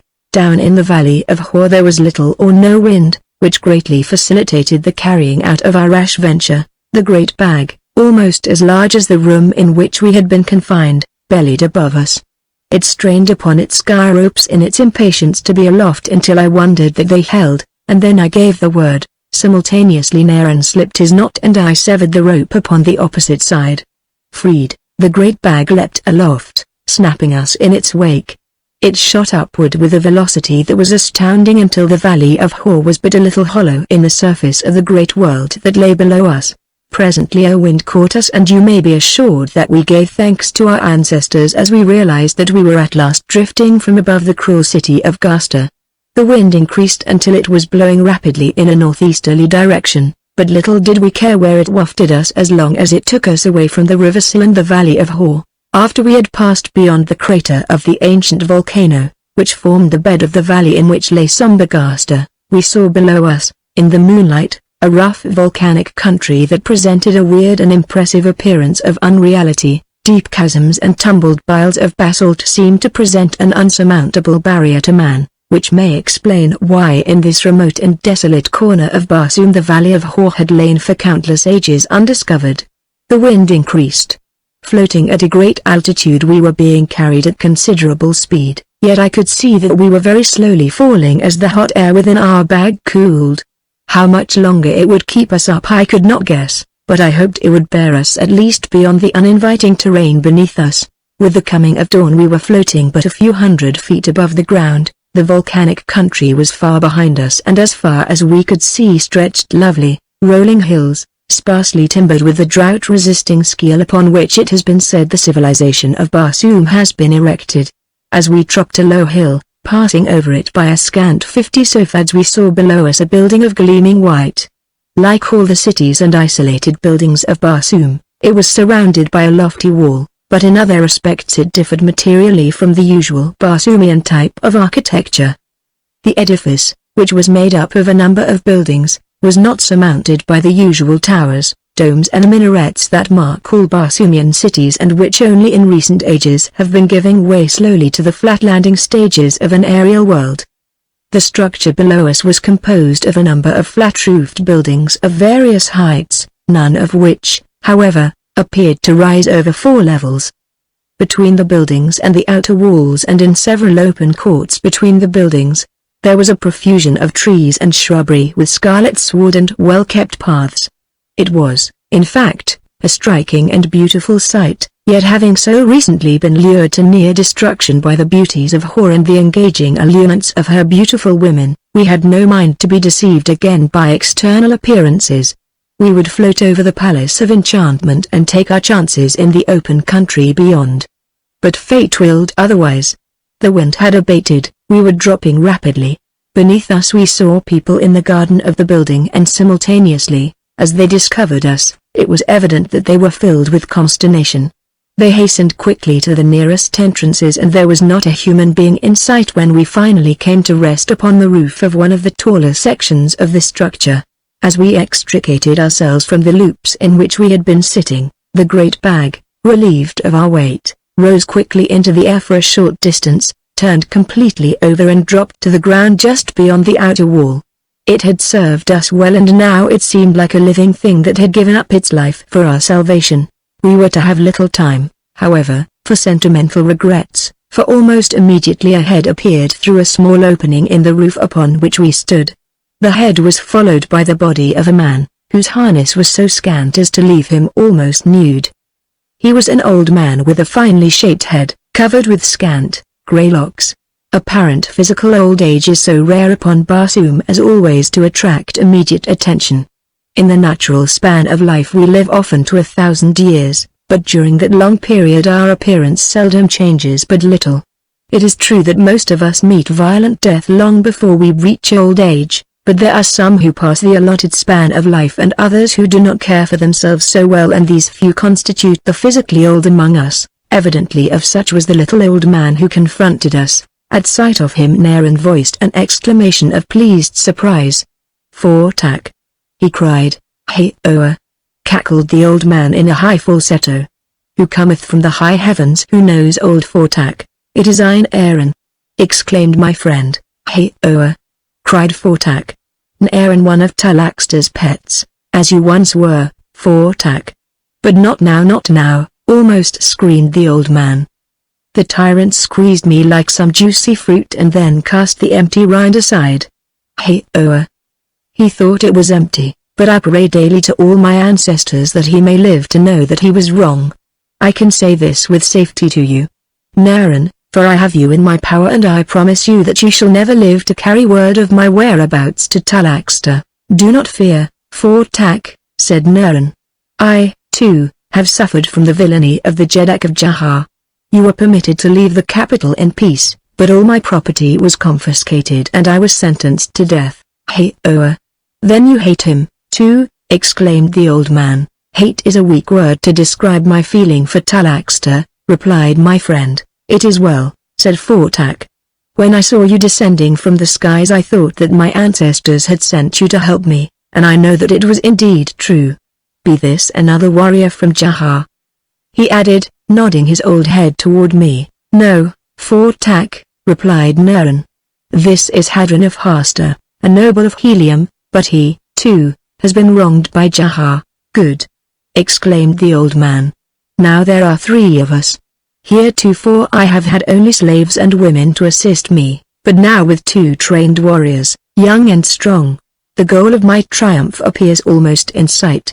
As the two men conversed, I had recalled that part of the story that Aaron had told me in the pits of Jannath, which related to Fortak and his invention of the rifle that projected the disintegrating rays which had proved so deadly against the patrol boat above Helium the night of Sanomatora's abduction. Strange, indeed, was fate that it should have brought me into the palace of the man who held the secret that might mean so much to Helium and to all Barsoom. Strange, too, and devious had been the path along which fate had led me, yet I knew that my ancestors were guiding me and that all must have been arranged to some good end. When Fortak had heard only a portion of our story, he insisted that we must be both fatigued and hungry and, like the good host that he proved to be, he conducted us down to the interior of his palace and, summoning slaves, ordered that we be bathed and fed and then permitted to retire until we were rested. We thanked him for his kindness and consideration, of which we were glad to avail ourselves. The days that followed were both interesting and profitable. Fortak, surrounded only by a few faithful slaves who had followed him into his exile, was delighted with our company and with the assistance which we could give him in his experiment, which, once assured of our loyalty, he explained to us in detail. He told us the story of his wanderings after he had left Jaha and of how he had stumbled upon this long deserted castle, whose builder and occupants had left no record other than their bones. He told us that when he discovered its skeletons had strewn the courtyard and in the main entrance were piled the bones of a score of warriors, attesting the fierce defense that the occupants had waged against some unknown enemy, while in many of the upper rooms he had found other skeletons, the skeletons of women and children. I believe, he said, that the place was beset by members of some savage horde of green warriors that left not a single survivor. The courts and gardens were overgrown with weeds and the interior of the building was filled with dust, but otherwise little damage had been done. I call it Jama, and here I am carrying on my life's work. And that? I asked. Revenge upon Talaxter, said the old man. I gave him the disintegrating ray, I gave him the insulating paint that protects his own ships and weapons from it, and now someday I shall give him something else, something that will be as revolutionary in the art of war as the disintegrating ray itself, something that will cast the fleet of Jaha broken wrecks upon the ground, something that will search out the palace of Talaxter and bury the tyrant beneath its ruins. We had not been long at Jama before both Naren and I became convinced that Fortak's mind was at least slightly deranged from long brooding over the wrongs inflicted upon him by Talaxter. Though naturally possessed of a kindly disposition, he was obsessed by a maniacal desire to wreak vengeance upon the tyrant with utter disregard of the consequences to himself and to others. Upon this single subject he was beyond the influence of reason, and having established to his own satisfaction that Naren and I were potential factors in the successful accomplishment of his design, he would fly into a perfect frenzy of rage whenever I broached the subject of our departure. Fretting as I was beneath the urge to push on to Jaha and the rescue of Sanomatora, I could bitterly brook this enforced delay, but Fortak was adamant he would not permit me to depart, and the absolute loyalty of his slaves made it possible for him to enforce his will. In our bearing he explained to them that we were guests, honored guests as long as we made no effort to depart without his permission, but should they discover us in an attempt to leave Jama surreptitiously, they were to destroy us. Naren and I discussed the matter at length. We had discovered that 4,000 hards of difficult and unfriendly country lay between us and Jaha. Being without a ship and without thoughts, there was little likelihood that we should be able to reach Jaha in time to be of service to Sanomatora, if we ever reached it at all, and so we agreed to bide our time, impressing Fortak with our willingness to aid him in the hope that eventually we should be able to enlist his aid and support. And so successful were we that within a short time we had so won the confidence of the old scientist that we began to entertain hope that he would take us into his innermost confidence and reveal the nature of the instrument of destruction which he was preparing for Talaxter. I must admit that I was principally interested in his invention because I was confident that in order to utilize it against Talaxter he must find some means of transporting it to Jaha, and in this I saw an opportunity for reaching the capital of the tyrant myself. We had been in Jama about 10 days, during which time Fortak exhibited signs of extreme nervousness and irritability. He kept us with him practically all of the time that he was not closeted in the innermost recesses of his secret laboratory. During the evening meal upon the 10th day Fortak seemed more distraught than ever. talking, as usual, interminably about his hatred of Talaxter. His countenance assumed an expression of maniacal fury. "But I am helpless," he almost screamed at last.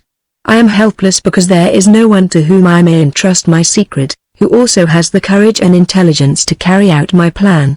I am too old, too weak to undergo the hardships that would mean nothing to young men like you, but which must be undergone if I am to fulfill my destiny as the savior of Jahar.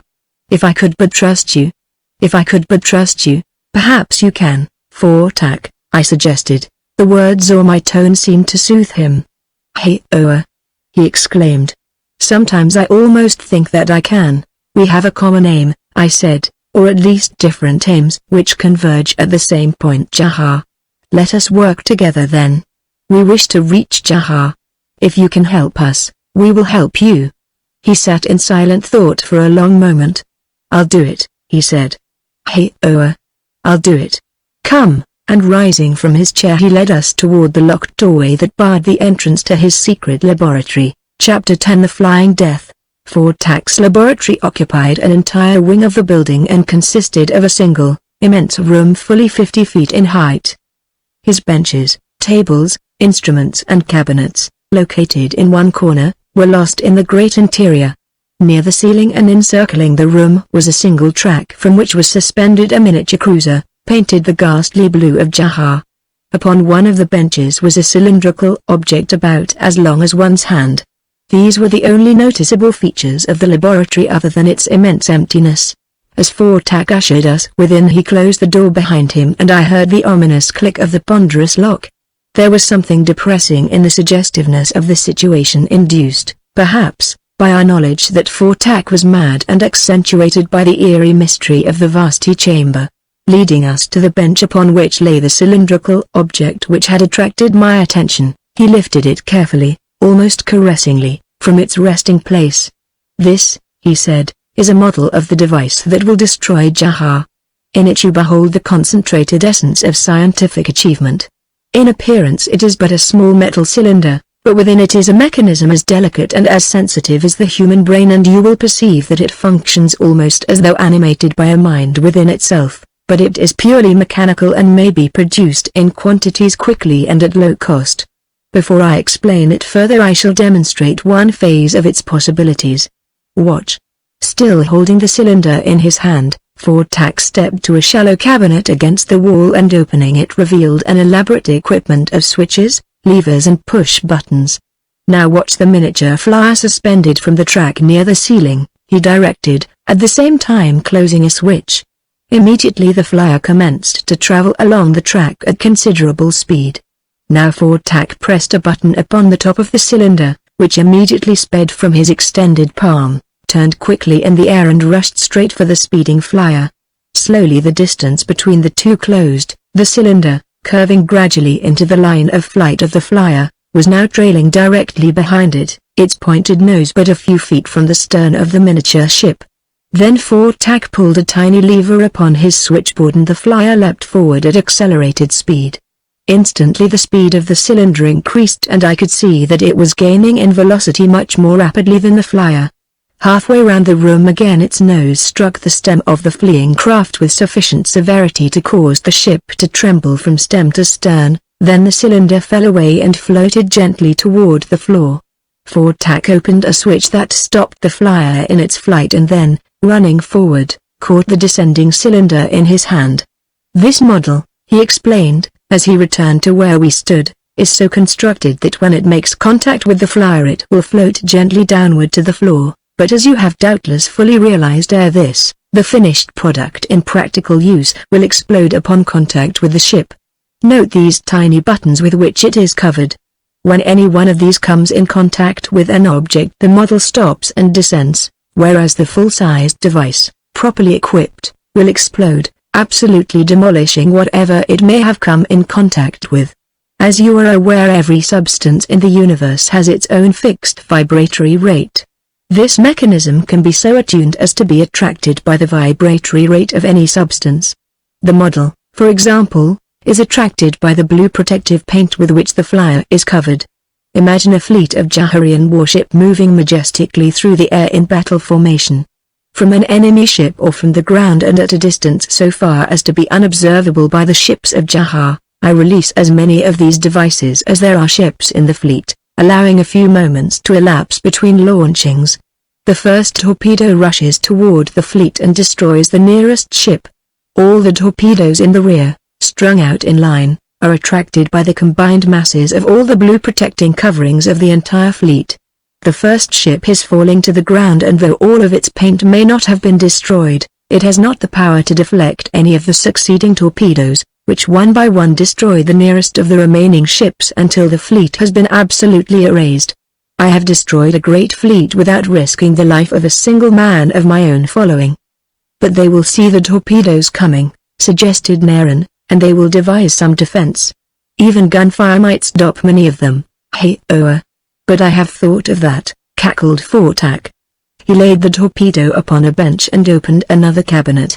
In this cabinet were a number of receptacles, some tightly sealed and others opened, revealing their contents, which appeared to be different colored paints. From a number of these receptacles protruded the handles of paint brushes. One such handle, however, appeared to hang in midair, a few inches above one of the shelves, while just beneath it was a section of the rim of a receptacle that also appeared to be resting upon nothing. Fortak placed his open hand directly beneath this floating rim, and when he removed his hand from the cabinet, the rim of the receptacle and the portion of the handle of the paintbrush, floating just above it, followed, hovering just over his extended fingers, which were cupped in the position that they might assume were they holding a glass jar, such as would ordinarily have belonged to a rim like that which I could see floating about an inch above his fingers. Going to the bench where he had laid the cylinder, Fortak went through the motions of setting a jar upon it, and, though there was no jar visible other than the floating rim, I distinctly heard a noise that was identical with the sound which the bottom of a glass jar would have made in coming in contact with the bench. I can assure you that I was greatly mystified, but still more so by the events immediately following. Fortak seized the handle of the paintbrush and made a pass a few inches above the metal torpedo. Instantly a portion of the torpedo, about an inch wide and 3 or 4 inches long, disappeared. Pass after pass he made until finally the whole surface of the torpedo had disappeared. Where it had rested the bench was empty. Fortak returned the handle of the paintbrush to its floating position just above the floating jar rim, and then he turned to us with an expression of childlike pride upon his face, as much to say, "Well, what do you think of that? Am I not wonderful?" And I was certainly forced to concede that it was wonderful and that I was entirely baffled and mystified by what I had seen. "There, Naren," exclaimed Fortak, "is the answer to your criticism of the Flying Death." "I do not understand," said Naren with a puzzled expression upon his face. "Hey, Oa!" cried Fortak. "Have you not seen me render the device invisible?" "But it is gone," said Naren. Fortak laughed his high cackling laugh. "It is still there," he said. "But you cannot see it. Here," and he took Naren's hand and guided it toward the spot where the device had been. I could see Naren's fingers apparently feeling over the surface of something several inches above the top of the table. "By my first ancestor, it is still there!" he exclaimed. "It is wonderful," I exclaimed. "You did not even touch it, you merely made passes above it with the handle of a paintbrush and it disappeared." "But I did touch it," insisted Fortak. "The brush was there, but you did not see it because it was covered by the substance which renders the Flying Death invisible. Notice this transparent glass receptacle in which I keep the compound of invisibility, and all that you can see of it is that part of the rim which, by chance, has not been coated with the compound." "Marvelous!" I exclaimed. "Even now, although I have witnessed it with my own eyes, I can scarce conceive of the possibility of such a miracle." "It is no miracle," said Fortak. "It is merely the application of scientific principles well known to me for hundreds of years. Nothing moves in straight lines. Light, vision, electromagnetic forces follow lines that curve. The compound of invisibility merely bows outward the reflected light, which, entering our eyes and impinging upon our optic nerves, results in the phenomenon which we call vision, so that they pass around any object which is coated with the compound. When I first started to apply the compound to the Flying Death, your line of vision was deflected around the small portions so coated, but when I coated the entire surface of the torpedo, The curve of your vision passed completely around it on both sides so that you could plainly see the bench upon which it was resting precisely as through the device have not been there. I was astounded at the apparent simplicity of the explanation, and, naturally, being a soldier, I saw the tremendous advantage that the possession of these two scientific secrets would impart to the nation which controlled them. For the safety, yes, for the very existence of helium, I must possess them, and if that were impossible, then Fortak must be destroyed before the secret of this infernal power could be passed on to any other nation. Perhaps I could so ingratiate myself with old Fortak as to be able to persuade him to turn these secrets over to Helium in return for Helium's assistance in the work of wreaking his vengeance upon Talaxter. Fortak, I said, you hold here within your grasp two secrets which in the hands of a kindly and beneficent power would bring eternal peace to Barsoom. Hey Oa! He cried. I do not want peace. I want war. War. War. Very well, I agreed, realizing that my suggestion had not been in line with the mad processes of his crazed brain. Let us have war then, and what country upon Barsoom is better equipped to wage war than Helium? If you want war, form an alliance with Helium. I do not need Helium, he cried. I do not need to form alliances. I shall make war alone. With the invisible flying death I can destroy whole navies, whole cities, entire nations. I shall start with Jahar. Talaxter shall be the first to feel the weight of my devastating powers. When the fleet of Jahar has tumbled upon the roofs of Jahar and the walls of Jahar have fallen about the ears of Talaxter, then shall I destroy Jnoth. Helium shall know me next. Proud and mighty Helium shall tremble and bow at the feet of Fortak. I shall be Jedak of Jedaks, ruler of a world. As he spoke his voice rose to a piercing shriek and he trembled in the grip of the frenzy that held him. He must be destroyed, not alone for the sake of Helium, but for the sake of all Barsoom. This mad mind must be removed if I found that it was impossible to direct or cajole it to my own ends. I determined, however, to omit no sacrifice that might tend to bring about a satisfactory conclusion to this strange adventure. I knew that mad minds were sometimes fickle minds, and I hoped that in a moment of insane caprice Fortak might reveal to me the secret of the flying death and the compound of invisibility. This hope was his temporary reprieve from death, its fulfillment would be his pardon, but I knew that I must work warily, that at the slightest suggestion of duplicity, Fortak's suspicions would be aroused and that I should then be the one to be destroyed. I tossed long upon my sleeping silks and furs that night in troubled thought and planning. I felt that I must possess these secrets, yet how? That they existed within his brain alone, I knew, for he had told me that there were no written formulas, or plans or specifications for either of them. Somehow I must wheedle them out of him, and the best way to start was to ingratiate myself with him. To this end I must further his plans insofar as I possibly could.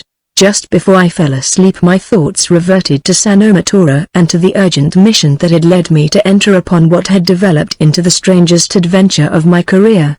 I felt a twinge of self-reproach as I suddenly realized that Sanomatora had not been uppermost in my mind while I had lain there making plans for the future, but now with recollection of her a plan was suggested whereby I might not only succor her but also advance myself in the good graces of Fortak at the same time, and, thus relieved, I fell asleep. It was late the following morning before I had an opportunity to speak with the old inventor when I immediately broached the subject that was uppermost in my mind. Fortak, I said, you are handicapped by lack of knowledge of conditions existing in Jahar and the size and location of the fleet. Naran and I will go to Jahar for you and obtain the information that you must have if your plans are to be successful. In this way, Naran and I will also be striking a blow at Talaxter while we will be in a position to attend to those matters which require our presence in Jahar. But how will you get to Jahar? Demanded Fortak. Could not you let us take a flyer? I asked. I have none, replied Fortak. I know nothing about them. I am not interested in them. I could not even build one. To say that I was both surprised and shocked would be putting it mildly. But if I had previously entertained any doubts that Fortak's brain was abnormally developed, it would have vanished with his admission that he knew nothing about flyers, for it seemed to me that there was scarcely a man, woman or child in any of the flying nations of Barsoom but could have constructed some sort of a flyer. But how without flyers did you expect to transport the Flying Death to the vicinity of the Jaharian fleet? How did you expect to demolish the palace of Talaxter, or reduce the city of Jahar to ruins? Now that you and Naran are here to help me, I can set my slaves to work under you and easily turn out a dozen torpedoes a day. As these are completed they will immediately be launched and eventually they will find their way to Jahar and the fleet. Of that there is no doubt. Even if it takes a year they will eventually find their prey, if nothing chances to get in their way, I suggested. But even so, what pleasure will you derive from your revenge if you are unable to witness any part of it? Hey, Oa. I have thought of that, replied Fortak, but one may not have everything. You may have that, I told him. And how? He demanded. By taking your torpedoes aboard a ship and flying to Jahar, I replied. No, he exclaimed stubbornly. I shall do it my own way. What right have you to interfere with my plans? I merely want to help you, I said, attempting to mollify him by a conciliatory tone and attitude. And there is another thought, said Naran, that suggests that it might be expedient to follow Hadron's plans. You are both against me, said Fortak. By no means, Naran assured him. It is our keen desire to aid you that prompts the suggestion. Well, what is yours then? Asked the old man. Your plan contemplates the destruction of the navies of Janath and Helium following the fall of Jahar, exclaimed Naran. This, at least in respect to the navy of Helium, you cannot possibly hope to accomplish at so great a distance and without any knowledge of the number of ships to be destroyed, nor will your torpedoes be similarly attracted to them as they are to the ships of Jahar because the ships of these other nations are not protected by the blue paint of Jahar. It will, therefore, be necessary for you to proceed to the vicinity of Janath and later to Helium, and for your own protection you will use the blue paint of Jahar upon your ship, for you may never be certain unless you are on the ground at the time that you have destroyed all of the navy of Jahar, or all of their disintegrating ray rifles. That is true, said Fortak thoughtfully. And furthermore, continued Naran, if you dispatch more than the necessary number of torpedoes, those that remain at large will certainly be attracted by the blue paint of your own ship and you will be destroyed by your own devices. You ruin all my plans, screamed Fortak. Why did you think of this? If I had not thought of it you would have been destroyed, Naran reminded him. Well, what am I to do about it? I have no ship. I cannot build a ship. We can get you one, I said. How? The conversation between Naran and Fortak had suggested a plan to me and this I now explained roughly to them. Naran was enthusiastic over the idea, but Fortak was not particularly keen for it. I could not understand the grounds for his objection, nor, as a matter of fact, did they interest me greatly since he finally admitted that he would be compelled to act in accordance with my suggestion. Immediately adjacent to Fortak's laboratory was a well-equipped machine shop and here Naran and I labored for weeks utilizing the services of a dozen slaves until we had succeeded in constructing what I am sure was the most remarkable-looking airship that it had ever fallen to my lot to behold. Briefly, it was a cylinder pointed at each end and closely resembled the model of the Flying Death. Within the outer shell was another smaller cylinder. Between the walls of these two we placed the buoyancy tanks. The tanks and the sides of the two envelopes were pierced by observation ports along each side of the ship and at the bow and stern. These ports could be completely covered by shutters hinged upon the outside, but operated from within. There were two hatchways in the keel and two above which led to a narrow walkway along the top of the cylinder. In turrets, forward and aft were mounted two disintegrating ray rifles. Above the controls was a periscope that transmitted an image of all that came within its range to a ground glass plate in front of the pilot. The entire outside of the ship was first painted the ghastly blue that would protect it from the disintegrating ray rifles of Jahar, while over this was spread a coating of the compound of invisibility. The shutters that covered the ports being similarly coated, the ship could attain practically total invisibility by closing them, the only point remaining visible being the tiny eye of the periscope. Not possessing sufficient technical knowledge to enable me to build one of the new type motors, I had to content myself with one of the old types of much less efficiency. At last the work was done. We had a ship that would accommodate four with ease, and it was uncanny to realize this fact and yet, at the same time, be unable to see anything but the tiny eyes of the periscope when the covers were lowered over the ports, and even the eye of the periscope was invisible unless it was turned in the direction of the observer. As the work neared completion, I had noticed that Fortak's manner became more marked by nervousness and irritability. He found fault with everything, and on several occasions he almost stopped the work upon the ship. Now, at last, we were ready to sail. The ship was stocked with ammunition, water and provisions, and at the last minute I installed a destination control compass for which I was afterward to be devoutly thankful. When I suggested immediate departure, however, Fortak demurred, but it would give me no reason for his objection. Presently, however, I lost patience and told the old man that we were going anyway whether he liked it or not. He did not fly into a rage as I had expected, but laughed instead, and there was something in the laugh that seemed more terrible than anger. "You think I am a fool," he said, "and that I will let you go and carry my secrets to Talaxter, but you are mistaken." "So are you," I snapped. "You're mistaken in thinking that we would betray you, and you are also mistaken in thinking that you can prevent our departure." "Hey, Oa," he cackled. "I do not need to prevent your departure, but I can prevent your arrival at Jahar or elsewhere. I have not been idle while you worked upon this ship. I have constructed a full-size flying death. It is attuned to search out this ship. If you depart against my wishes, it will follow and destroy you." "Hey, Oa. What do you think of that?"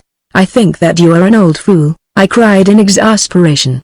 "You have the opportunity to enlist the loyal aid of two honorable warriors, and yet you choose to turn them into enemies. Enemies who cannot harm me," he reminded me. "I hold your lives in the hollow of my hand. Well, have you concealed your thoughts from me, but not quite well enough? I have read enough of them to know that you think me mad, and I have also received the impression that you would stop at nothing to prevent me from using my power against Helium. I have no doubt but that you will help me against Jahar, and against Janath, too, perhaps, but Helium, the mightiest and proudest empire of Barsoom, is my real goal. Helium shall proclaim me Jeddak of Jeddaks if I have to wreck a world to accomplish my design. Then all our work has been for nothing?" I demanded. "We are not going to use the ship we have constructed." "We may use it," he said, "but under my terms." "And what are they?" I asked. "You may go alone to Jahar, but I shall keep an Aaron here as hostage. If you betray me, he dies." There was no moving him, no amount of argument could alter his determination. I tried to convince him that one man could accomplish little, that, in fact, he might not be able to accomplish anything, but he was adamant I should go alone or not at all. Chapter 11. Let the fire be hot. As I rose that night into the starlit splendor of a Barsoomian night, the white castle of Fortak lay a lovely gem below me, bathed in the soft light of Theria. I was alone, and remained behind the hostage of the mad scientist. Because of him I must return to Jama. Aaron had exacted no promise from me, but he knew that I would return. 2,500 hards to the east lay Jahar and Sanoma Tora. 1,500 hards to the southwest were Chnath and Tavia. I turned the nose of my flyer toward the goal of duty, toward the woman I loved, and, with throttle wide, my invisible craft sped toward distant Jahar, but my thoughts I could not control. Despite my every effort to keep them concentrated upon the purpose of my adventure, they persisted in wandering to a prison tower, to a tousled head of refractory hair, to a rounded shoulder that had once pressed mine.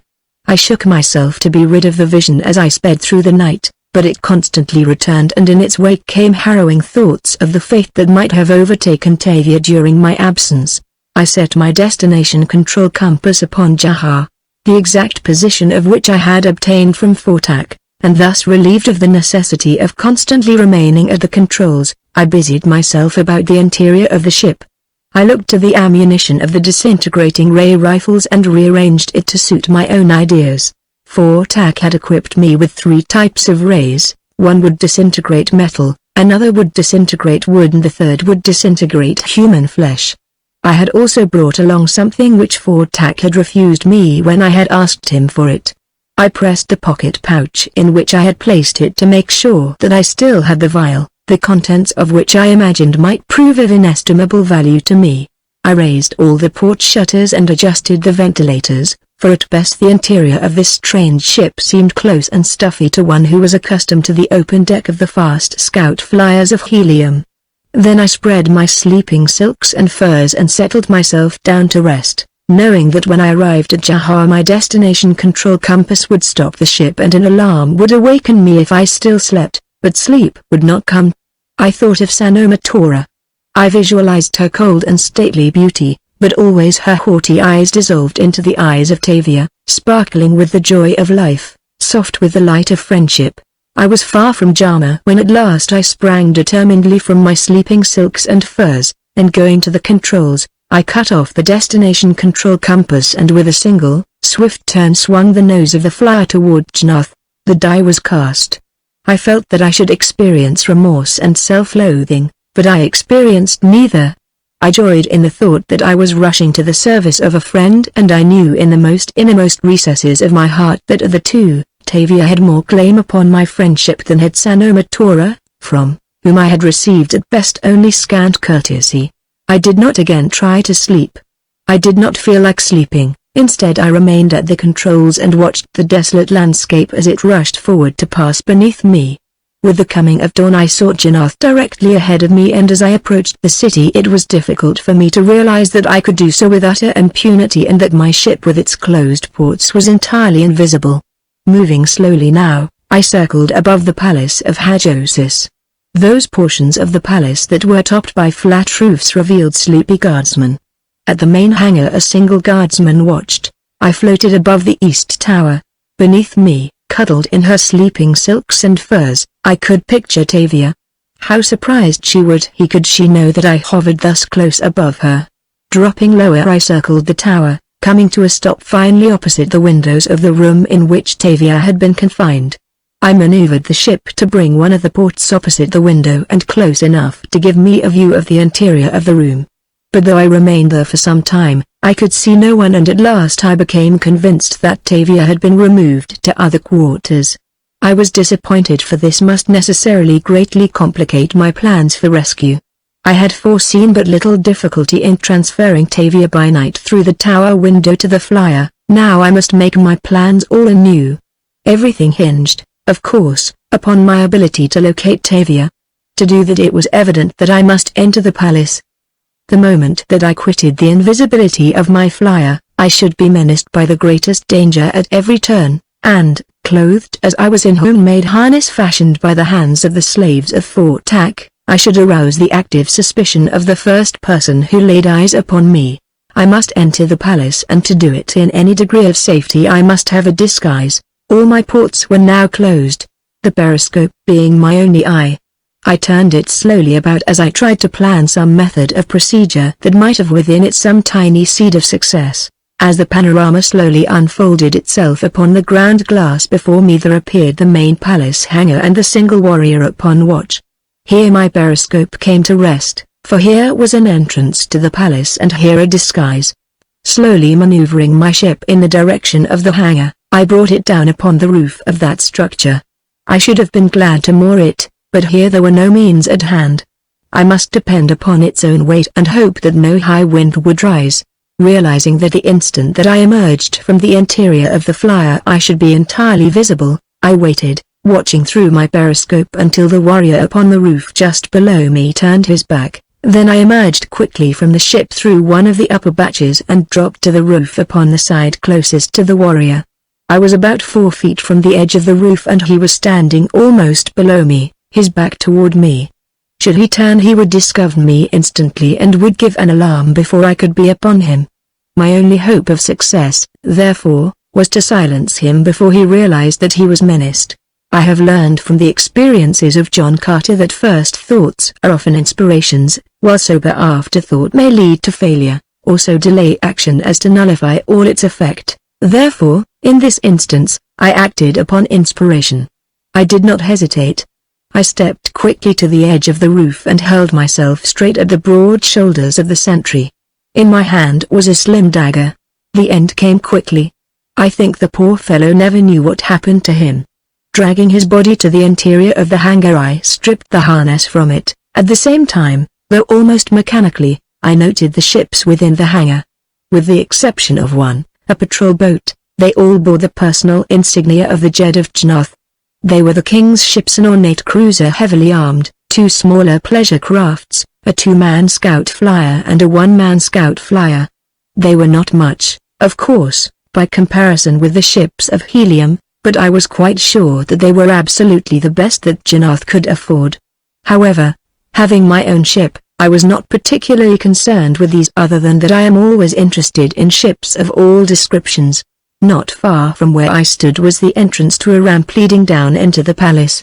Realizing that only through boldness might I succeed, I walked directly to the ramp and entered it. As I rounded the first turn, I was appalled to see that the ramp passed directly through a guard room. Upon the floor fully a score of warriors were stretched upon their sleeping silks and furs. I did not dare to pause. I must keep on. Perhaps I could pass them without arousing their curiosity. I had had but a brief glimpse of the room before I entered it, and in that glimpse I had seen only men apparently wrapped in sleep, and an instant later, as I emerged into the room itself, I saw that it contained only those whom I had first seen. No one within it was awake, but I heard voices in an adjoining room. Hurrying quickly across the apartment, I entered the ramp upon the opposite side. I think my heart had stood still as I strode silently across that room among those sleeping men, for had a single one of them awakened he would have inevitably known that I was no fellow member of the guard.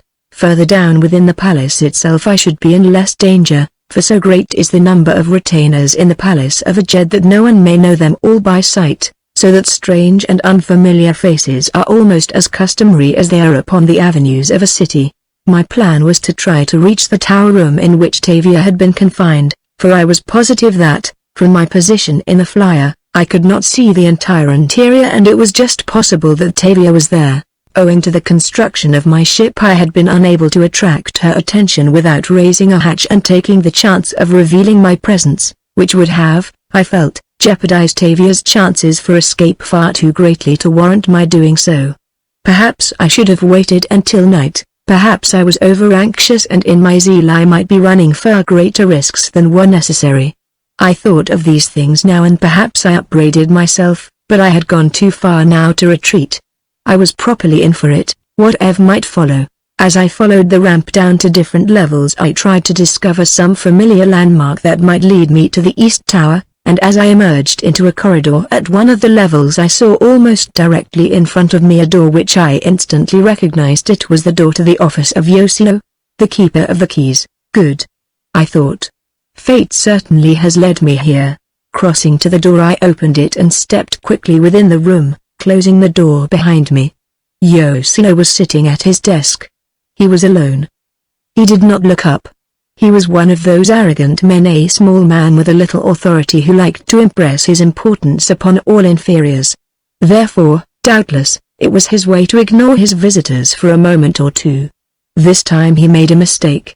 After quietly locking the door behind me I crossed to the door at the opposite end of the room and bolted it, too. It was then that, doubtless compelled by curiosity, Yoshino looked up.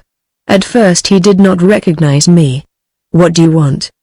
he demanded gruffly. "You, Yoshino," I said. He looked at me steadily for a moment with growing astonishment, then with his eyes wide he leapt to his feet.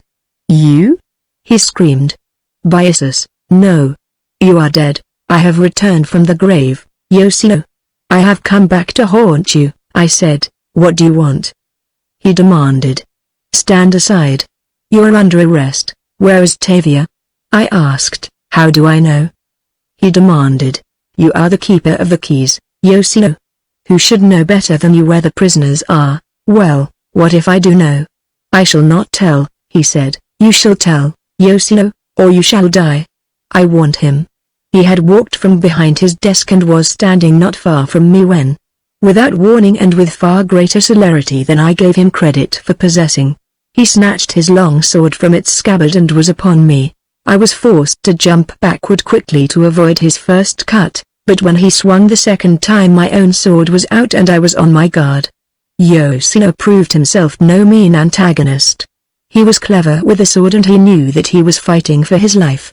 I wondered at first why he did not call for help, and then I came to the conclusion that it was because there were no warriors in the adjoining room, as they had been upon my previous visit to Yoshino's quarters. We fought in silence, only the din of metal upon metal reflecting the deadliness of the combat.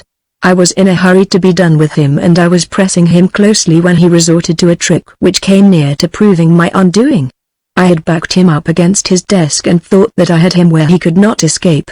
I could not see his left hand behind him, nor the heavy vase for which it was groping, but an instant later I saw the thing flying straight at my head, and I also saw the opening which Yoshino made in the instant that he cast the missile, for so occupied was he with his aim that he let his point drop. Stooping beneath the vase, I sprang into close quarters, driving my sword through the heart of Yoshino. As I wiped the blood from my blade upon the hair of my victim, I could not repress a feeling of elation that it had been my hand that had cut down the seducer of Fao and in some measure avenged the honor of my friend, Naren. Now, however, was no time for meditation. I heard footsteps approaching in the corridor without, and hastily seizing the harness of the corpse, I dragged it toward the panel which hid the entrance to the secret corridor that led to the room in the east tower, that familiar corridor where I had passed happy moments alone with Tavia. With more haste than reverence, I dumped the corpse of Yoshino into the dark interior, and then, closing the panel after me, I groped my way through the darkness toward the tower room, my heart high with the hope that I might find Tavia still there. As I approached the panel at the tower end of the corridor, I could feel my heart beating rapidly, a sensation to which I was unaccustomed and which I could not explain. I was positive that I was in excellent physical condition, and, while it is not at all unusual that surprise or imminent danger causes the heart of some men to palpitate, even though they may be endowed with exceptional courage, yet, for my part, I had never experienced such a sensation, and I must admit that I was deeply mystified. The anticipation of seeing Tavia again soon caused me to forget the unpleasant sensation, and as I stopped behind the panel my whole mind was occupied with pleasurable consideration of what I hoped awaited me beyond the longed-for reunion with this best of friends. I was upon the point of springing the catch and opening the panel when my attention was attracted by voices from the room beyond.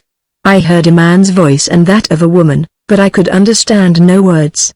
Cautiously, I opened the panel sufficiently to permit me to view the interior of the apartment. The scene that met my gaze sent the hot fighting blood surging through my frame. In the center of the room a young warrior in rich trappings had Tavia in his grasp and was dragging her across the room toward the doorway. Tavia struggled, striking at him. "Don't be a fool," snarled the man. "Hajosis has given you to me.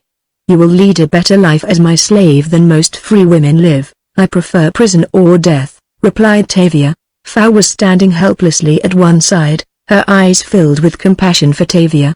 It was obvious that she could do nothing to defend her friend, for the trappings of the warrior proclaimed him of high rank, but just what that rank was I did not discern at the time, for I was not interested. In a bound I was in the center of the room, and seizing the warrior roughly by the shoulder, I hurled him backward so heavily that he fell sprawling to the floor. I heard gasps of astonishment from both Fao and Tavia, and my name breathed in the soft accents of the latter. As I drew my sword the warrior scrambled to his feet, but did not draw. "Fool! Idiot! Knave!" he shrieked. "Do you not realize what you have done? Do you not know who I am? In a moment it will be who you were," I told him in a low voice. "On guard." "No," he cried, backing away. "You wear the harness and the metal of a warrior of the guard. You cannot dare draw your sword against the son of Hajosis. Back, fellow, I'm Prince Hajalt. I could pray to Isis that you might be Hajosis himself," I replied, "but at least there will be some recompense in the knowledge that I have destroyed his spawn. On guard, you fool, unless you wish to die like a Sarak." He was still backing away, and now he looked about him with every evidence of terror written upon his weak countenance. He espied the panel door that I had inadvertently left open, and before I could prevent he had darted through and closed it behind him. I leapt in pursuit, but the lock had clicked and I did not know where to find the mechanism to release it. "Quick, Fao!" I cried. "You know the secret of the panel. Open it for me. We must not permit this fellow to escape, or he will sound the alarm and we shall all be lost." Fao ran quickly to my side and placed her thumb upon a button cleverly hidden in the ornate carving of the wood paneling that covered the wall. I waited in breathless expectancy, but the panel did not open. Fao pushed frantically again and again, and then she turned to me with a gesture of helplessness and defeat. "He has tampered with the lock upon the other side," she said. He is a clever rogue and he would have thought of that. We must follow, I said, and raising my long sword I struck the panel a heavy blow that would have shattered much thicker planking, but I only made a scratch upon it, tearing away a little piece scarce thicker than the fingernail, but the scar that I had made revealed the harrowing truth. The panel was constructed of Ferrandis, the hardest and the lightest metal known to Barsoomians. I turned away. It is useless, I said, to attempt to pierce Ferrandis with cold steel. Tavia had crossed to us and was standing in silence, looking up into my face. Her eyes were bathed with unshed tears and I saw her lips tremble. Hadron, she breathed. You have come back from the dead. Oh, why did you come? For this time they will make no mistake. You know why I came, Tavia, I told her. Tell me, she said, very soft and low. For friendship, Tavia, I replied, for the best friend that a man ever had. At first she seemed surprised and then an odd little smile curved her lips. I would rather have the friendship of Hadron of Harster, she said, than any other gift the world might give me. It was a nice thing for her to say and I certainly appreciated it, but I did not understand that little smile. However, I had no time then in which to solve riddles. The problem of our safety was the all-important question, and then it was that I thought of the vial in my pocket pouch. I looked quickly about the room. In one corner I espied a pile of sleeping silks and furs, something that might answer my purpose. The contents of the vial might yet give us all freedom if I had but time enough. I ran quickly across the room and searched rapidly until I had found 3 pieces of fabric that were at least best suited to my purpose than any of the others. I opened my pocket pouch to withdraw the vial and at the same instant I heard the pounding of running feet and the clank and clatter of arms. Too late. They were already at the door. I closed my pocket pouch and waited. At first it was in my mind to take them on in combat as they entered, but I put that idea aside as worse than useless, since it could result in nothing but my death, whereas time might conjure an opportunity to use the contents of the vial. The door swung open, fully 50 warriors were revealed in the corridor without. A Padwar of the guard entered followed by his men. Surrender, he commanded. I have not drawn, I replied. Come and take it. You admit that you are the warrior who attacked the prince, Hajalt? He demanded. I do, I replied. What have these women to do with it? Nothing. I do not know them. I followed Hajalt here because I thought that it would give me the opportunity that I have long sought to kill him. Why did you want to kill him? Demanded the Padwar. What grievance have you against the prince? None, I replied.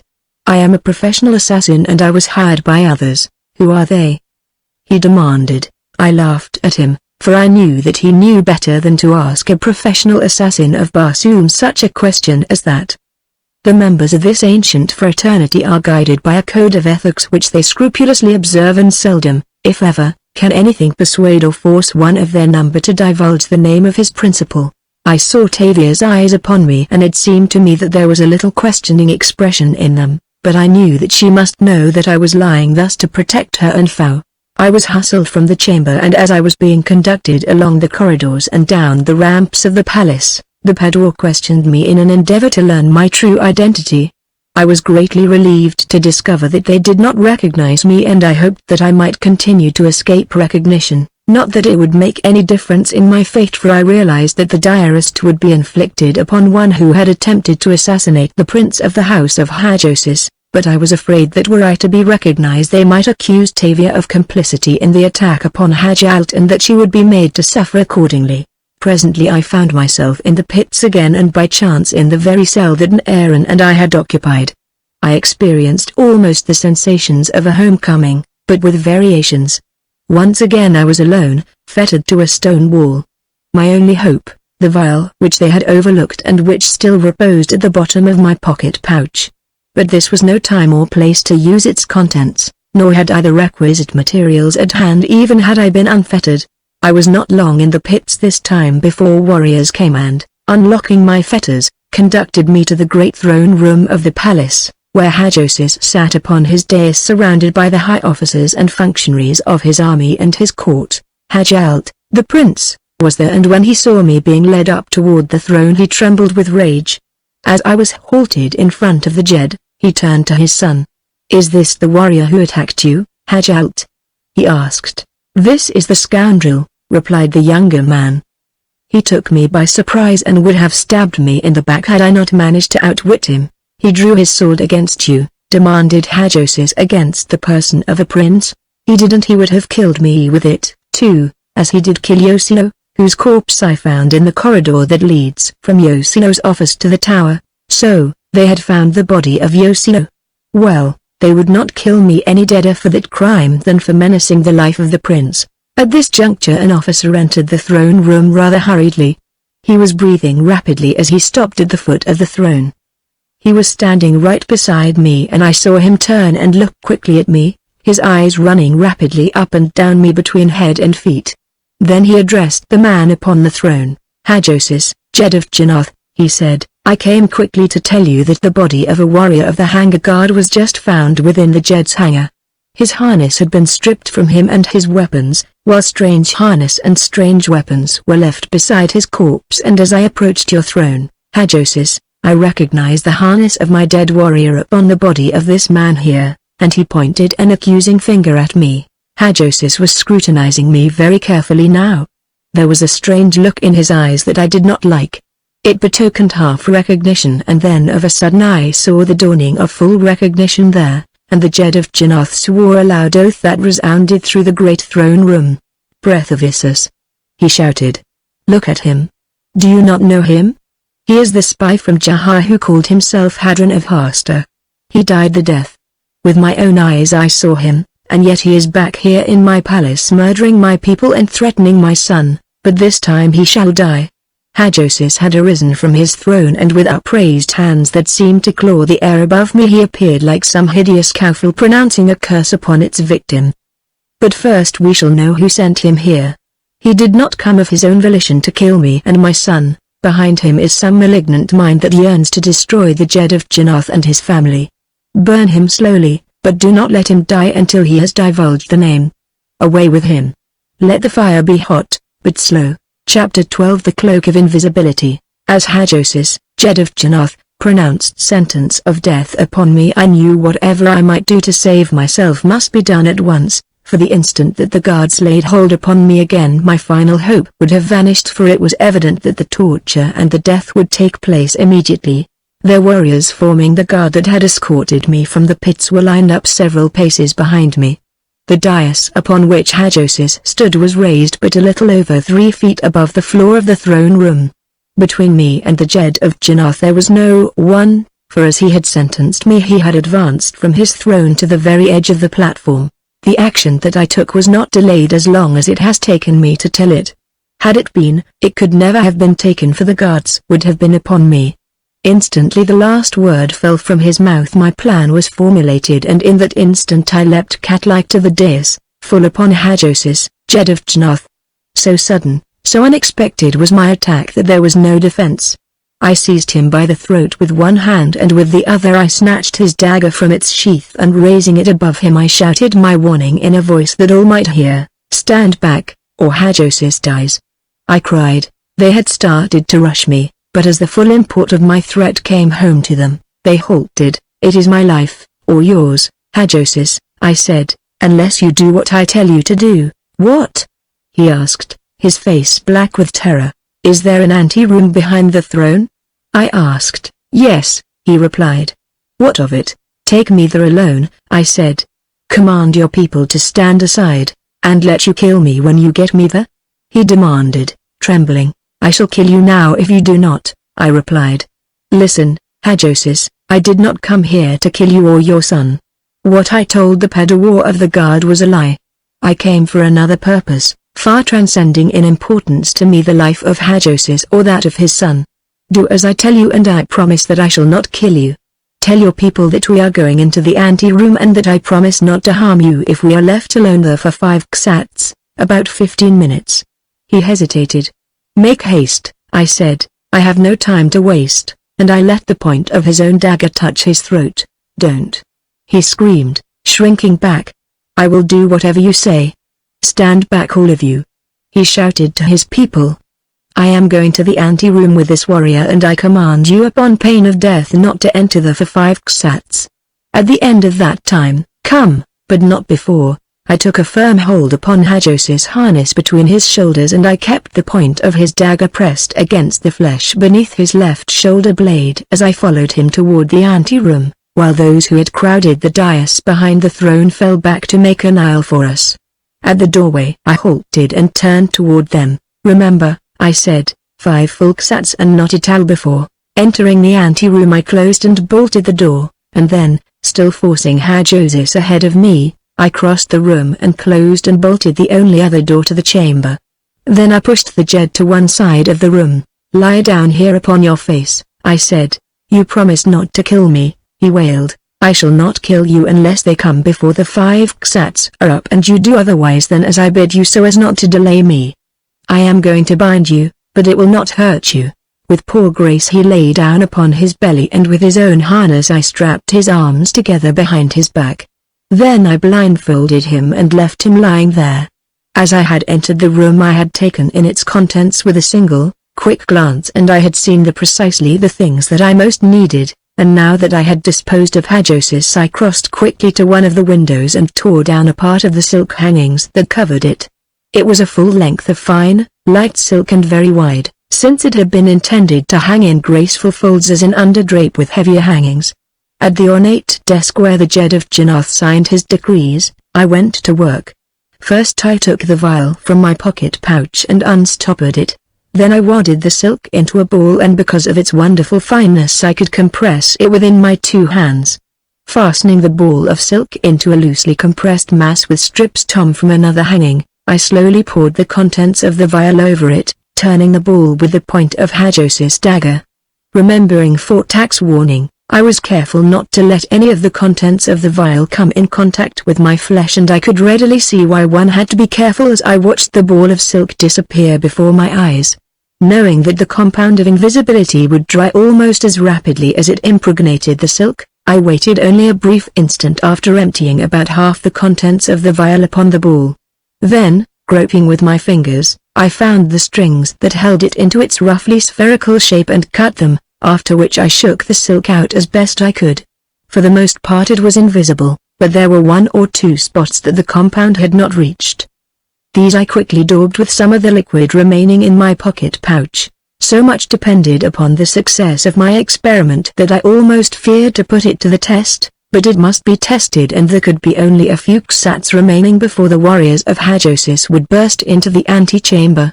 By feel alone I draped the silk over my head so that it fell all about me. Through its thin and delicate meshes I could see objects at close range quite well enough to make my way about. I crossed to Hajosis and took the blind from his eyes, at the same time stepping quickly back. He looked hurriedly and affrightedly about him. "Who did that?" he demanded, and then half to himself, "He is gone." For a moment he was silent, rolling his eyes about in all directions, searching every nook and corner of the apartment. Then an expression that was part hope and part relief came to his eyes. "Quick!" he shouted in a loud voice. "The guard! He has escaped." I breathed a sigh of relief. If Hajosis could not see me, no one could. My plan had succeeded. I dared not return to the throne room and make my escape that way along corridors with which I was familiar, for I could already hear the rush of feet toward the anteroom door and I was well aware that, although they could not see me, they could feel me and that unquestionably in the rush my mantle of invisibility, or at least a portion of it, would be torn from me, which would indubitably spell my doom. I ran quickly to the other doorway and unbolted it, and as I opened it I looked back at Hajosis. His eyes were upon the doorway and they were wide with incredulity and horror. For an instant I did not realize the cause and looked quickly behind me to see if I could see what had caused Hajosis' fright, and then it dawned upon me and I smiled.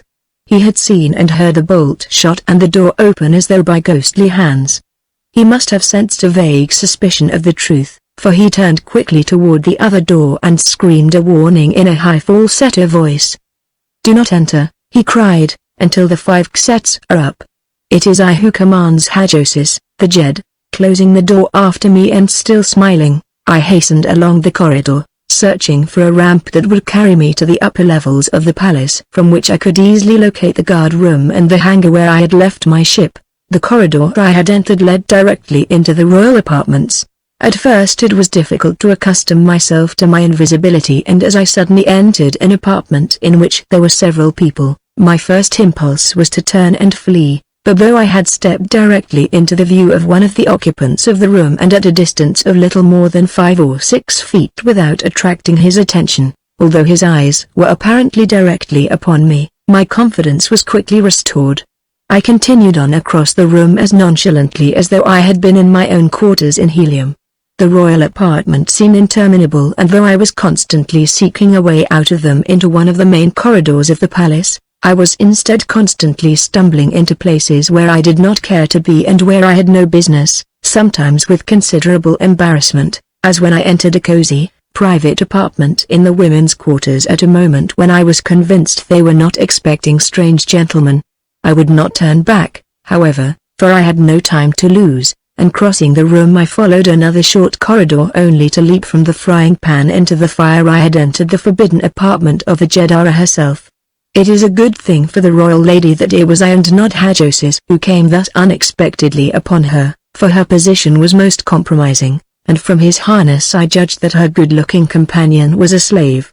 In disgust I retreated, for there was no other exit from the apartment, and presently I stumbled, entirely by accident, upon one of the main corridors of the palace, a busy corridor filled with slaves, warriors and courtiers, with men, women and children passing to and fro upon whatever business called them, or perhaps seated upon the carved benches that lined the walls.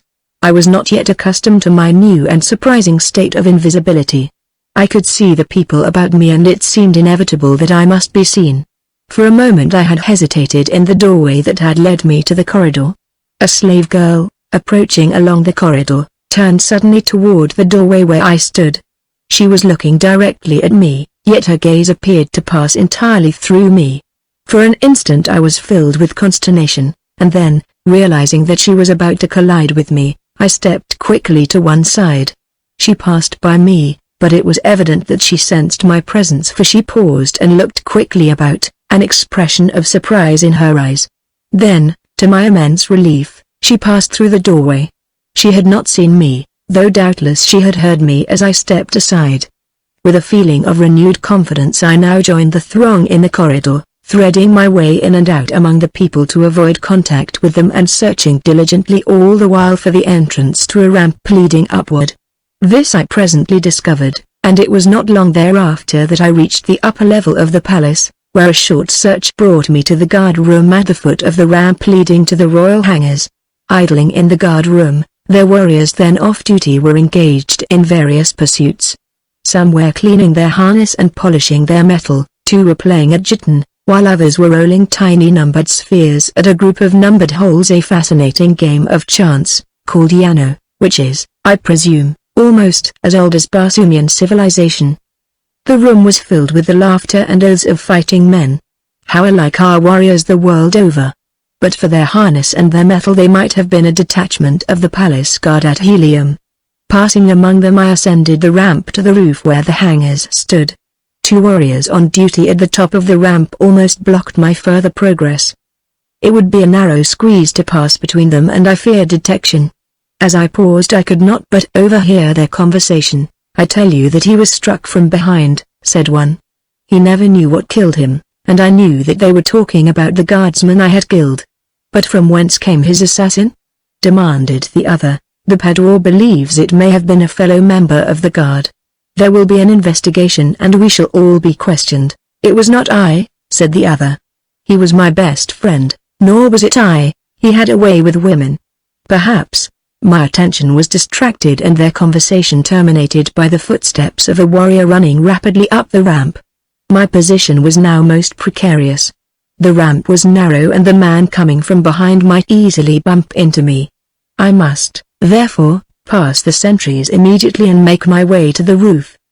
There was just sufficient room between the warrior at my left and the sidewall of the ramp for me to pass through, if he did not step back, and with all the stealth that I could summon I edged myself slowly behind him, and you may rest assured that I breathed a sigh of relief when I had passed him. Their warrior ascending the ramp had now reached the 2 men. "The assassin of the hangar sentry has been discovered," he said. "He is none other than the spy from Jahar who called himself Hadron of Hasta and who, with the other spy, Naren, was sentenced to die the death. Through some miracle he escaped and has returned to the palace of Hajosis. Besides the hangar sentry, he has slain Yoshino, but he was captured after attacking the prince, Hajalt. Again he has escaped and he is now at large in the palace. The Pador of the guard has sent me to direct you to AW watchfulness. Great will be the reward of him who captures Hadron of Hasta, dead or alive. By my metal, I'd like to see him try to escape this way, said one of the sentries. He'll never come here by daylight. I smiled as I walked quickly toward the hangar. To reach the roof without disarranging my robe of invisibility was difficult, but I finally accomplished it. Before me lay the empty roof. No ship was in sight, but I smiled again to myself, knowing well that it was there. I looked about for the eye of the periscope that would reveal the craft's presence to me, but it was not visible. However, that did not concern me greatly since I realized that it might be turned in the opposite direction. It was only necessary for me to walk where I had left the ship, and this I did, feeling ahead of me with extended hands. I crossed the roof from one side to the other, but found no ship. That I was perplexed goes without saying. I most certainly knew where I had left the ship, but it no longer was there. Perhaps a wind has moved it slightly, and with this thought in mind I searched another section of the roof, but with equal disappointment. By now I was truly apprehensive, and thereupon I set about a systematic search of the roof until I had covered every square foot of it and was convinced beyond doubt that the worst of disasters had befallen me. My ship was gone, but where? Indeed, the compound of invisibility had its drawbacks. My ship might be and probably was at no great distance from me, yet I could not see it. A gentle wind was blowing from the southwest. If my ship had risen from the roof, it would drift in a northeasterly direction, but though I strained my eyes toward that point of the compass I could discern nothing of the tiny eye of the periscope. I must admit that for a moment I was well nigh discouraged. It seemed that always when success was about within my grasp some malign fate snatched it from me, but presently I shook this weak despondency from me and with squared shoulders faced the future and whatever it might bring. For a few moments I considered my position in all its aspects and sought to discover the best solution of my problem. I must rescue Tavia, but I felt that it would be useless to attempt to do so without a ship, therefore I must have a ship, and I knew that ships were just beneath me in the royal hangars. At night these hangars would be closed and locked and watched over by sentries in the bargain. If I would have a ship I must take it now and depend upon the swiftness and boldness of my act for its success. Royal flyers are usually fast flyers, and if the ships of Hajosis were no exception to this general Barsumian rule, I might hope to outdistance pursuit could I but pass the hangar sentry. Of one thing I was certain, I could not accomplish that by remaining upon the roof of the hangar, and so I cautiously descended, choosing a moment when the attention of the sentries was directed elsewhere, for there was always danger that my robe might blow aside, revealing my limbs. Once on the roof again I slipped quickly into the hangar and inspecting the ships I selected one that I was sure would carry forward case, and which, from its lines, gave token of considerable speed. Clambering to the deck I took my place at the controls. Very gradually I elevated the ship about a foot from the floor, then I opened the throttle wide. Directly ahead of me, through the open doorways of the hangar, the sentries were standing upon the opposite side of the room. As the ship leapt into the sunlight they voiced simultaneously a cry of surprise and alarm. Like brave warriors they sprang forward with drawn long swords, and I could see that they were going to try to board me before I could gain altitude, but presently one of them halted wide-eyed and stood aside. "Blood of our first ancestors!" he cried. "There is no one at the controls." The second man had evidently discovered this simultaneously, for he, too, shrank aside, and with whirling propeller I shot upward from the royal hangar of the Jed of Jnoth. But only for an instant were the two sentries overwhelmed by astonishment. Immediately I heard the shriek of sirens and the clang of great gongs, and then, glancing behind, I saw that already they had launched a flyer in pursuit. It was a two-man flyer, and almost immediately I realized that it was far swifter than the one I had chosen, and then to make matters even worse for me I saw patrol boats arising from hangars located elsewhere upon the palace roof. That they all saw my ship and were converging upon it was evident. Escape seemed impossible. Each way I turned a patrol boat was approaching, Already I had been driven into an ascending spiral, my eyes constantly alert for any avenue of escape that might open to me. How hopeless it looked. My ship was too slow, my pursuers too many. It would not be long now, I thought, and at that very instant I saw something off my port bow at a little greater altitude that gave me one of the greatest thrills I had ever experienced in my life.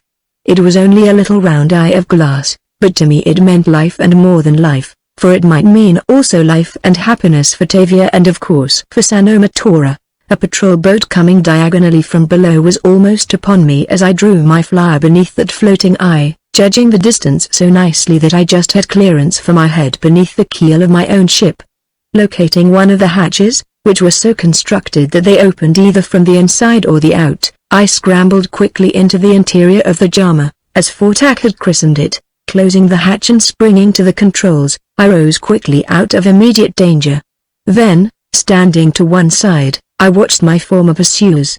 I could read the consternation in their faces as they came alongside the royal flyer that I had stolen, and realized that it was unmanned. Not having seen either me or my ship, they must have been hard put to it to find any sort of an explanation for the phenomenon. As I watched them I found it constantly necessary to change my position, owing to the number of patrol boats and other craft that congregating.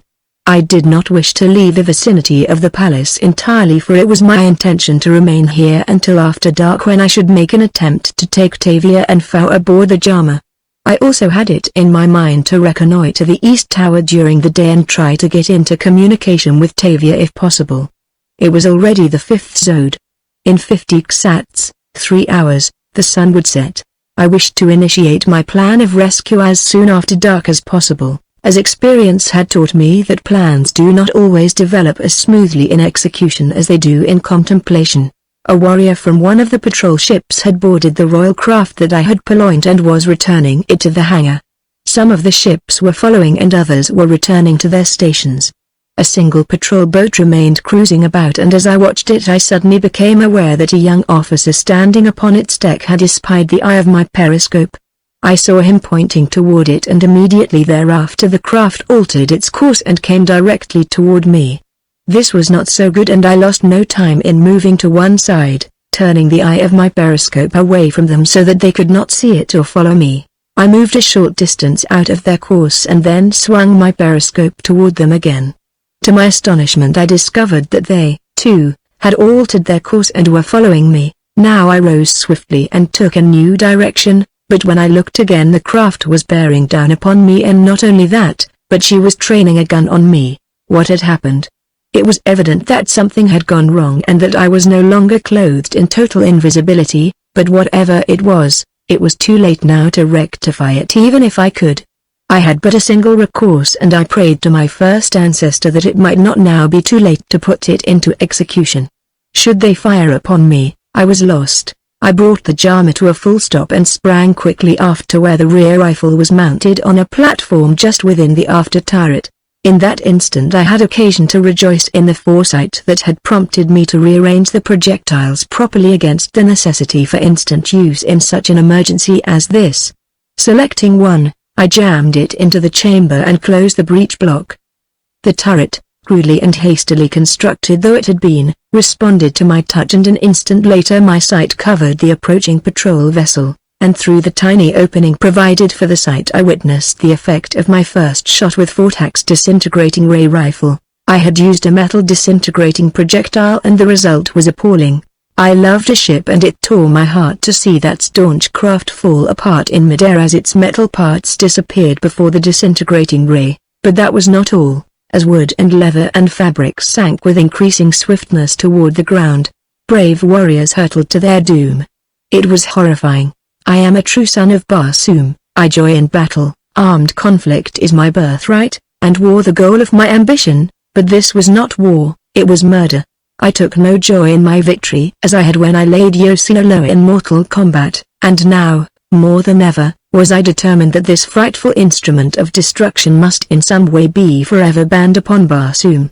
War with such a weapon completely hidden by the compound of invisibility would be too horrible to contemplate. Navies, cities, whole nations could be wiped out by a single battle thus equipped. The mad dream of Fortak might easily come true and a maniac yet rule all Barsoom. But meditation and philosophizing were not for me at this time. I had work to do, and though it necessitated wiping out all Jannath, I purposed doing it. Again the sirens and the gongs raised their wild alarm, again patrol boats gathered. I felt that I must depart until after nightfall, for I had no stomach to again be forced to turn that deadly rifle upon my fellow men while any alternative existed. As I started to turn back the controls, my eyes chanced to fall upon one of the stern ports, and, to my surprise, I saw that the shutter was raised. How this occurred I do not know, it has always remained a mystery, but at least it explained how it had been possible for the patrol boat to follow me. That round porthole moving through the air must have filled them with wonder, but at the same time it was a clue to follow, and though they did not understand it, they, like the brave warriors that they were, followed it in a line of their duty. I quickly closed it, and, after examining the others and finding them all closed, I was now confident that, with the exception of the small eye of my periscope, I was entirely surrounded by invisibility and hence under no immediate necessity for leaving the vicinity of the palace, as I could easily maneuver the ship to keep out of the way of the patrol boats that were now again congregating near the royal hangar. I think they were pretty much upset by what had happened, and evidently there was no unanimity of opinion as to what should be done. The patrol ships hovered about, evidently waiting orders, and it was not until almost dark that they set out in a systematic search of the air above the city, nor had they been long at this before I understood their orders as well as though I had read them myself. The lower ships moved at an altitude of not over 50 feet above the higher buildings. 200 feet above these moved the second line. The ships at each level cruised in a series of concentric circles and in opposite directions, thereby combing the air above the city so closely that no enemy ship could possibly approach. The air below was watched by 1,000 eyes. At every point of vantage sentries were on watch, and upon the roof of every public building guns appeared as if by magic.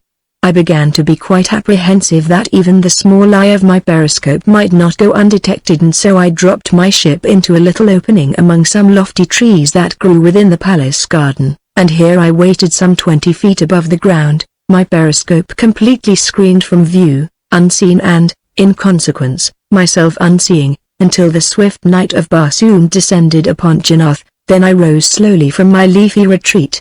Above the trees I paused to have a look about me through the periscope. Far above me were the twinkling lights of the circling patrol boats, and from 1,000 windows of the palace shone other lights. Before me rose the dark outlines of the east tower silhouetted against the starry sky. Rising slowly I circled the tower until I had brought the Jama opposite Tavia's window. My ship carried no lights, of course, and I had not switched on any of the lights within her cabin, so that I felt that I might with impunity raise one of the upper hatches, and this I did. The Jama lay with her upper deck a foot or two beneath the sill of Tavia's window. Before venturing from below I replaced my cloak of invisibility about me. There was no light in Tavia's room.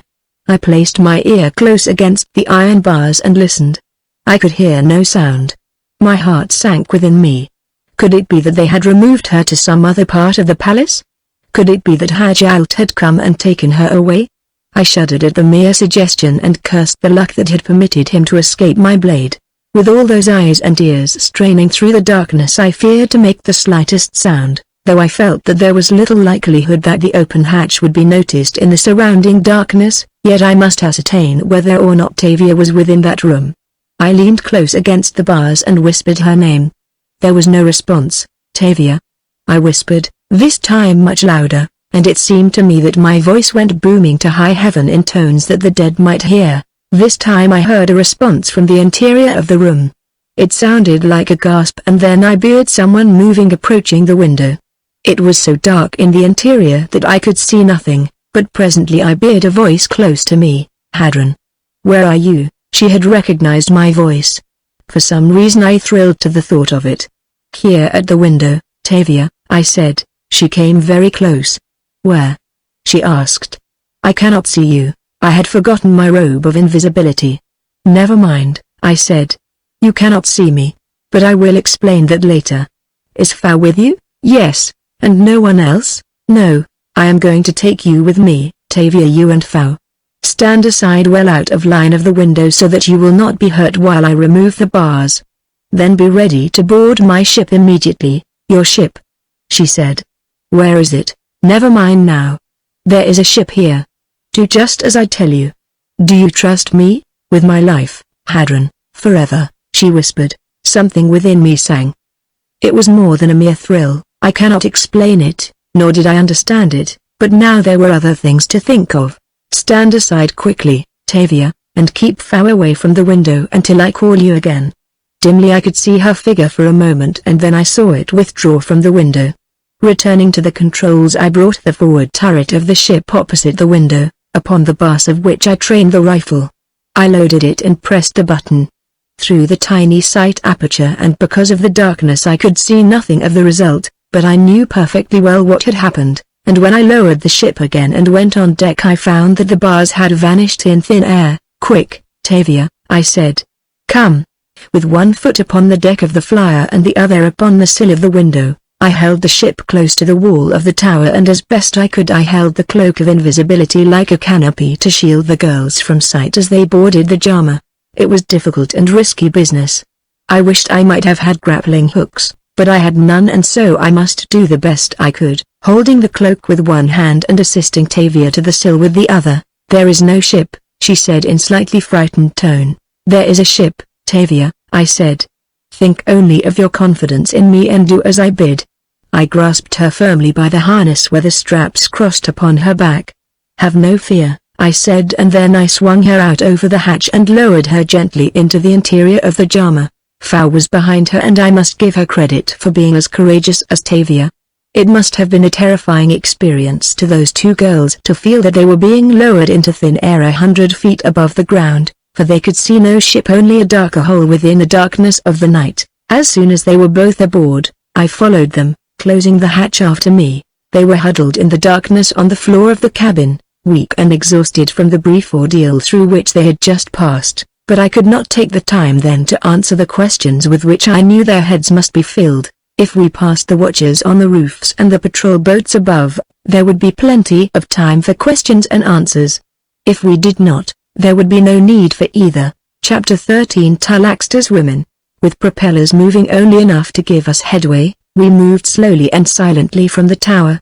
I did not dare to rise to the altitude of the circling flyers for fear of almost inevitable collision, owing to the limited range of visibility permitted by the periscope, and so I held to a course that carried me only above the roof of the lower part of the palace until I reached a broad avenue that led in an easterly direction to the outer wall of the city. I kept well down below the roofs of the buildings, where there was little likelihood of encountering other craft. Our only danger of detection now, and that was slight indeed, was that our propeller might be overheard by some of the watchers on the roofs, but the hum and drone of the propellers of the ships above the city must have drowned out whatever slight sound our slowly revolving blades gave forth, and at last we came to the gate at the end of the avenue, and rising to top its battlements, we passed out of Jannath into the night beyond. The lights of the city and of the circling patrol boats above grew fainter and fainter as we left them far behind. We had maintained absolute silence during our escape from the city, but as soon as our escape appeared assured, Tavian unlocked the floodgates of her curiosity. Fao's first question was relative to Nuren. Her sigh of relief held as great assurance of her love for him as could words have done. The two listened in breathless attention to the story of our miraculous escape from the death. Then they wanted to know all about the Jama, the compound of invisibility and the disintegrating ray with which I had dissolved the bars from their prison window. Nor was it until their curiosity had been appeased that we were able to discuss our plans for the future. "I feel that I should go at once to Jahar," I said. "Yes," said Tavia in a low voice. "It is your duty. You must go there first and rescue Sanomatora. If there was only some place where I might leave you and Fao in safety, I should feel that I could carry on this mission with far greater peace of mind, but I know of no other place than Jama and I hesitate to return there and let Fortak know that I failed to go immediately to Jahar as I had intended. The man is quite insane. There is no telling what he might do if he learns the truth, nor am I certain that you too would be safe there in his power. He trusts only his slaves and he might easily become obsessed with an hallucination that you are spies." "You need not think of me at all," said Tavia. for no matter where you might find a place to leave us, I should not remain. The place of the slave is with her master. Do not say that, Tavia. You are not my slave. I am a slave girl, she replied. I must be someone's slave. I prefer to be yours. I was touched by her loyalty, but I did not like to think of Tavia as a slave, yet however much I might loathe the idea, the fact remained that she was one. I give you your freedom, Tavia, I said. She smiled. I do not want it, and now that it is decided that I am to remain with you, she had done all the deciding, I wish to learn all that I can about navigating the Jama, for it may be that in that way I may help you. Tavia's knowledge of aerial navigation made the task of instructing her simple indeed. In fact, she had no trouble whatsoever in handling the craft, for also manifested an interest, and it was not long before she, too, took her turn at the controls, while Tavia insisted upon being inducted into all the mysteries of the disintegrating ray rifle. Long before we saw the towers of Talaxta's capital, we sighted a one-man flyer painted the ghastly blue of Jahar, and then far to the right and to the left we saw others. They were circling slowly at a great altitude. I judged that they were scouts watching for the coming of an expected enemy fleet. We passed below them and a little later encountered the second line of enemy ships. These were all scout cruisers, carrying from 10 to 15 men. Approaching one of them quite closely, I saw that it carried 4 disintegrating ray rifles, 2 mounted forward and 2 aft. As far as I could see in either direction these ships were visible, and if, as I presumed, they formed a circle entirely about Jahar, they must have been numerous indeed. Passing on beyond them, we presently encountered the third line of Jaharian ships.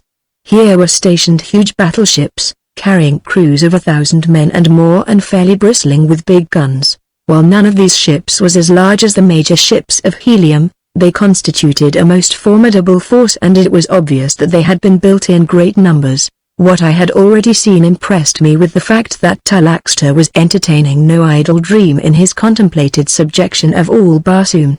With but a fraction of the ships I had already seen, I would guarantee to lay waste all of Barsoom, provided my ships were armed with disintegrating ray rifles, and I felt sure that I had seen but a pitiful fraction of Talaxta's vast armament. The sight of all these ships filled me with the direct forebodings of calamity. If the fleet of Helium had not already arrived and been destroyed, it certainly must be destroyed when it did arrive. No power on earth could save it. The best that I could hope, had the fleet already arrived, was that an encounter with the disintegrating ray rifles of the first line might have proved sufficient warning to turn the balance of the fleet back. Far behind the line of battleships I could see the towers of Jahar rising in the distance, and as we reached the vicinity of the city I descried a fleet of the largest ships I have ever seen, resting upon the ground just outside the city wall.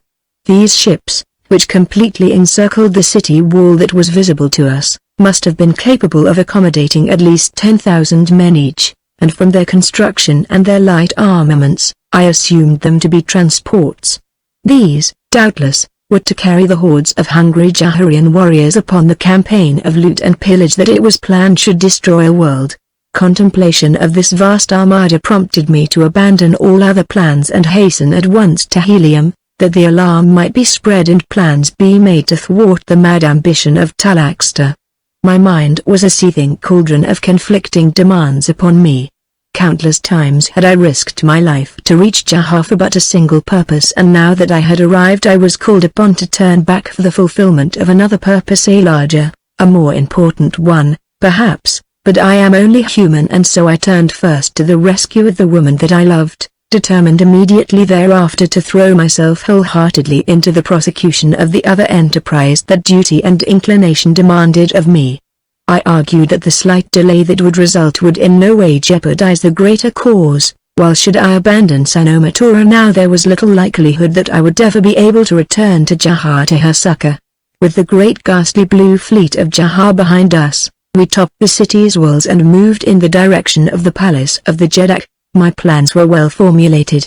I had discussed them again and again with Tavia, who had grown up in the palace of Talaxta. At her suggestion we were to maneuver the Jama to a point directly over the summit of a slender tower, upon which there was not room to land the flyer, but through which I could gain ingress to the palace at a point close to the quarters of the women. As we had passed through the 3 lines of Jaharian ships, protected by our coating of the compound of invisibility, so we passed the sentries on the city wall and the warriors upon watch in the towers and upon the ramparts of the palace of the towers and upon the ramparts of the palace of the Jeddak, and without incident worthy of note I stopped the Jama just above the summit of the tower that Tavia indicated. In about 10 ksats, approximately 30 minutes, it will be dark, I said to Tavia.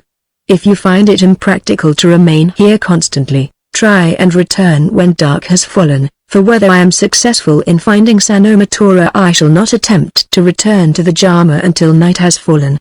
She had told me that there was a possibility that the women's quarters might be locked at sunset, and for this reason I was entering the palace by daylight, though I should have much preferred not to risk it until after nightfall.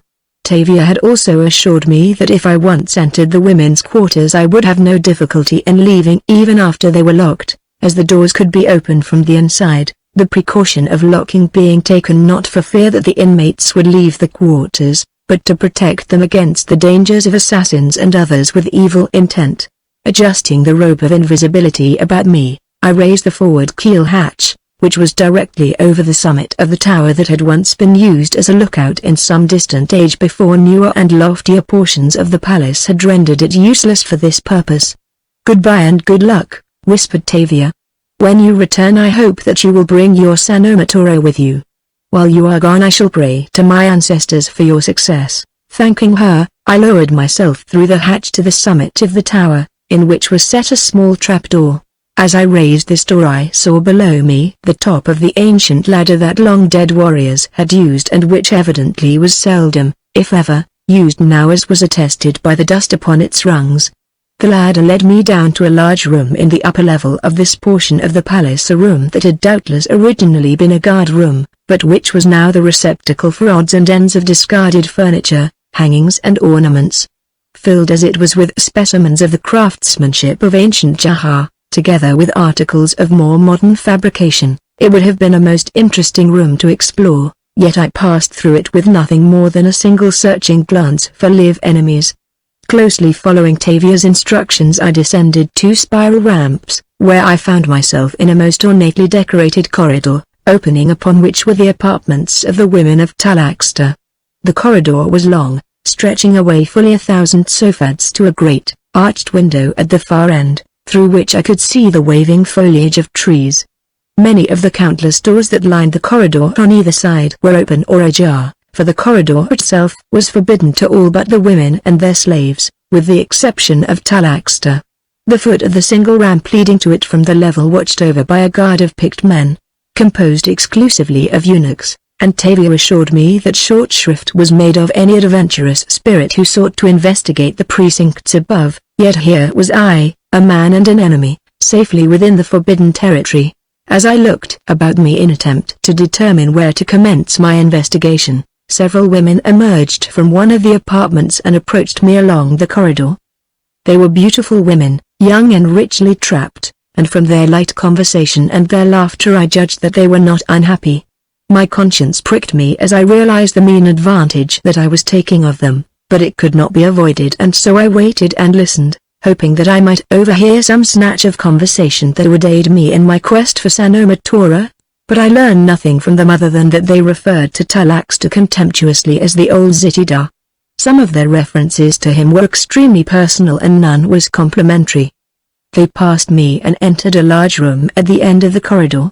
Almost immediately thereafter other women emerged from other apartments and followed the first party into the same apartment. It soon became evident to me that they were congregating there, and I thought that perhaps this might be the best way in which to start my search for Sanomatora. Perhaps she, too, might be among the company. Accordingly I fell in behind one of the groups and followed it through the large doorway and a short corridor, which opened into a great hall that was so gorgeously appointed and decorated as to suggest the throne room of a Jeddak, and in fact such appeared to have been a part of its purpose, for at one end rose an enormous, highly carved throne. The floor was highly polished wood, in the center of which was a large pool of water. Along the sides of the room were commodious benches, piled with pillows and soft silks and furs. Here it was that Talaxta occasionally held unique court, surrounded solely by his women. Here they danced for him, Here they disported themselves in the limpid waters of the pool for his diversion. Here banquets were spread and to the strains of music high revelry persisted long into the night. As I looked about me at those who had already assembled, I saw that Sanomatora was not among them, and so I took my place close to the entrance where I might scrutinize the face of each who entered. They were coming in droves now. I believe that I have never seen so many women alone together before. As I watched for Sanomatora I tried to count them, but I soon gave it up as hopeless, though I estimated that fully 1,500 women were congregated in the great hall when at last they ceased to enter. They seated themselves upon the benches about the room, which was filled with a babel of feminine voices. There were women of all ages and of every type, but there was none that was not beautiful. The secret agents of Talaxter must have combed the world for such an aggregation of loveliness as this. A door at one side of the throne opened and a file of warriors entered. At first I was surprised because Tavia had told me that no men other than Talaxter ever were permitted upon this level. But presently I saw that the warriors were women dressed in the harness of men, their hair cut and their faces painted, after the fashion of the fighting men of Barsoom. After they had taken their places on either side of the throne, a courtier entered by the same door, another woman masquerading as a man. "Give thanks!" she cried. "Give thanks! The Jeddak comes!" Instantly the women arose and a moment later Talaxter, Jeddak of Jahar, entered the hall, followed by a group of women disguised as courtiers. As Talaxter lowered his great bulk into the throne, he signaled for the women in the room to be seated. Then he spoke in a low voice to a woman courtier at his side. The woman stepped to the edge of the dais. "The great Jeddak designs to honor you individually with his royal observation," she announced in stilted tones. "From my left you will pass before him, one by one. In the name of the Jeddak, I have spoken." Immediately the first woman at the left arose and walked slowly past the throne, pausing in front of Talaxter long enough to turn completely about, and then walked slowly on around the apartment and out through the doorway beside which I stood. One by one in rapid succession the others followed her. The whole procedure seemed meaningless to me. I could not understand it then. Perhaps 100 women had passed before the Jeddak and come down the long hall toward me when something in the carriage of one of them attracted my attention as she neared me, and an instant later I recognized Sanomatora.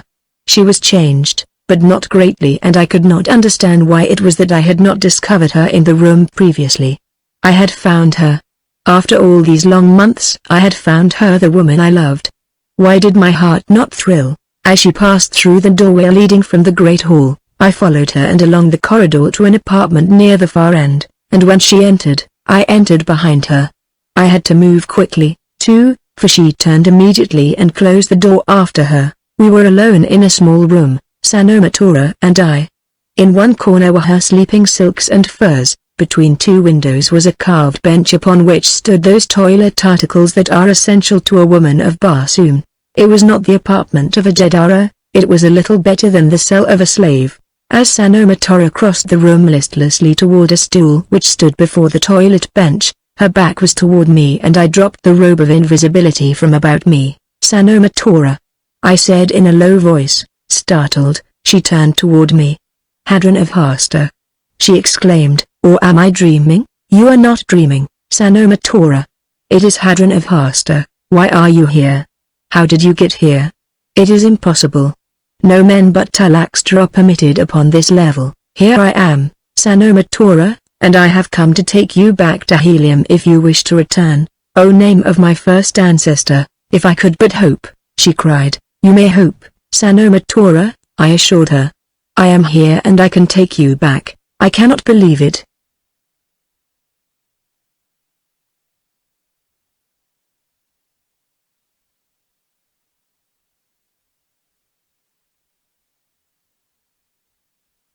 "Do not let them take me," she said. "It is not death that I fear." I knew what she meant and I took her in my arms. "I cannot do it, Tavia," I said. "I cannot." "You must," she replied in a firm voice. "If you care for me even as a friend, you cannot let these beasts take me alive." I know that I choked then so that I could not reply, but I knew that she was right and I drew my dagger. "Goodbye, Hadron, my Hadron." Her breast was bared to receive my dagger, her face was upturned toward mine. It was still a brave face with no fear upon it, and oh how beautiful it was. Impulsively, guided by a power I could not control, I bent and crushed my lips to hers. With half-closed eyes she pressed her own lips upward more tightly against mine. "Oh, Isis," she breathed as she took them away, and then, "They come. Strike now, Hadron, and strike deep." The creatures were almost at the summit. I swung my hand upward that I might bury the slim dagger deeply in that perfect breast. To my surprise my knuckles struck something hard above me. I glanced upward. There was nothing there, yet something impelled me to feel again, to solve that uncanny mystery even in that instant of high tragedy. Again I felt above me. By Isis, there was something there. My fingers passed over a smooth surface, a familiar surface. It could not be, and yet I knew that it must be the Jama. I asked no questions of myself nor of fate at that instant. The hunting men of Ugor were almost upon us as my groping fingers found one of the mooring rings in the bow of the Jama. Quickly I swung Tavia above my head. "It is the Jama. Climb to her deck," I cried. The dear girl, as quick to seize upon the fortuitous opportunities as any trained fighting man, did not pause to question, but swung herself upward to the deck with the agility of an athlete, and as I seized the mooring ring and drew myself upward she lay flat upon her belly and reaching down assisted me, nor was the strength in that slender frame unequal to the task. The leaders of the horde had reached the summit. They paused in momentary confusion when they saw us climb into thin air and stand there apparently just above their heads, but hunger urged them on and they leapt for us, clambering upon one another's back and shoulders to seize us and drag us down. Two almost gained the deck as I fought them all back single-handed while Tavia had raised a hatch and leapt to the controls. Another foul-faced thing reached the deck upon the opposite side and only chance revealed him to me before he had run his sword through my back. The Jama was already rising as I turned to engage him. There was little room there in which to fight, but I had the advantage in that I knew the extent of the deck beneath my feet, while he could see nothing but thin air. I think it frightened him, too, and when I rushed him he stepped backward out into space and, with a scream of terror, hurtled downward toward the ground. We were saved, but how in the name of all our ancestors had the Jama chanced to be at this spot? Perhaps Talaxter was aboard. The thought filled me with alarm for Tavia's safety and with my sword ready I leapt through the hatchway into the cabin, but only Tavia was there. We tried to arrive at some explanation of the miracle that had saved us, but no amount of conjecture brought forth anything that was at all satisfactory. "She was there when we needed her most," said Tavia. "That fact should satisfy us." "I guess it will have to for the time being at least," I said, "and now once more we can turn a ship's nose toward Helium." We had passed but a short distance beyond the mountains when I sighted a ship in the distance and shortly thereafter another and another until I was aware that we were approaching a great fleet moving toward the east. As we came closer I descried the hulls painted with the ghastly blue of Jaha and I knew that this was Talaxter's formidable armada. And then we saw ships approaching from the east and I knew that it was the fleet of Helium. It could be no other, yet I must make certain. And so I sped in the direction of the nearest ship of this other fleet until I saw the banners and pennons of Helium floating from her upper works and the battle insignia of the warlord painted upon her prow. Behind her came the other ships, a noble fleet moving to inevitable doom. A Jaharian cruiser was moving toward the first great battleship as I raced to intercept them and bring one of my rifles into action. I was forced to come close to my target as was the Jaharian cruiser, since the effective range of the disintegrating ray rifle is extremely limited. Everything aboard the battleship of Helium was ready for action, but I knew why they had not fired a gun. It has ever been the boast of John Carter, warlord of Barsoom, that he would not start a war. The enemy must fire the first shot. If I could have reached them in time he would have realized the fatal consequences of this magnanimous and chivalrous code, and the ships of Helium, with their long-range guns, might have annihilated Jaha's entire fleet before it could have brought its deadly rifles within range, but fate had ordained otherwise and now the best that I could hope was that I might reach the Jaharian ship before it was too late. Tavia was at the controls. We were racing toward the blue cruiser of Jaha. I was standing at the forward rifle. In another moment we should be within range and then I saw the great battleship of Helium crumble in midair. Its wooden parts dropped slowly toward the ground and 1,000 warriors plunged to a cruel death upon the barren land beneath. Almost immediately the other ships of helium were brought to a stop. They had witnessed the catastrophe that had engulfed the first ship of the line, and the commander of the fleet had realized that they were menaced by a new force of which they had no knowledge. The ships of Talaxter, encouraged by this first success, were now moving swiftly to the attack. The cruiser that had destroyed the great battleship was in the lead, but now I was within range of it. Realizing that the blue protective paint of Jahar would safeguard the ship itself against the disintegrating ray, I had rammed home a cartridge of another type in the chamber, and swinging the muzzle of the rifle so that it would rake the entire length of the ship, I pressed a button. Instantly the men upon deck dissolved into thin air. Only their harness and their metal and their weapons were left. Directing Tavia to run the jammer alongside, I raised the upper hatch and leapt to the deck of the cruiser, and a moment later I had raised the signal of surrender above her. One can imagine the consternation aboard the nearer ships of Jahar as they saw that signal flying from her forward mast, for there was none sufficiently close to have witnessed what actually transpired aboard her. Returning to the cabin of the jammer, I lowered the hatch and went at once to the periscope. Far in the rear of the first line of Jaharian ships I could just discern the royal insignia upon a great battleship, which told me that Talaxter was there, but in a safe position.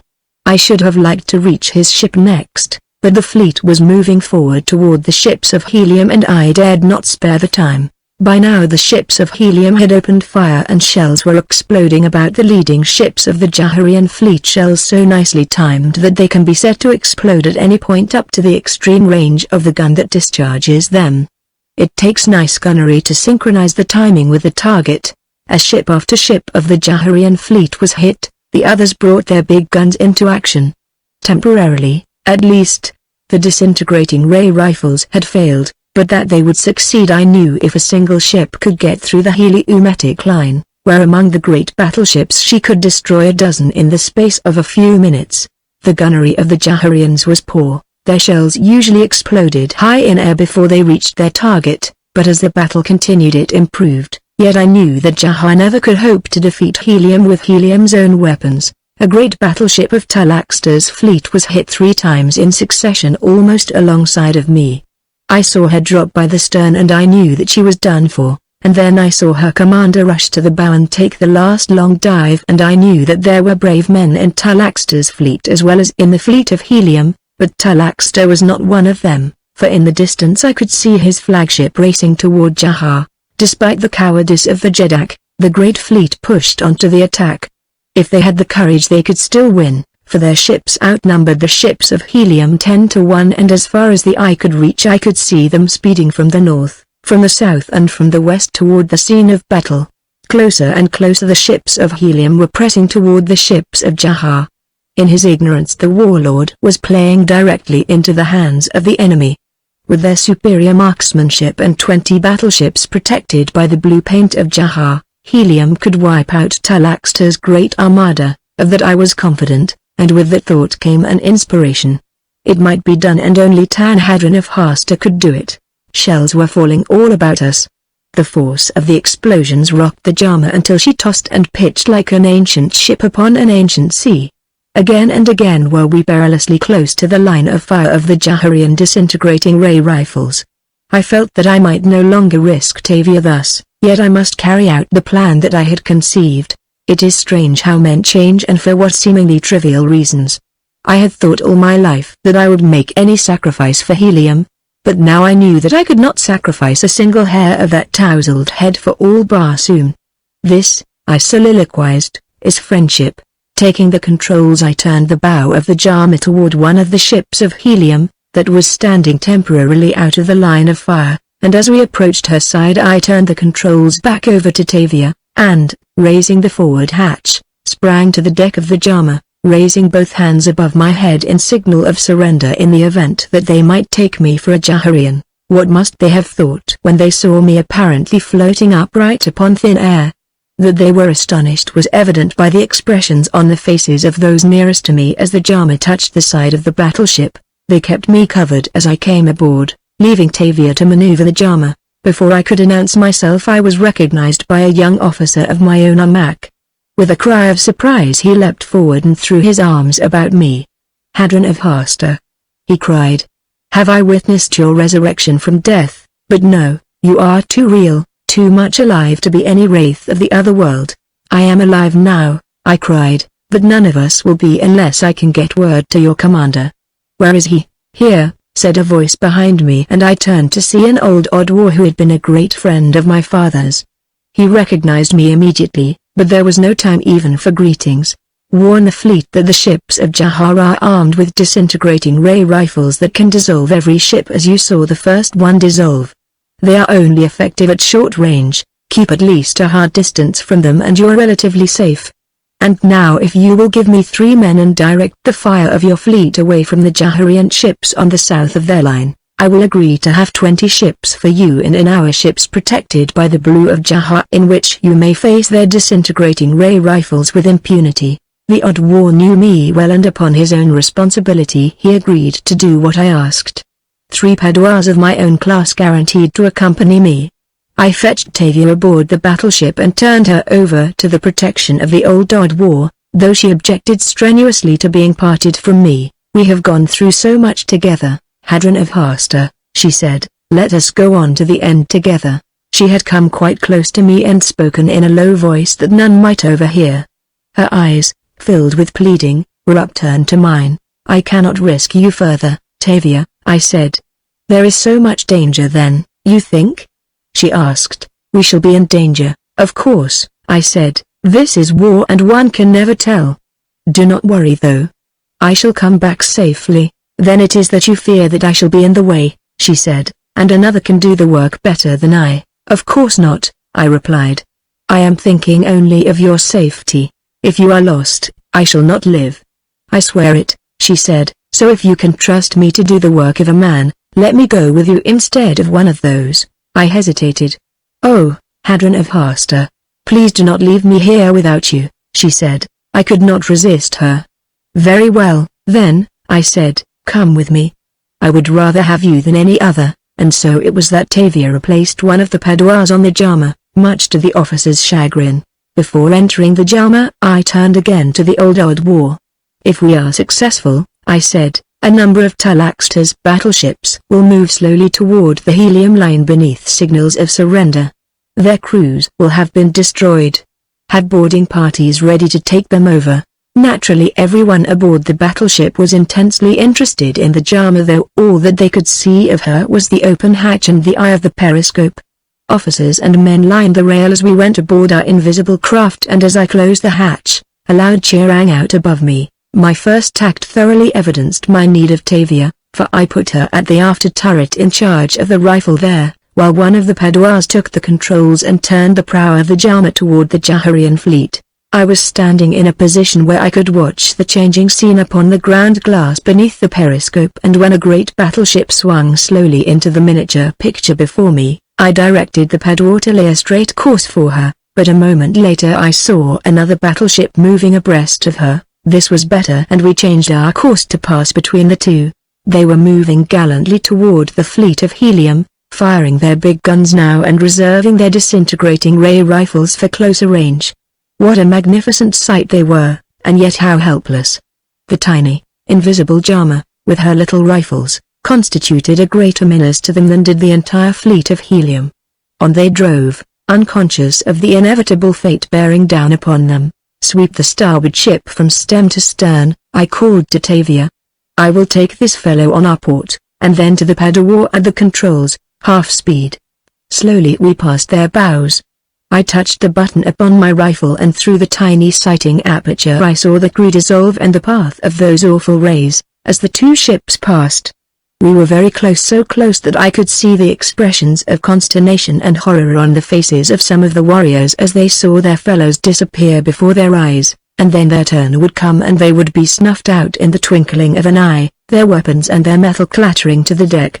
As we dropped astern of them, our work completed, I had the Padwar bring the Jama about and alongside one of the ships, which I quickly boarded, running up the signal of surrender.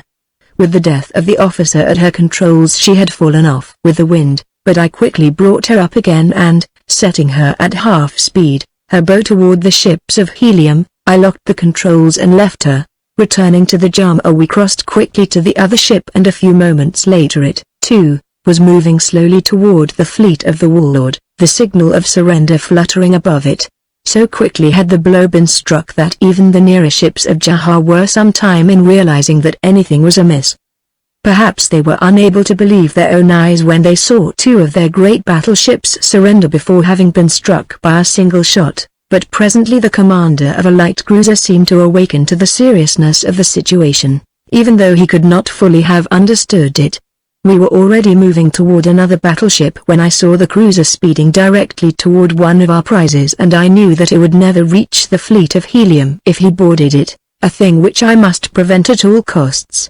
His course would bring him across our bow, and as he passed I raked him with the forward rifle. I saw that it would be impossible for the Jama to overtake this swift cruiser, which was moving at full speed, and so we had to let her go her way.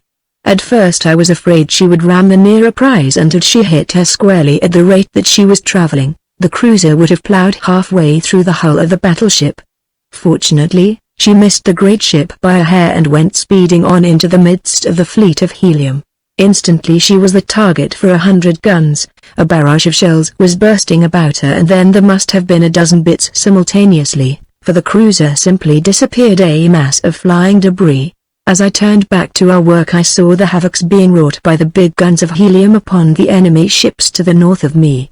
In the instant that I glanced I saw 3 great battleships take the final dive, while at least 4 others were drifting helplessly with the wind, but other ships of that mighty armada were swinging into action. As far as I could see they were coming from the north, from the south and from the west. There seemed no end to them, and now, at last, I realized that only a miracle could give victory to helium. In accordance with my suggestion our own fleet was holding off, concentrating the fire of its big guns upon the nearer ships of Jaha, constantly seeking to keep those deadly rifles out of range. Again we fell to work, to the grim work that the god of battle had allotted to us. One by one, 20 great battleships surrendered their deserted decks to us, and as we worked I counted fully as many more destroyed by the guns of the warlord. In the prosecution of our work we had been compelled to destroy at least half a dozen small craft, such as scout flyers and light cruisers, and now these were racing erratically among the remaining ships of the Jaharian fleet, carrying consternation and doubtless terror to the hearts of Talaxta's warriors, for all the nearer ships must have realized long since that some strange, new force had been loosed upon them by the ships of helium.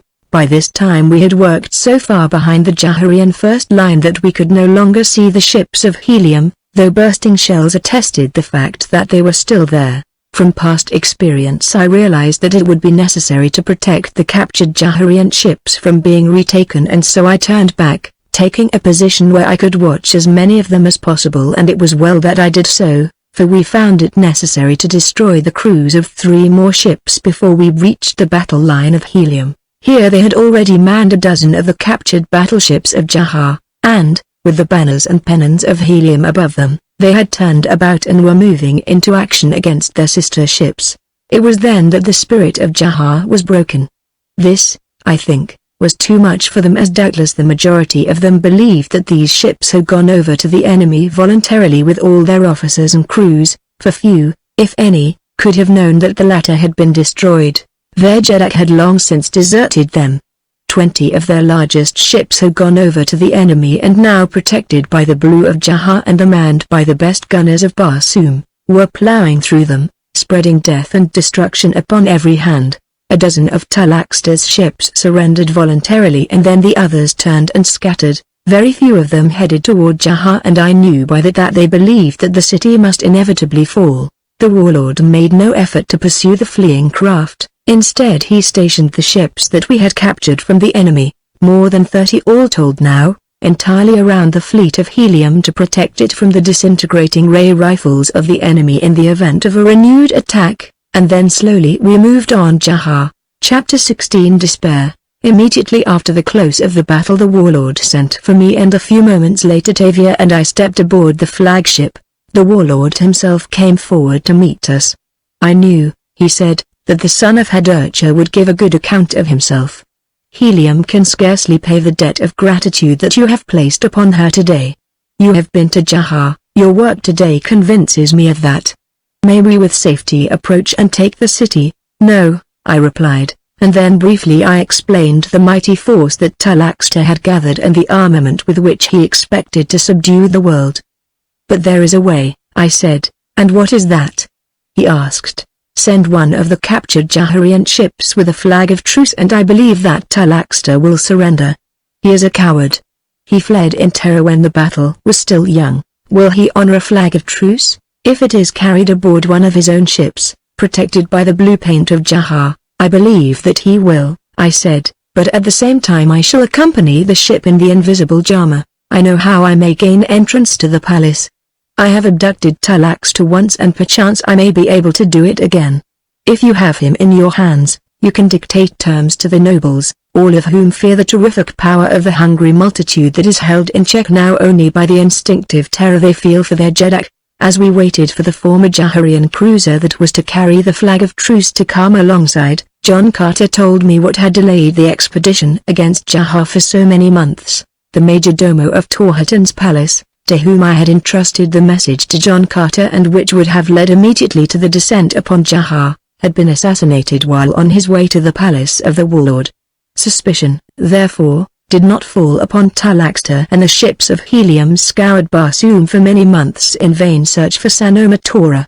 It was only by accident that Gultivan the slave, who had overheard my conversation with the major domo, learned that the ships of Helium had not been dispatched to Jahar, for a slave ordinarily is not taken into the confidences of his master and the arrogant Torhatan was, of all men, least likely to do so. But Gultivan did hear eventually and he went himself to the warlord and told his story. For his services, said John Carter, I gave him his freedom and as it was apparent from his demeanor that he had been born to the nobility in his native country, though he did not tell me this, I gave him service aboard the fleet. He has turned out to be an excellent man and recently I have made him a dwar. Having been born in Janath and served in Kobol, he was more familiar with this part of Barsoom than any other man in Helium. I, therefore, assigned him to duty with the navigating officer of the fleet and he is now aboard the flagship. I had occasion to notice the man immediately after Sanomatora's abduction, I said, and I was much impressed by him. I am glad that he has found his freedom and the favor of the warlord. The cruiser that was to bear the flag of truce was now alongside. The officer in command reported to the warlord and as he received his instructions, Tavia and I returned to the Jama. We had decided to carry on our part of the plan alone, for if it became necessary to abduct Talaxter again I had hoped, also, that I might find Fawan Sanomatora, and if so the small cabin of the Jama would be sufficiently crowded without the addition of the two Padwas.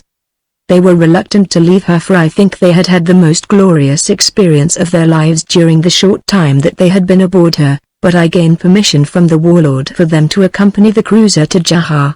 Once again Tavia and I were alone. Perhaps this will be our last cruise aboard the Jama, I said. I think I shall be glad to rest, she replied. You are tired? I asked, more tired than I realized until I felt the safety and security of that great fleet of Helium about me. I think that I am just tired of being always in danger. I should not have brought you now, I said. There is yet time to return you to the flagship, she smiled. You know better than that, Hadron, she said. I did know better. I knew that she would not leave me. We were silent for a while as the Jama slid through the air slightly astern of the cruiser. As I looked at Tavia's face, it seemed to reflect a great weariness and there were little lines of sadness that I had not seen before. Presently she spoke again in a dull tone that was most unlike her own. I think that Sanomatora will be glad to come away with you this time, she said. I do not know, I said. It makes no difference to me whether she wishes to come or not. It is my duty to fetch her, she nodded. Perhaps it is best, she said. Her father is a noble and very rich. I did not understand what that had to do with it and not being particularly interested further in either Sanomatora or her father, I did not pursue the conversation. I knew that it was my duty to return Sanomatora to Helium if possible, and that was the only interest that I had in the affair. We were well within sight of Jahar before we encountered any warships and then a cruiser came to meet ours which bore the flag of truce. The commanders of the two boats exchanged a few words and then the Jaharian craft turned and led the way toward the palace of Talaxter. It moved slowly and I forged on ahead, my plans already made, and the Jama, being clothed with invisibility, needed no escort. I steered directly to that wing of the palace which contained the women's quarters and slowly circled it, my periscope on a line with the windows. We had rounded the end of the wing, in which the great hall lay where Talaxter held court with his women, when the periscope came opposite the windows of a gorgeous apartment. I brought the ship to a stop before it, as I had before some of the others which I wished to examine, and while the slowly moving periscope brought different parts of the large room to the ground glass plate before me, I saw the figures of two women and instantly I recognized them. One was Sanomatora and the other Fao, and upon the figure of the former hung the gorgeous trappings of a Jedara. The woman I had loved had achieved her goal, but it caused me no pang of jealousy. I searched the balance of the apartment and finding no other occupant, I brought the deck of the Jama close below the sill of the window. Then I raised a hatch and leapt into the room. At sight of me Sanomatora arose from the divan upon which she had been sitting and shrank back in terror. I thought that she was about to scream for help, but I warned her to silence, and at the same instant Fao sprang forward and, seizing Sanomatora's arm, clapped a palm over her mouth. A moment later I had gained her side. The fleet of Jaha has gone down to defeat before the ships of Helium, I told Sanomatora, and I have come to take you back to your own country. She was trembling so that she could not reply. I had never seen such a picture of abject terror, induced no doubt by her own guilty conscience. I am glad you have come, Hadron of Hasta, said Fao, for I knows that you will take me, too. Of course, I said. The Jama lies just outside that window. Come. We shall soon be safe aboard the flagship of the warlord. While I had been talking I had become aware of a strange noise that seemed to come from a distance and which rose and fell in volume, and now it appeared to be growing nearer and nearer. I could not explain it. Perhaps I did not attempt to, for at best I could be only mildly interested. I had found two of those whom I sought. I would get them aboard the Jama and then I would try to locate Talaxter. At that instant the door burst open and a man rushed into the room. It was Talaxter.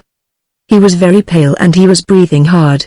At sight of me he halted and shrank back, and I thought that he was going to turn and run, but he only looked fearfully back through the open door and then he turned to me, trembling. They are coming, he cried in a voice of terror. They will tear me to pieces. Who is coming?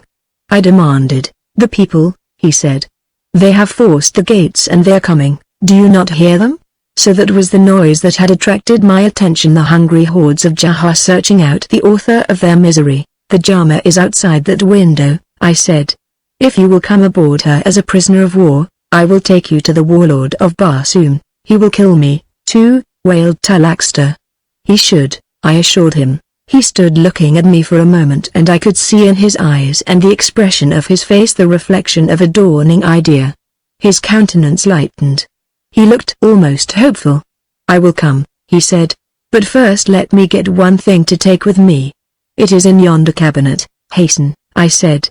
He went quickly to the cabinet, which was a tall affair reaching from the floor almost to the ceiling, and when he opened the door it hid him from our view. As I waited I could hear the crash of weapons upon levels below and the screams and shrieks and curses of men, and I judged that the palace guard was holding the mob, temporarily at least. Finally I became impatient. Hasten, Talaxter, I called, but there was no reply. Again I called him, with the same result, and then I crossed the room to the cabinet, but Talaxter was not behind the door. The cabinet contained many drawers of different sizes, but there was not one large enough to conceal a man, nor any through which he could have passed to another apartment. Hastily I searched the room, but Talaxter was nowhere to be found, and then I chanced to glance at Sanomatora. She was evidently trying to attract my attention, but she was so terrified that she could not speak. With trembling fingers she was pointing toward the window. I looked in that direction, but I could see nothing. What is it? What are you trying to say, Sanomatora?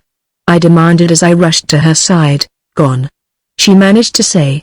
Gone. Who is gone? I demanded. Talaxter, where? What do you mean? I insisted. The hatch of the Jama, I saw it open and close, but it cannot be possible. We have been standing here looking, and then a thought struck me that left me almost dazed. I turned to Sanomatora. The cloak of invisibility? I whispered. She nodded. Almost in a single bound I crossed the room to the window and was feeling for the deck of the Jama. It was not there. The ship had gone. Talaxter had taken it and Tavia was with him. I turned back and crossed the room to Sanomatora. Accursed woman! I cried. Your selfishness, your vanity, your treachery has jeopardized the safety of one whose footprints you are not fit to touch. I wanted to close my fingers upon that perfect throat. I yearned to see the agony of death upon that beautiful face, but only turned away, my hands dropping at my sides, for I am a Mane noble of Helium and the women of Helium are sacred, even such as Sanomatora. From below came the sounds of renewed fighting. If the mob broke through I knew that we should all be lost. There was but one hope for even temporary safety and that was the slender tower above the women's quarters. Follow me, I said curtly. As we entered the main corridor I caught a glimpse of the interior of the great hall where Talaxter had held court. It was filled with terrified women. Well, they knew what the fate of the women of Ajedak would be at the hands of an infuriated mob. My heart went out to them. But I could not save them. Lucky, indeed, should I be if I were able to save these two. Crossing the corridor we ascended the spiral ramp to the storeroom, where, after entering, I took the precaution to bolt the door. Then I ascended the ladder toward the trapdoor at the summit of the tower, the two women following me. As I raised the trap and looked about me I could have cried aloud with joy, for circling low above the roof of the palace was the cruiser flying the flag of truce. I apprehended no danger of discovery by Jaharian warriors since I knew that they were all well occupied below those who were not fleeing for their lives, and so I sprang to the summit of the tower and hailed the cruiser in a voice that they might well hear above the howling of the mob. An answering hail came from the deck of the craft and a moment later she dropped to the level of the tower roof. With the help of the crew I assisted Fao and Sanomatora aboard. The officer in command of the cruiser stepped to my side. Our mission here is fruitless, he said. Word has just been brought me that the palace has fallen before the onslaught of a mob of infuriated citizens. The nobles have commandeered every craft upon which they could lay hands and have fled. There is no one with whom we can negotiate a peace. No one knows what has become of Talaxter. I know, I told him, and then I narrated what had happened in the apartment of the Jedara. We must pursue him, he said. We must overtake him and carry him back to the warlord. Where shall we look? I asked. The Jama may lie within a dozen sofads of us and even so we could not see her. I shall search for him, never fear, and someday I shall find him. But it is useless now to try to find the Jama. Let us return to the flagship of the warlord. I do not know that John Carter fully realized the loss that I had sustained, but I suspect that he did, for he offered me all the resources of Helium in my search for Tavia. I thanked him, but asked only for a fast ship, one in which I might devote the remainder of my life in what I truly believed would prove a futile search for Tavia, for how could I know where in all wide Barsoom Talaxter would elect to hide? Doubtless there were known to him many remote spots in his own empire where he could live in safety for the balance of his allotted time on Barsoom. To such a place he would go, and because of the Jama no man would see him pass. There would be no clue by which to follow him, and he would take Tavia with him and she would be his slave. I shuddered and my nails sank into my palms at the thought. The warlord ordered one of the newest and swiftest flyers of Helium to be brought alongside the flagship. It was a trim craft of the semi-cabin type that would easily accommodate 4 or 5 in comfort. From his own stores he had provisions and water transferred to it, and he added wine from Tath and jars of the famous honey of Dusa. Sanomatora and Fao had been sent at once to a cabin by the warlord, for the deck of a man of war on duty is no place for women. I was about to depart when a messenger came saying that Sanomatora wished to see me. I do not wish to see her, I replied. Her companion also begged that you would come, replied the messenger. That was different. I had almost forgotten Fao, but if she wished to see me I would go, and so I went at once to the cabin where the 2 girls were. As I entered, Sanomatora came forward and threw herself upon her knees before me. Have pity on me, Hadron of Hasta, she cried. I have been wicked, but it was my vanity and not my heart that sinned. Do not go away. Come back to Helium and I will devote my life to your happiness. Torhaton, my father, is rich. The mate of his only child may live forever in luxury. I am afraid that my lips curled to the sneer that was in my heart. What a petty soul was hers. Even in her humiliation and her penitence she could see no beauty and no happiness greater than wealth and power. She thought that she was changed, but I knew that Sanomatora never could change. Forgive me, Tanhadrin, she cried. Come back to me, for I love you. Now I know that I love you. Your love has come too late, Sanomatora, I said. You love another? She asked. Yes, I replied. The Jedara of some of the strange countries you have been through? She asked. A slave girl, I replied. Her eyes went wide in incredulity. She could not conceive that one might choose a slave girl to the daughter of Torhaton. Impossible, she said. It is true, though, I assured her. A little slave girl is more desirable to Tanhadrin of Hasta than is Sanomatora, the daughter of Torhaton, and with that I turned my back upon her and faced Fao. Goodbye, dear friend, I said. Doubtless we shall never meet again, but I shall see to it that you have a good home in Hasta. I shall speak to the warlord before I leave and have him send you directly to my mother. She laid her hand upon my shoulder. Let me go with you, Tanhadrin, she said. For perhaps while you are searching for Tavia you will pass near Jama. I understood instantly what she meant, and I reproached myself for having even temporarily forgotten Naren. You shall come with me, Fao, I said, and my first duty shall be to return to Jama and rescue Naren from poor old Fortak. Without another glance at Sanomatora I led Fao from the cabin, and after a few parting words with the warlord we boarded my new ship and with friendly farewells in our ears, headed west toward Jama. Being no longer protected by the invisibility compound of Fort Tak, or the disintegrating ray-resisting paint of Jahar, we were forced to keep a sharp lookout for enemy ships, of which I had but little fear if we sighted them in time, for I knew that I could outdistance any of them. I set the destination control compass upon Jama and opened the throttle wide. The swift Barsoomian night had fallen. The only sound was the rush of thin air along our sides which drowned out the quiet purring of our motor. For the first time since I had found her again on the quarters of the Jeddah at Jahar, I had an opportunity to talk with Fao, and the first thing I asked her was for an explanation of the abandonment of the Jama after Talaxta had grounded Tavia and me in Ugor. It was an accident, she said, that threw Talaxta into a great fit of rage. We were headed for Jahar when he sighted one of his own ships, which took us aboard as soon as they discovered the identity of the Jeddah. It was night, and in the confusion of boarding the Jaharian warship Talaxta momentarily forgot the Jama, which must have drifted away from the larger craft the moment that we left her. They cruised about searching for her for a while, but at last they had to give it up and the ship proceeded toward Jahar. The miracle of the presence of the Jama at the top of the peak, where we had so providentially found it in time to escape from the hunting men of Ugor, was now no longer a miracle. The prevailing winds in this part of Barsoom are from the northwest at this time of year. The Jama had merely drifted with the wind and chanced to lodge upon the highest peak of the range. Fao also told me why Talaxta had originally abducted Sanomatora from Helium. He had had his secret agents at Helium for some time previous, and they had reported to him that the best way to lure the fleet of Helium to Jahar was to abduct a woman of some noble family.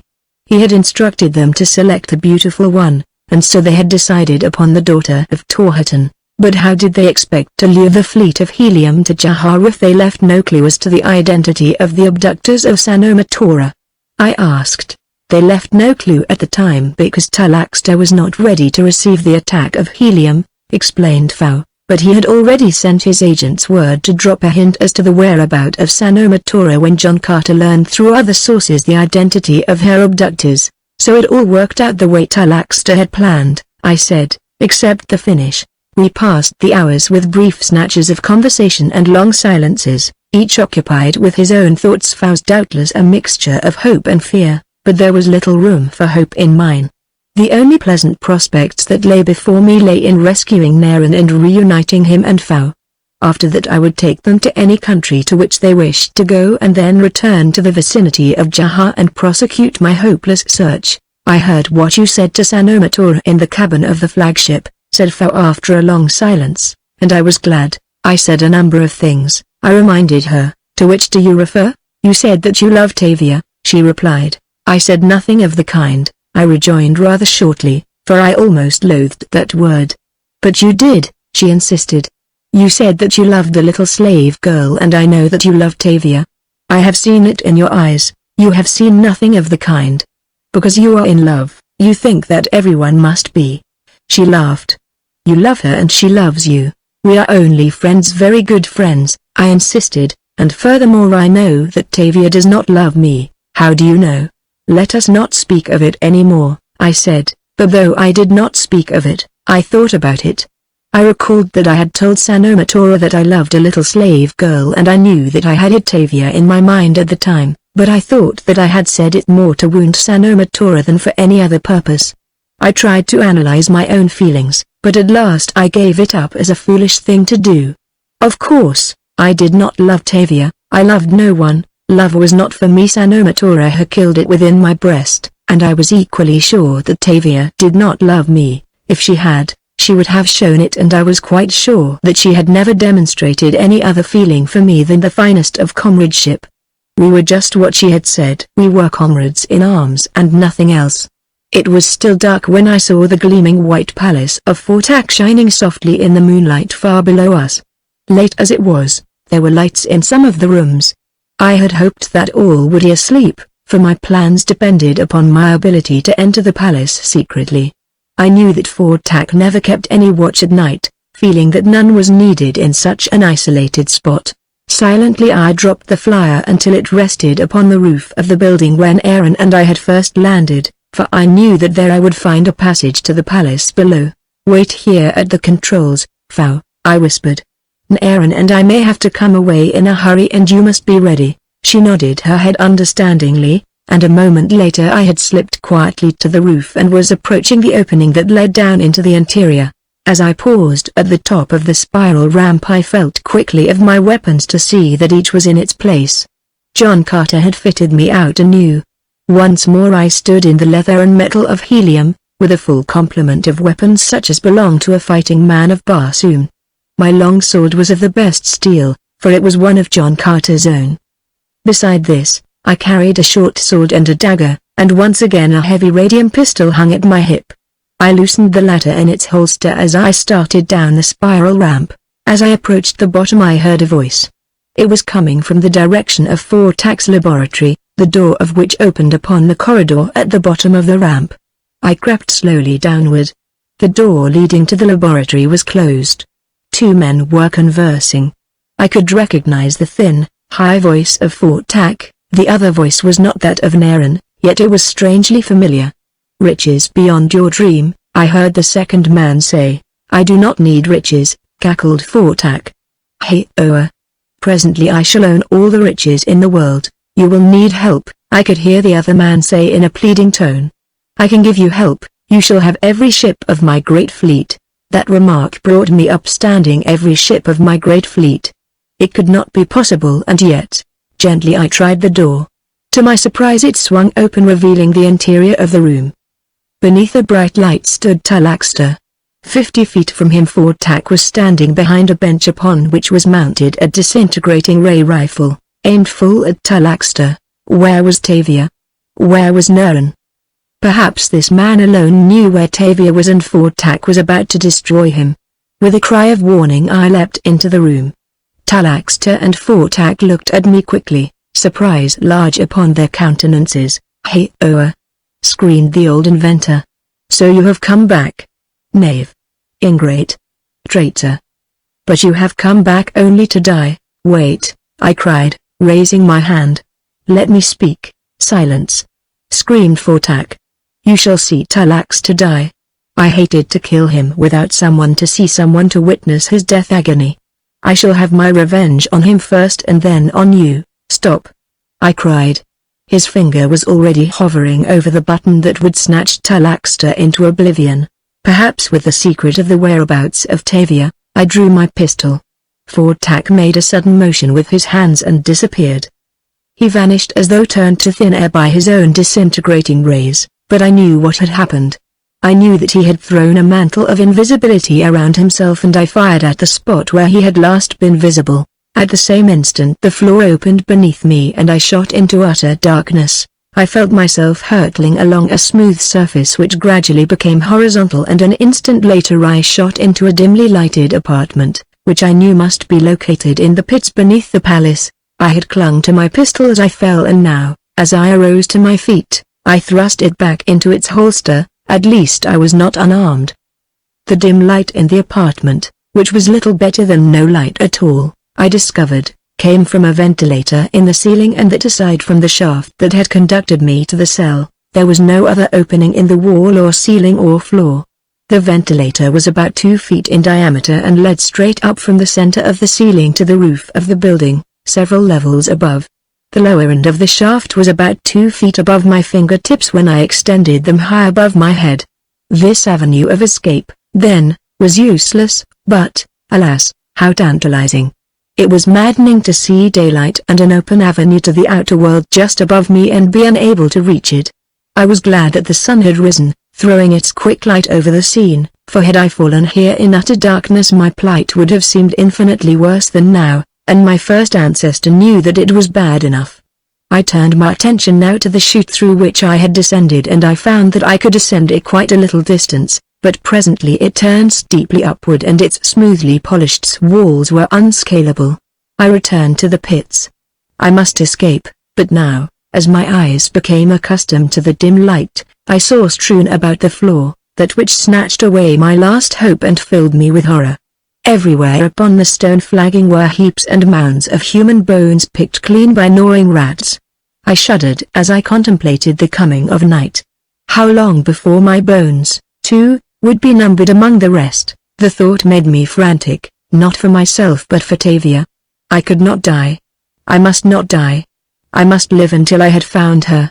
Hastily I circled the room, searching for some clue to hope, but I found only rough-hewn stone set in soft mortar. Soft mortar. With the realization, hope dawned anew. If I could remove a few of these blocks and pile them one on top of the other, I might easily reach the shaft that terminated in the ceiling above my head. Drawing my dagger I fell to work, scraping and scratching at the mortar about one of the stones in the nearest wall. It seemed slow work, but in reality I had loosened the stone in an incredibly short time. The mortar was poor stuff and crumbled away easily. As I drew the block out my first plan faded in the light of what I saw in front of me. Beyond the opening I saw a corridor at the foot of a spiral ramp leading upward, and from somewhere above, daylight was filtering down. I knew that if I could remove 3 more of those stones before I was detected I could worm my body through the opening into the corridor beyond, and you may well believe that I worked rapidly. One by one the blocks were loosened and removed, and it was with a feeling of exultation that I slipped through into the corridor. Above me rose a spiral ramp. Where it led, I did not know, but at least it led out of the pits. Cautiously, and yet without any hesitation, I ascended. I must try to reach the laboratory before Fortak had slain Talaxter. This time I would make sure of the old inventor before I entered the room, and I prayed to all my ancestors that I should be in time. Doors, leading from the ramp to various levels of the palace, were all locked, and I was forced to ascend to the roof. As it chanced, the wing upon which I found myself was more or less detached, so that at first glance I could see no way whereby I could make my way from it to any of the adjoining roofs. As I walked around the edge of the building hurriedly, looking for some means of descent to the roof below, I saw something one level below me that instantly charged my attention. It was a man's leg protruding from a window, as though he had thrown one limb across the sill. A moment later I saw an arm emerge, and the top of a man's head and his shoulders were visible as he leaned out. He reached down and up, and I saw something appear directly beneath him that had not been there before, and at the same instant I caught a glimpse of a girl, lying a few feet further down, and then I saw the man slide over the sill quickly and drop down and disappear, and all that lay below me was the flagging of a courtyard. But in that brief instant I knew precisely what I had seen. I had seen Talaxter raise the hatch of the Jama. I had seen Tavia lying bound upon the floor of the ship beneath the hatch. I had seen Talaxter enter the interior of the craft and close the hatch above his head. It takes a long while to tell it when compared with the time in which it actually transpired, nor was I so long in acting as I have been in telling. As the hatch closed, I leapt. Chapter 17 I Find a Princess. It would be as unreasonable to aver that I fully visualized the outcome of my act as I leapt out into space with nothing visible between me and the flagstones of the courtyard 40 feet below, as it would be to assume that I acted solely upon unreasoning impulse. There are emergencies in which the mind functions with inconceivable celerity. Perceptions are received, judgments arrived at, and reason operates to a definite conclusion all so swiftly that the three acts appear simultaneous. Thus must have been the process in this instance. I knew where the narrow walkway upon the upper deck of the Jama must lie in the seemingly empty space below me, for I had jumped almost the instant that the hatch had closed. Of course I know now, and I knew then, that it would have been a dangerous feat and difficult of achievement even had I been able to see the Jama below me, yet as I look back upon it now there was nothing else that I could have done. It was my last chance to save Tavia from a fate worse than death. It was perhaps my last opportunity ever to see her again. As I jumped then I should jump again under like conditions, even though I knew that I should miss the Jama, for now as then I know that I should rather die than lose Tavia, although then I did not know why, while now I do. But I did not miss. I landed squarely upon my feet upon the narrow walkway. The impact of my weight upon the upper deck of the craft must have been noticeable to Talaxter, for I could feel the Jama drop a little beneath me. Doubtless he wondered what had happened, but I do not think that he guessed the truth.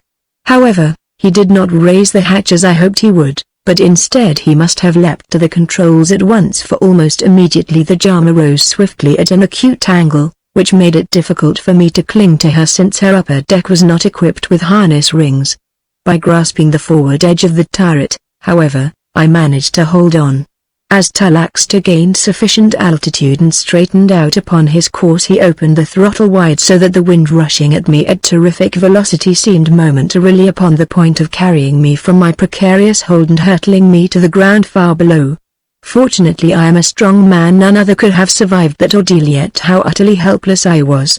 Had Talaxter guessed the truth he could have raised the after hatch and had me at his mercy, for though my pistol hung at my side I could not have released either hand to use it, but doubtless Talaxter did not know, or if he did he hoped that the high speed of the ship would dislodge whoever or whatever it might have been that he felt drop upon it. I had hung there but a short time before I realized that eventually my hold must weaken and be torn loose.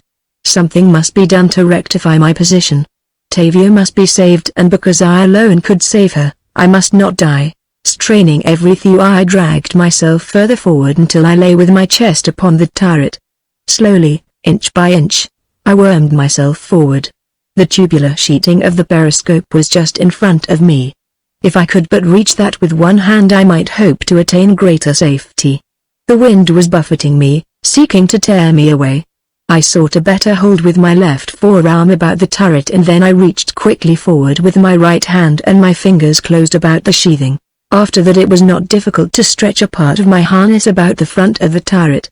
Now I found that I could have one hand free, but until the ship stopped I could not hope to accomplish anything more. What was transpiring beneath me? Could Tavia be safe even for a brief time in the power of Talaxter? The thought drove me frantic. The Jama must be stopped. And then an inspiration came to me. With my free hand I unsnapped my pocket pouch from my harness, and drawing myself still further forward, I managed to place the open pouch over the eye of the periscope. Immediately Talaxter was blind, he could see nothing, nor was it long before the reaction that I had expected and hoped for came. The Jama slowed down and finally came to a stop. I had been lying partially upon the forward hatch, and now I drew myself away from and in front of it. I hoped that it would be the forward hatch that he would open. It was the closer to him. I waited, and then glancing forward I saw that he was opening the ports. In this way he could see to navigate the ship, and my plan was blocked. I was disappointed, but I would not give up hope. Very quietly I tried the forward hatch, but it was locked upon the inside. Then I made my way swiftly and silently to the after hatch. If he should start the Jama again at full speed now, doubtless I should be lost, but I felt that I was forced to risk the chance. Already the Jama was in motion again as I laid my hand upon the hatch cover. This time I was neither silent nor gentle. I heaved vigorously and the hatch opened. Not an instant did I hesitate, and as the Jama leapt forward again at full speed, I dropped through the hatchway to the interior of the craft. As I struck the deck, Talaxter heard me, and wheeling from the controls to face me, he recognized me. I think I never before beheld such an expression of mingled astonishment, hatred and fear as convulsed his features. At his feet lay Tavia, so quietly still that I thought her dead, and then Talaxter reached for his pistol and I for mine, but I had led a cleaner life than Talaxter had. My mind and muscles coordinate with greater celerity than can those of one who has wasted his fiber in dissipation. Point blank I fired at his putrid heart, and Talaxter, Jeddak and tyrant of Jahar, lunged forward upon the lower deck of the Jama dead. Instantly I sprang to Tavia's side and turned her over. She had been bound and gagged and, for some unaccountable reason, blindfolded as well, but she was not dead. I almost sobbed for joy when I realized that. How my fingers seemed to fumble in their haste to free her, yet it was only a matter of seconds ere it was done and I was crushing her in my arms. I know that my tears fell upon her upturned face as our lips were pressed together, but I am not ashamed of that, and Tavia wept too and clung to me, and I could feel her dear body tremble. How terrified she must have been, and yet I know she had never shown it to Talaxter. It was the reaction, the mingling of relief and joy at the moment that the despair had been blackest. In that instant, as our hearts beat together and she drew me closer to her, a great truth dawned upon me. What a stupid fool I had been. How could I ever have thought that the sentiment that I entertained for Sanomatora was love? How could I ever believe that my love for Tavia had been such a weak thing as friendship? I drew her closer, if such were possible. My princess, I whispered, upon Barsoom. Those two words, spoken by man to maid, have a peculiar and unalterable significance, for no man speaks thus to any woman that he does not wish for wife. No, no, sobbed Tavia, take me, I'm yours, but I am only a slave girl. Tanhadrin of Hasta cannot mate with such. Even then she thought only of me and my happiness, and not of herself at all. How different she was from such a Sanomatora. I had risked my life to win a clod of dirt, and I had found a priceless jewel. I looked her in the eyes, those beautiful, fathomless wells of love and understanding. I love you, Tavia, I said. Tell me that I may have the right to call you my princess, even though I be a slave? She asked. Even though you were 1,000 times less than a slave, I told her. She sighed and snuggled closer to me. My chieftain, she whispered in a low, low voice, that, as far as I, Tanhadrin of Hasta, is concerned, is the end of the story. That instant marked the highest pinnacle to which I may ever hope to achieve, but there is more that may interest those who have come thus far with me upon adventures that have carried me halfway round the southern hemisphere of Barsoom. When Tavia and I could tear ourselves apart, which was not soon, I opened the lower hatch and let the corpse of Talaxter find its last resting place upon the barren ground below. Then we turned back toward Jama, where we discovered that earlier in the morning Aaron had come to one of the roofs of the palace and been discovered by Fao. When Aaron had learned that I had entered the palace just before dawn, he had become apprehensive and instituted a search for me. He had not known of the coming of Talaxter and believed that the Jeddak must have arrived after he had retired for the night, nor had he known how close Tavia had been, lying bound in the Jama close beside the palace wall. His search of the palace, however, had revealed the fact that Fortak was missing. He had summoned the slaves and a careful search had been made, but no sign of Fortak was visible. It occurred to me then that I might solve the question as to the whereabouts of the old scientist. Come with me, I said to Naren. Perhaps I can find Fortak for you. I led him to the laboratory. There is no use searching there, he said, we have looked in 100 times today. A glance will reveal the fact that the laboratory is deserted. Wait, I said. Let us not be in too much of a hurry. Come with me, perhaps yet I may disclose the whereabouts of Fortak. With a shrug he followed me as I entered the vast laboratory and walked toward the bench upon which a disintegrating rifle was mounted. Just back of the bench my foot struck something that I could not see, but that I had rather expected to find there, and stooping I felt a huddled form beneath a covering of soft cloth. My fingers closed upon the invisible fabric and I drew it aside. There, before us on the floor, lay the dead body of Fortak, a bullet hole in the center of his breast. Name of Isis, cried Naren. Who did this? I replied, and then I told him what had happened in the laboratory. As the last night waned, he looked around hurriedly. "Cover it up quickly," he said. "The slaves must not know. They would destroy us. Let us get out of here quickly." I drew the cloak of invisibility over the body of Fortak again. "I have work here before I leave," I said. "What?" he demanded. "Help me gather all of the disintegrating rays shells and rifles into one end of the room." "What are you going to do?" he demanded. "I am going to save a world, Naren," I said. Then he fell to and helped me, and when they were all collected in a pile at the far end of the laboratory, I selected a single shell and returning to the rifle mounted upon the bench I inserted it in the chamber, closed the block and turned the muzzle of the weapon upon that frightful aggregation of death and disaster. As I pressed the button, all that remained in Jama of Fortak's dangerous invention disappeared in thin air, with the exception of the single rifle, for which there remained no ammunition. With it had gone his model of the flying death, and within the secret had been lost. Naren told me that the slaves were becoming suspicious of us, and as there was no necessity of risking ourselves further, we embarked upon the flyer that John Carter had given me, and, taking the Jama in tow, set our course toward Helium. We overtook the fleet shortly before it reached the twin cities of Greater Helium and Lesser Helium, and upon the deck of John Carter's flagship we received a welcome and a great ovation. And shortly thereafter there occurred one of the most remarkable and dramatic incidents that I have ever beheld. We were holding something of an informal reception upon the forward deck of the great battleship. Officers and nobles were pressing forward to be presented, and numerous were the appreciative eyes that admired Tavia. It was the turn of the dwarf, Galtovan, who had been a slave in the palace of Torhaton. As he came face to face with Tavia, I saw a look of surprise in his eyes. "Your name is Tavia?" he repeated. "Yes," she said, "and yours is Tivan." "They are similar. I do not need to ask from what country you are," he said. "You are Tavia of Chnoth, how do you know?" she asked. "Because you are my daughter," he replied.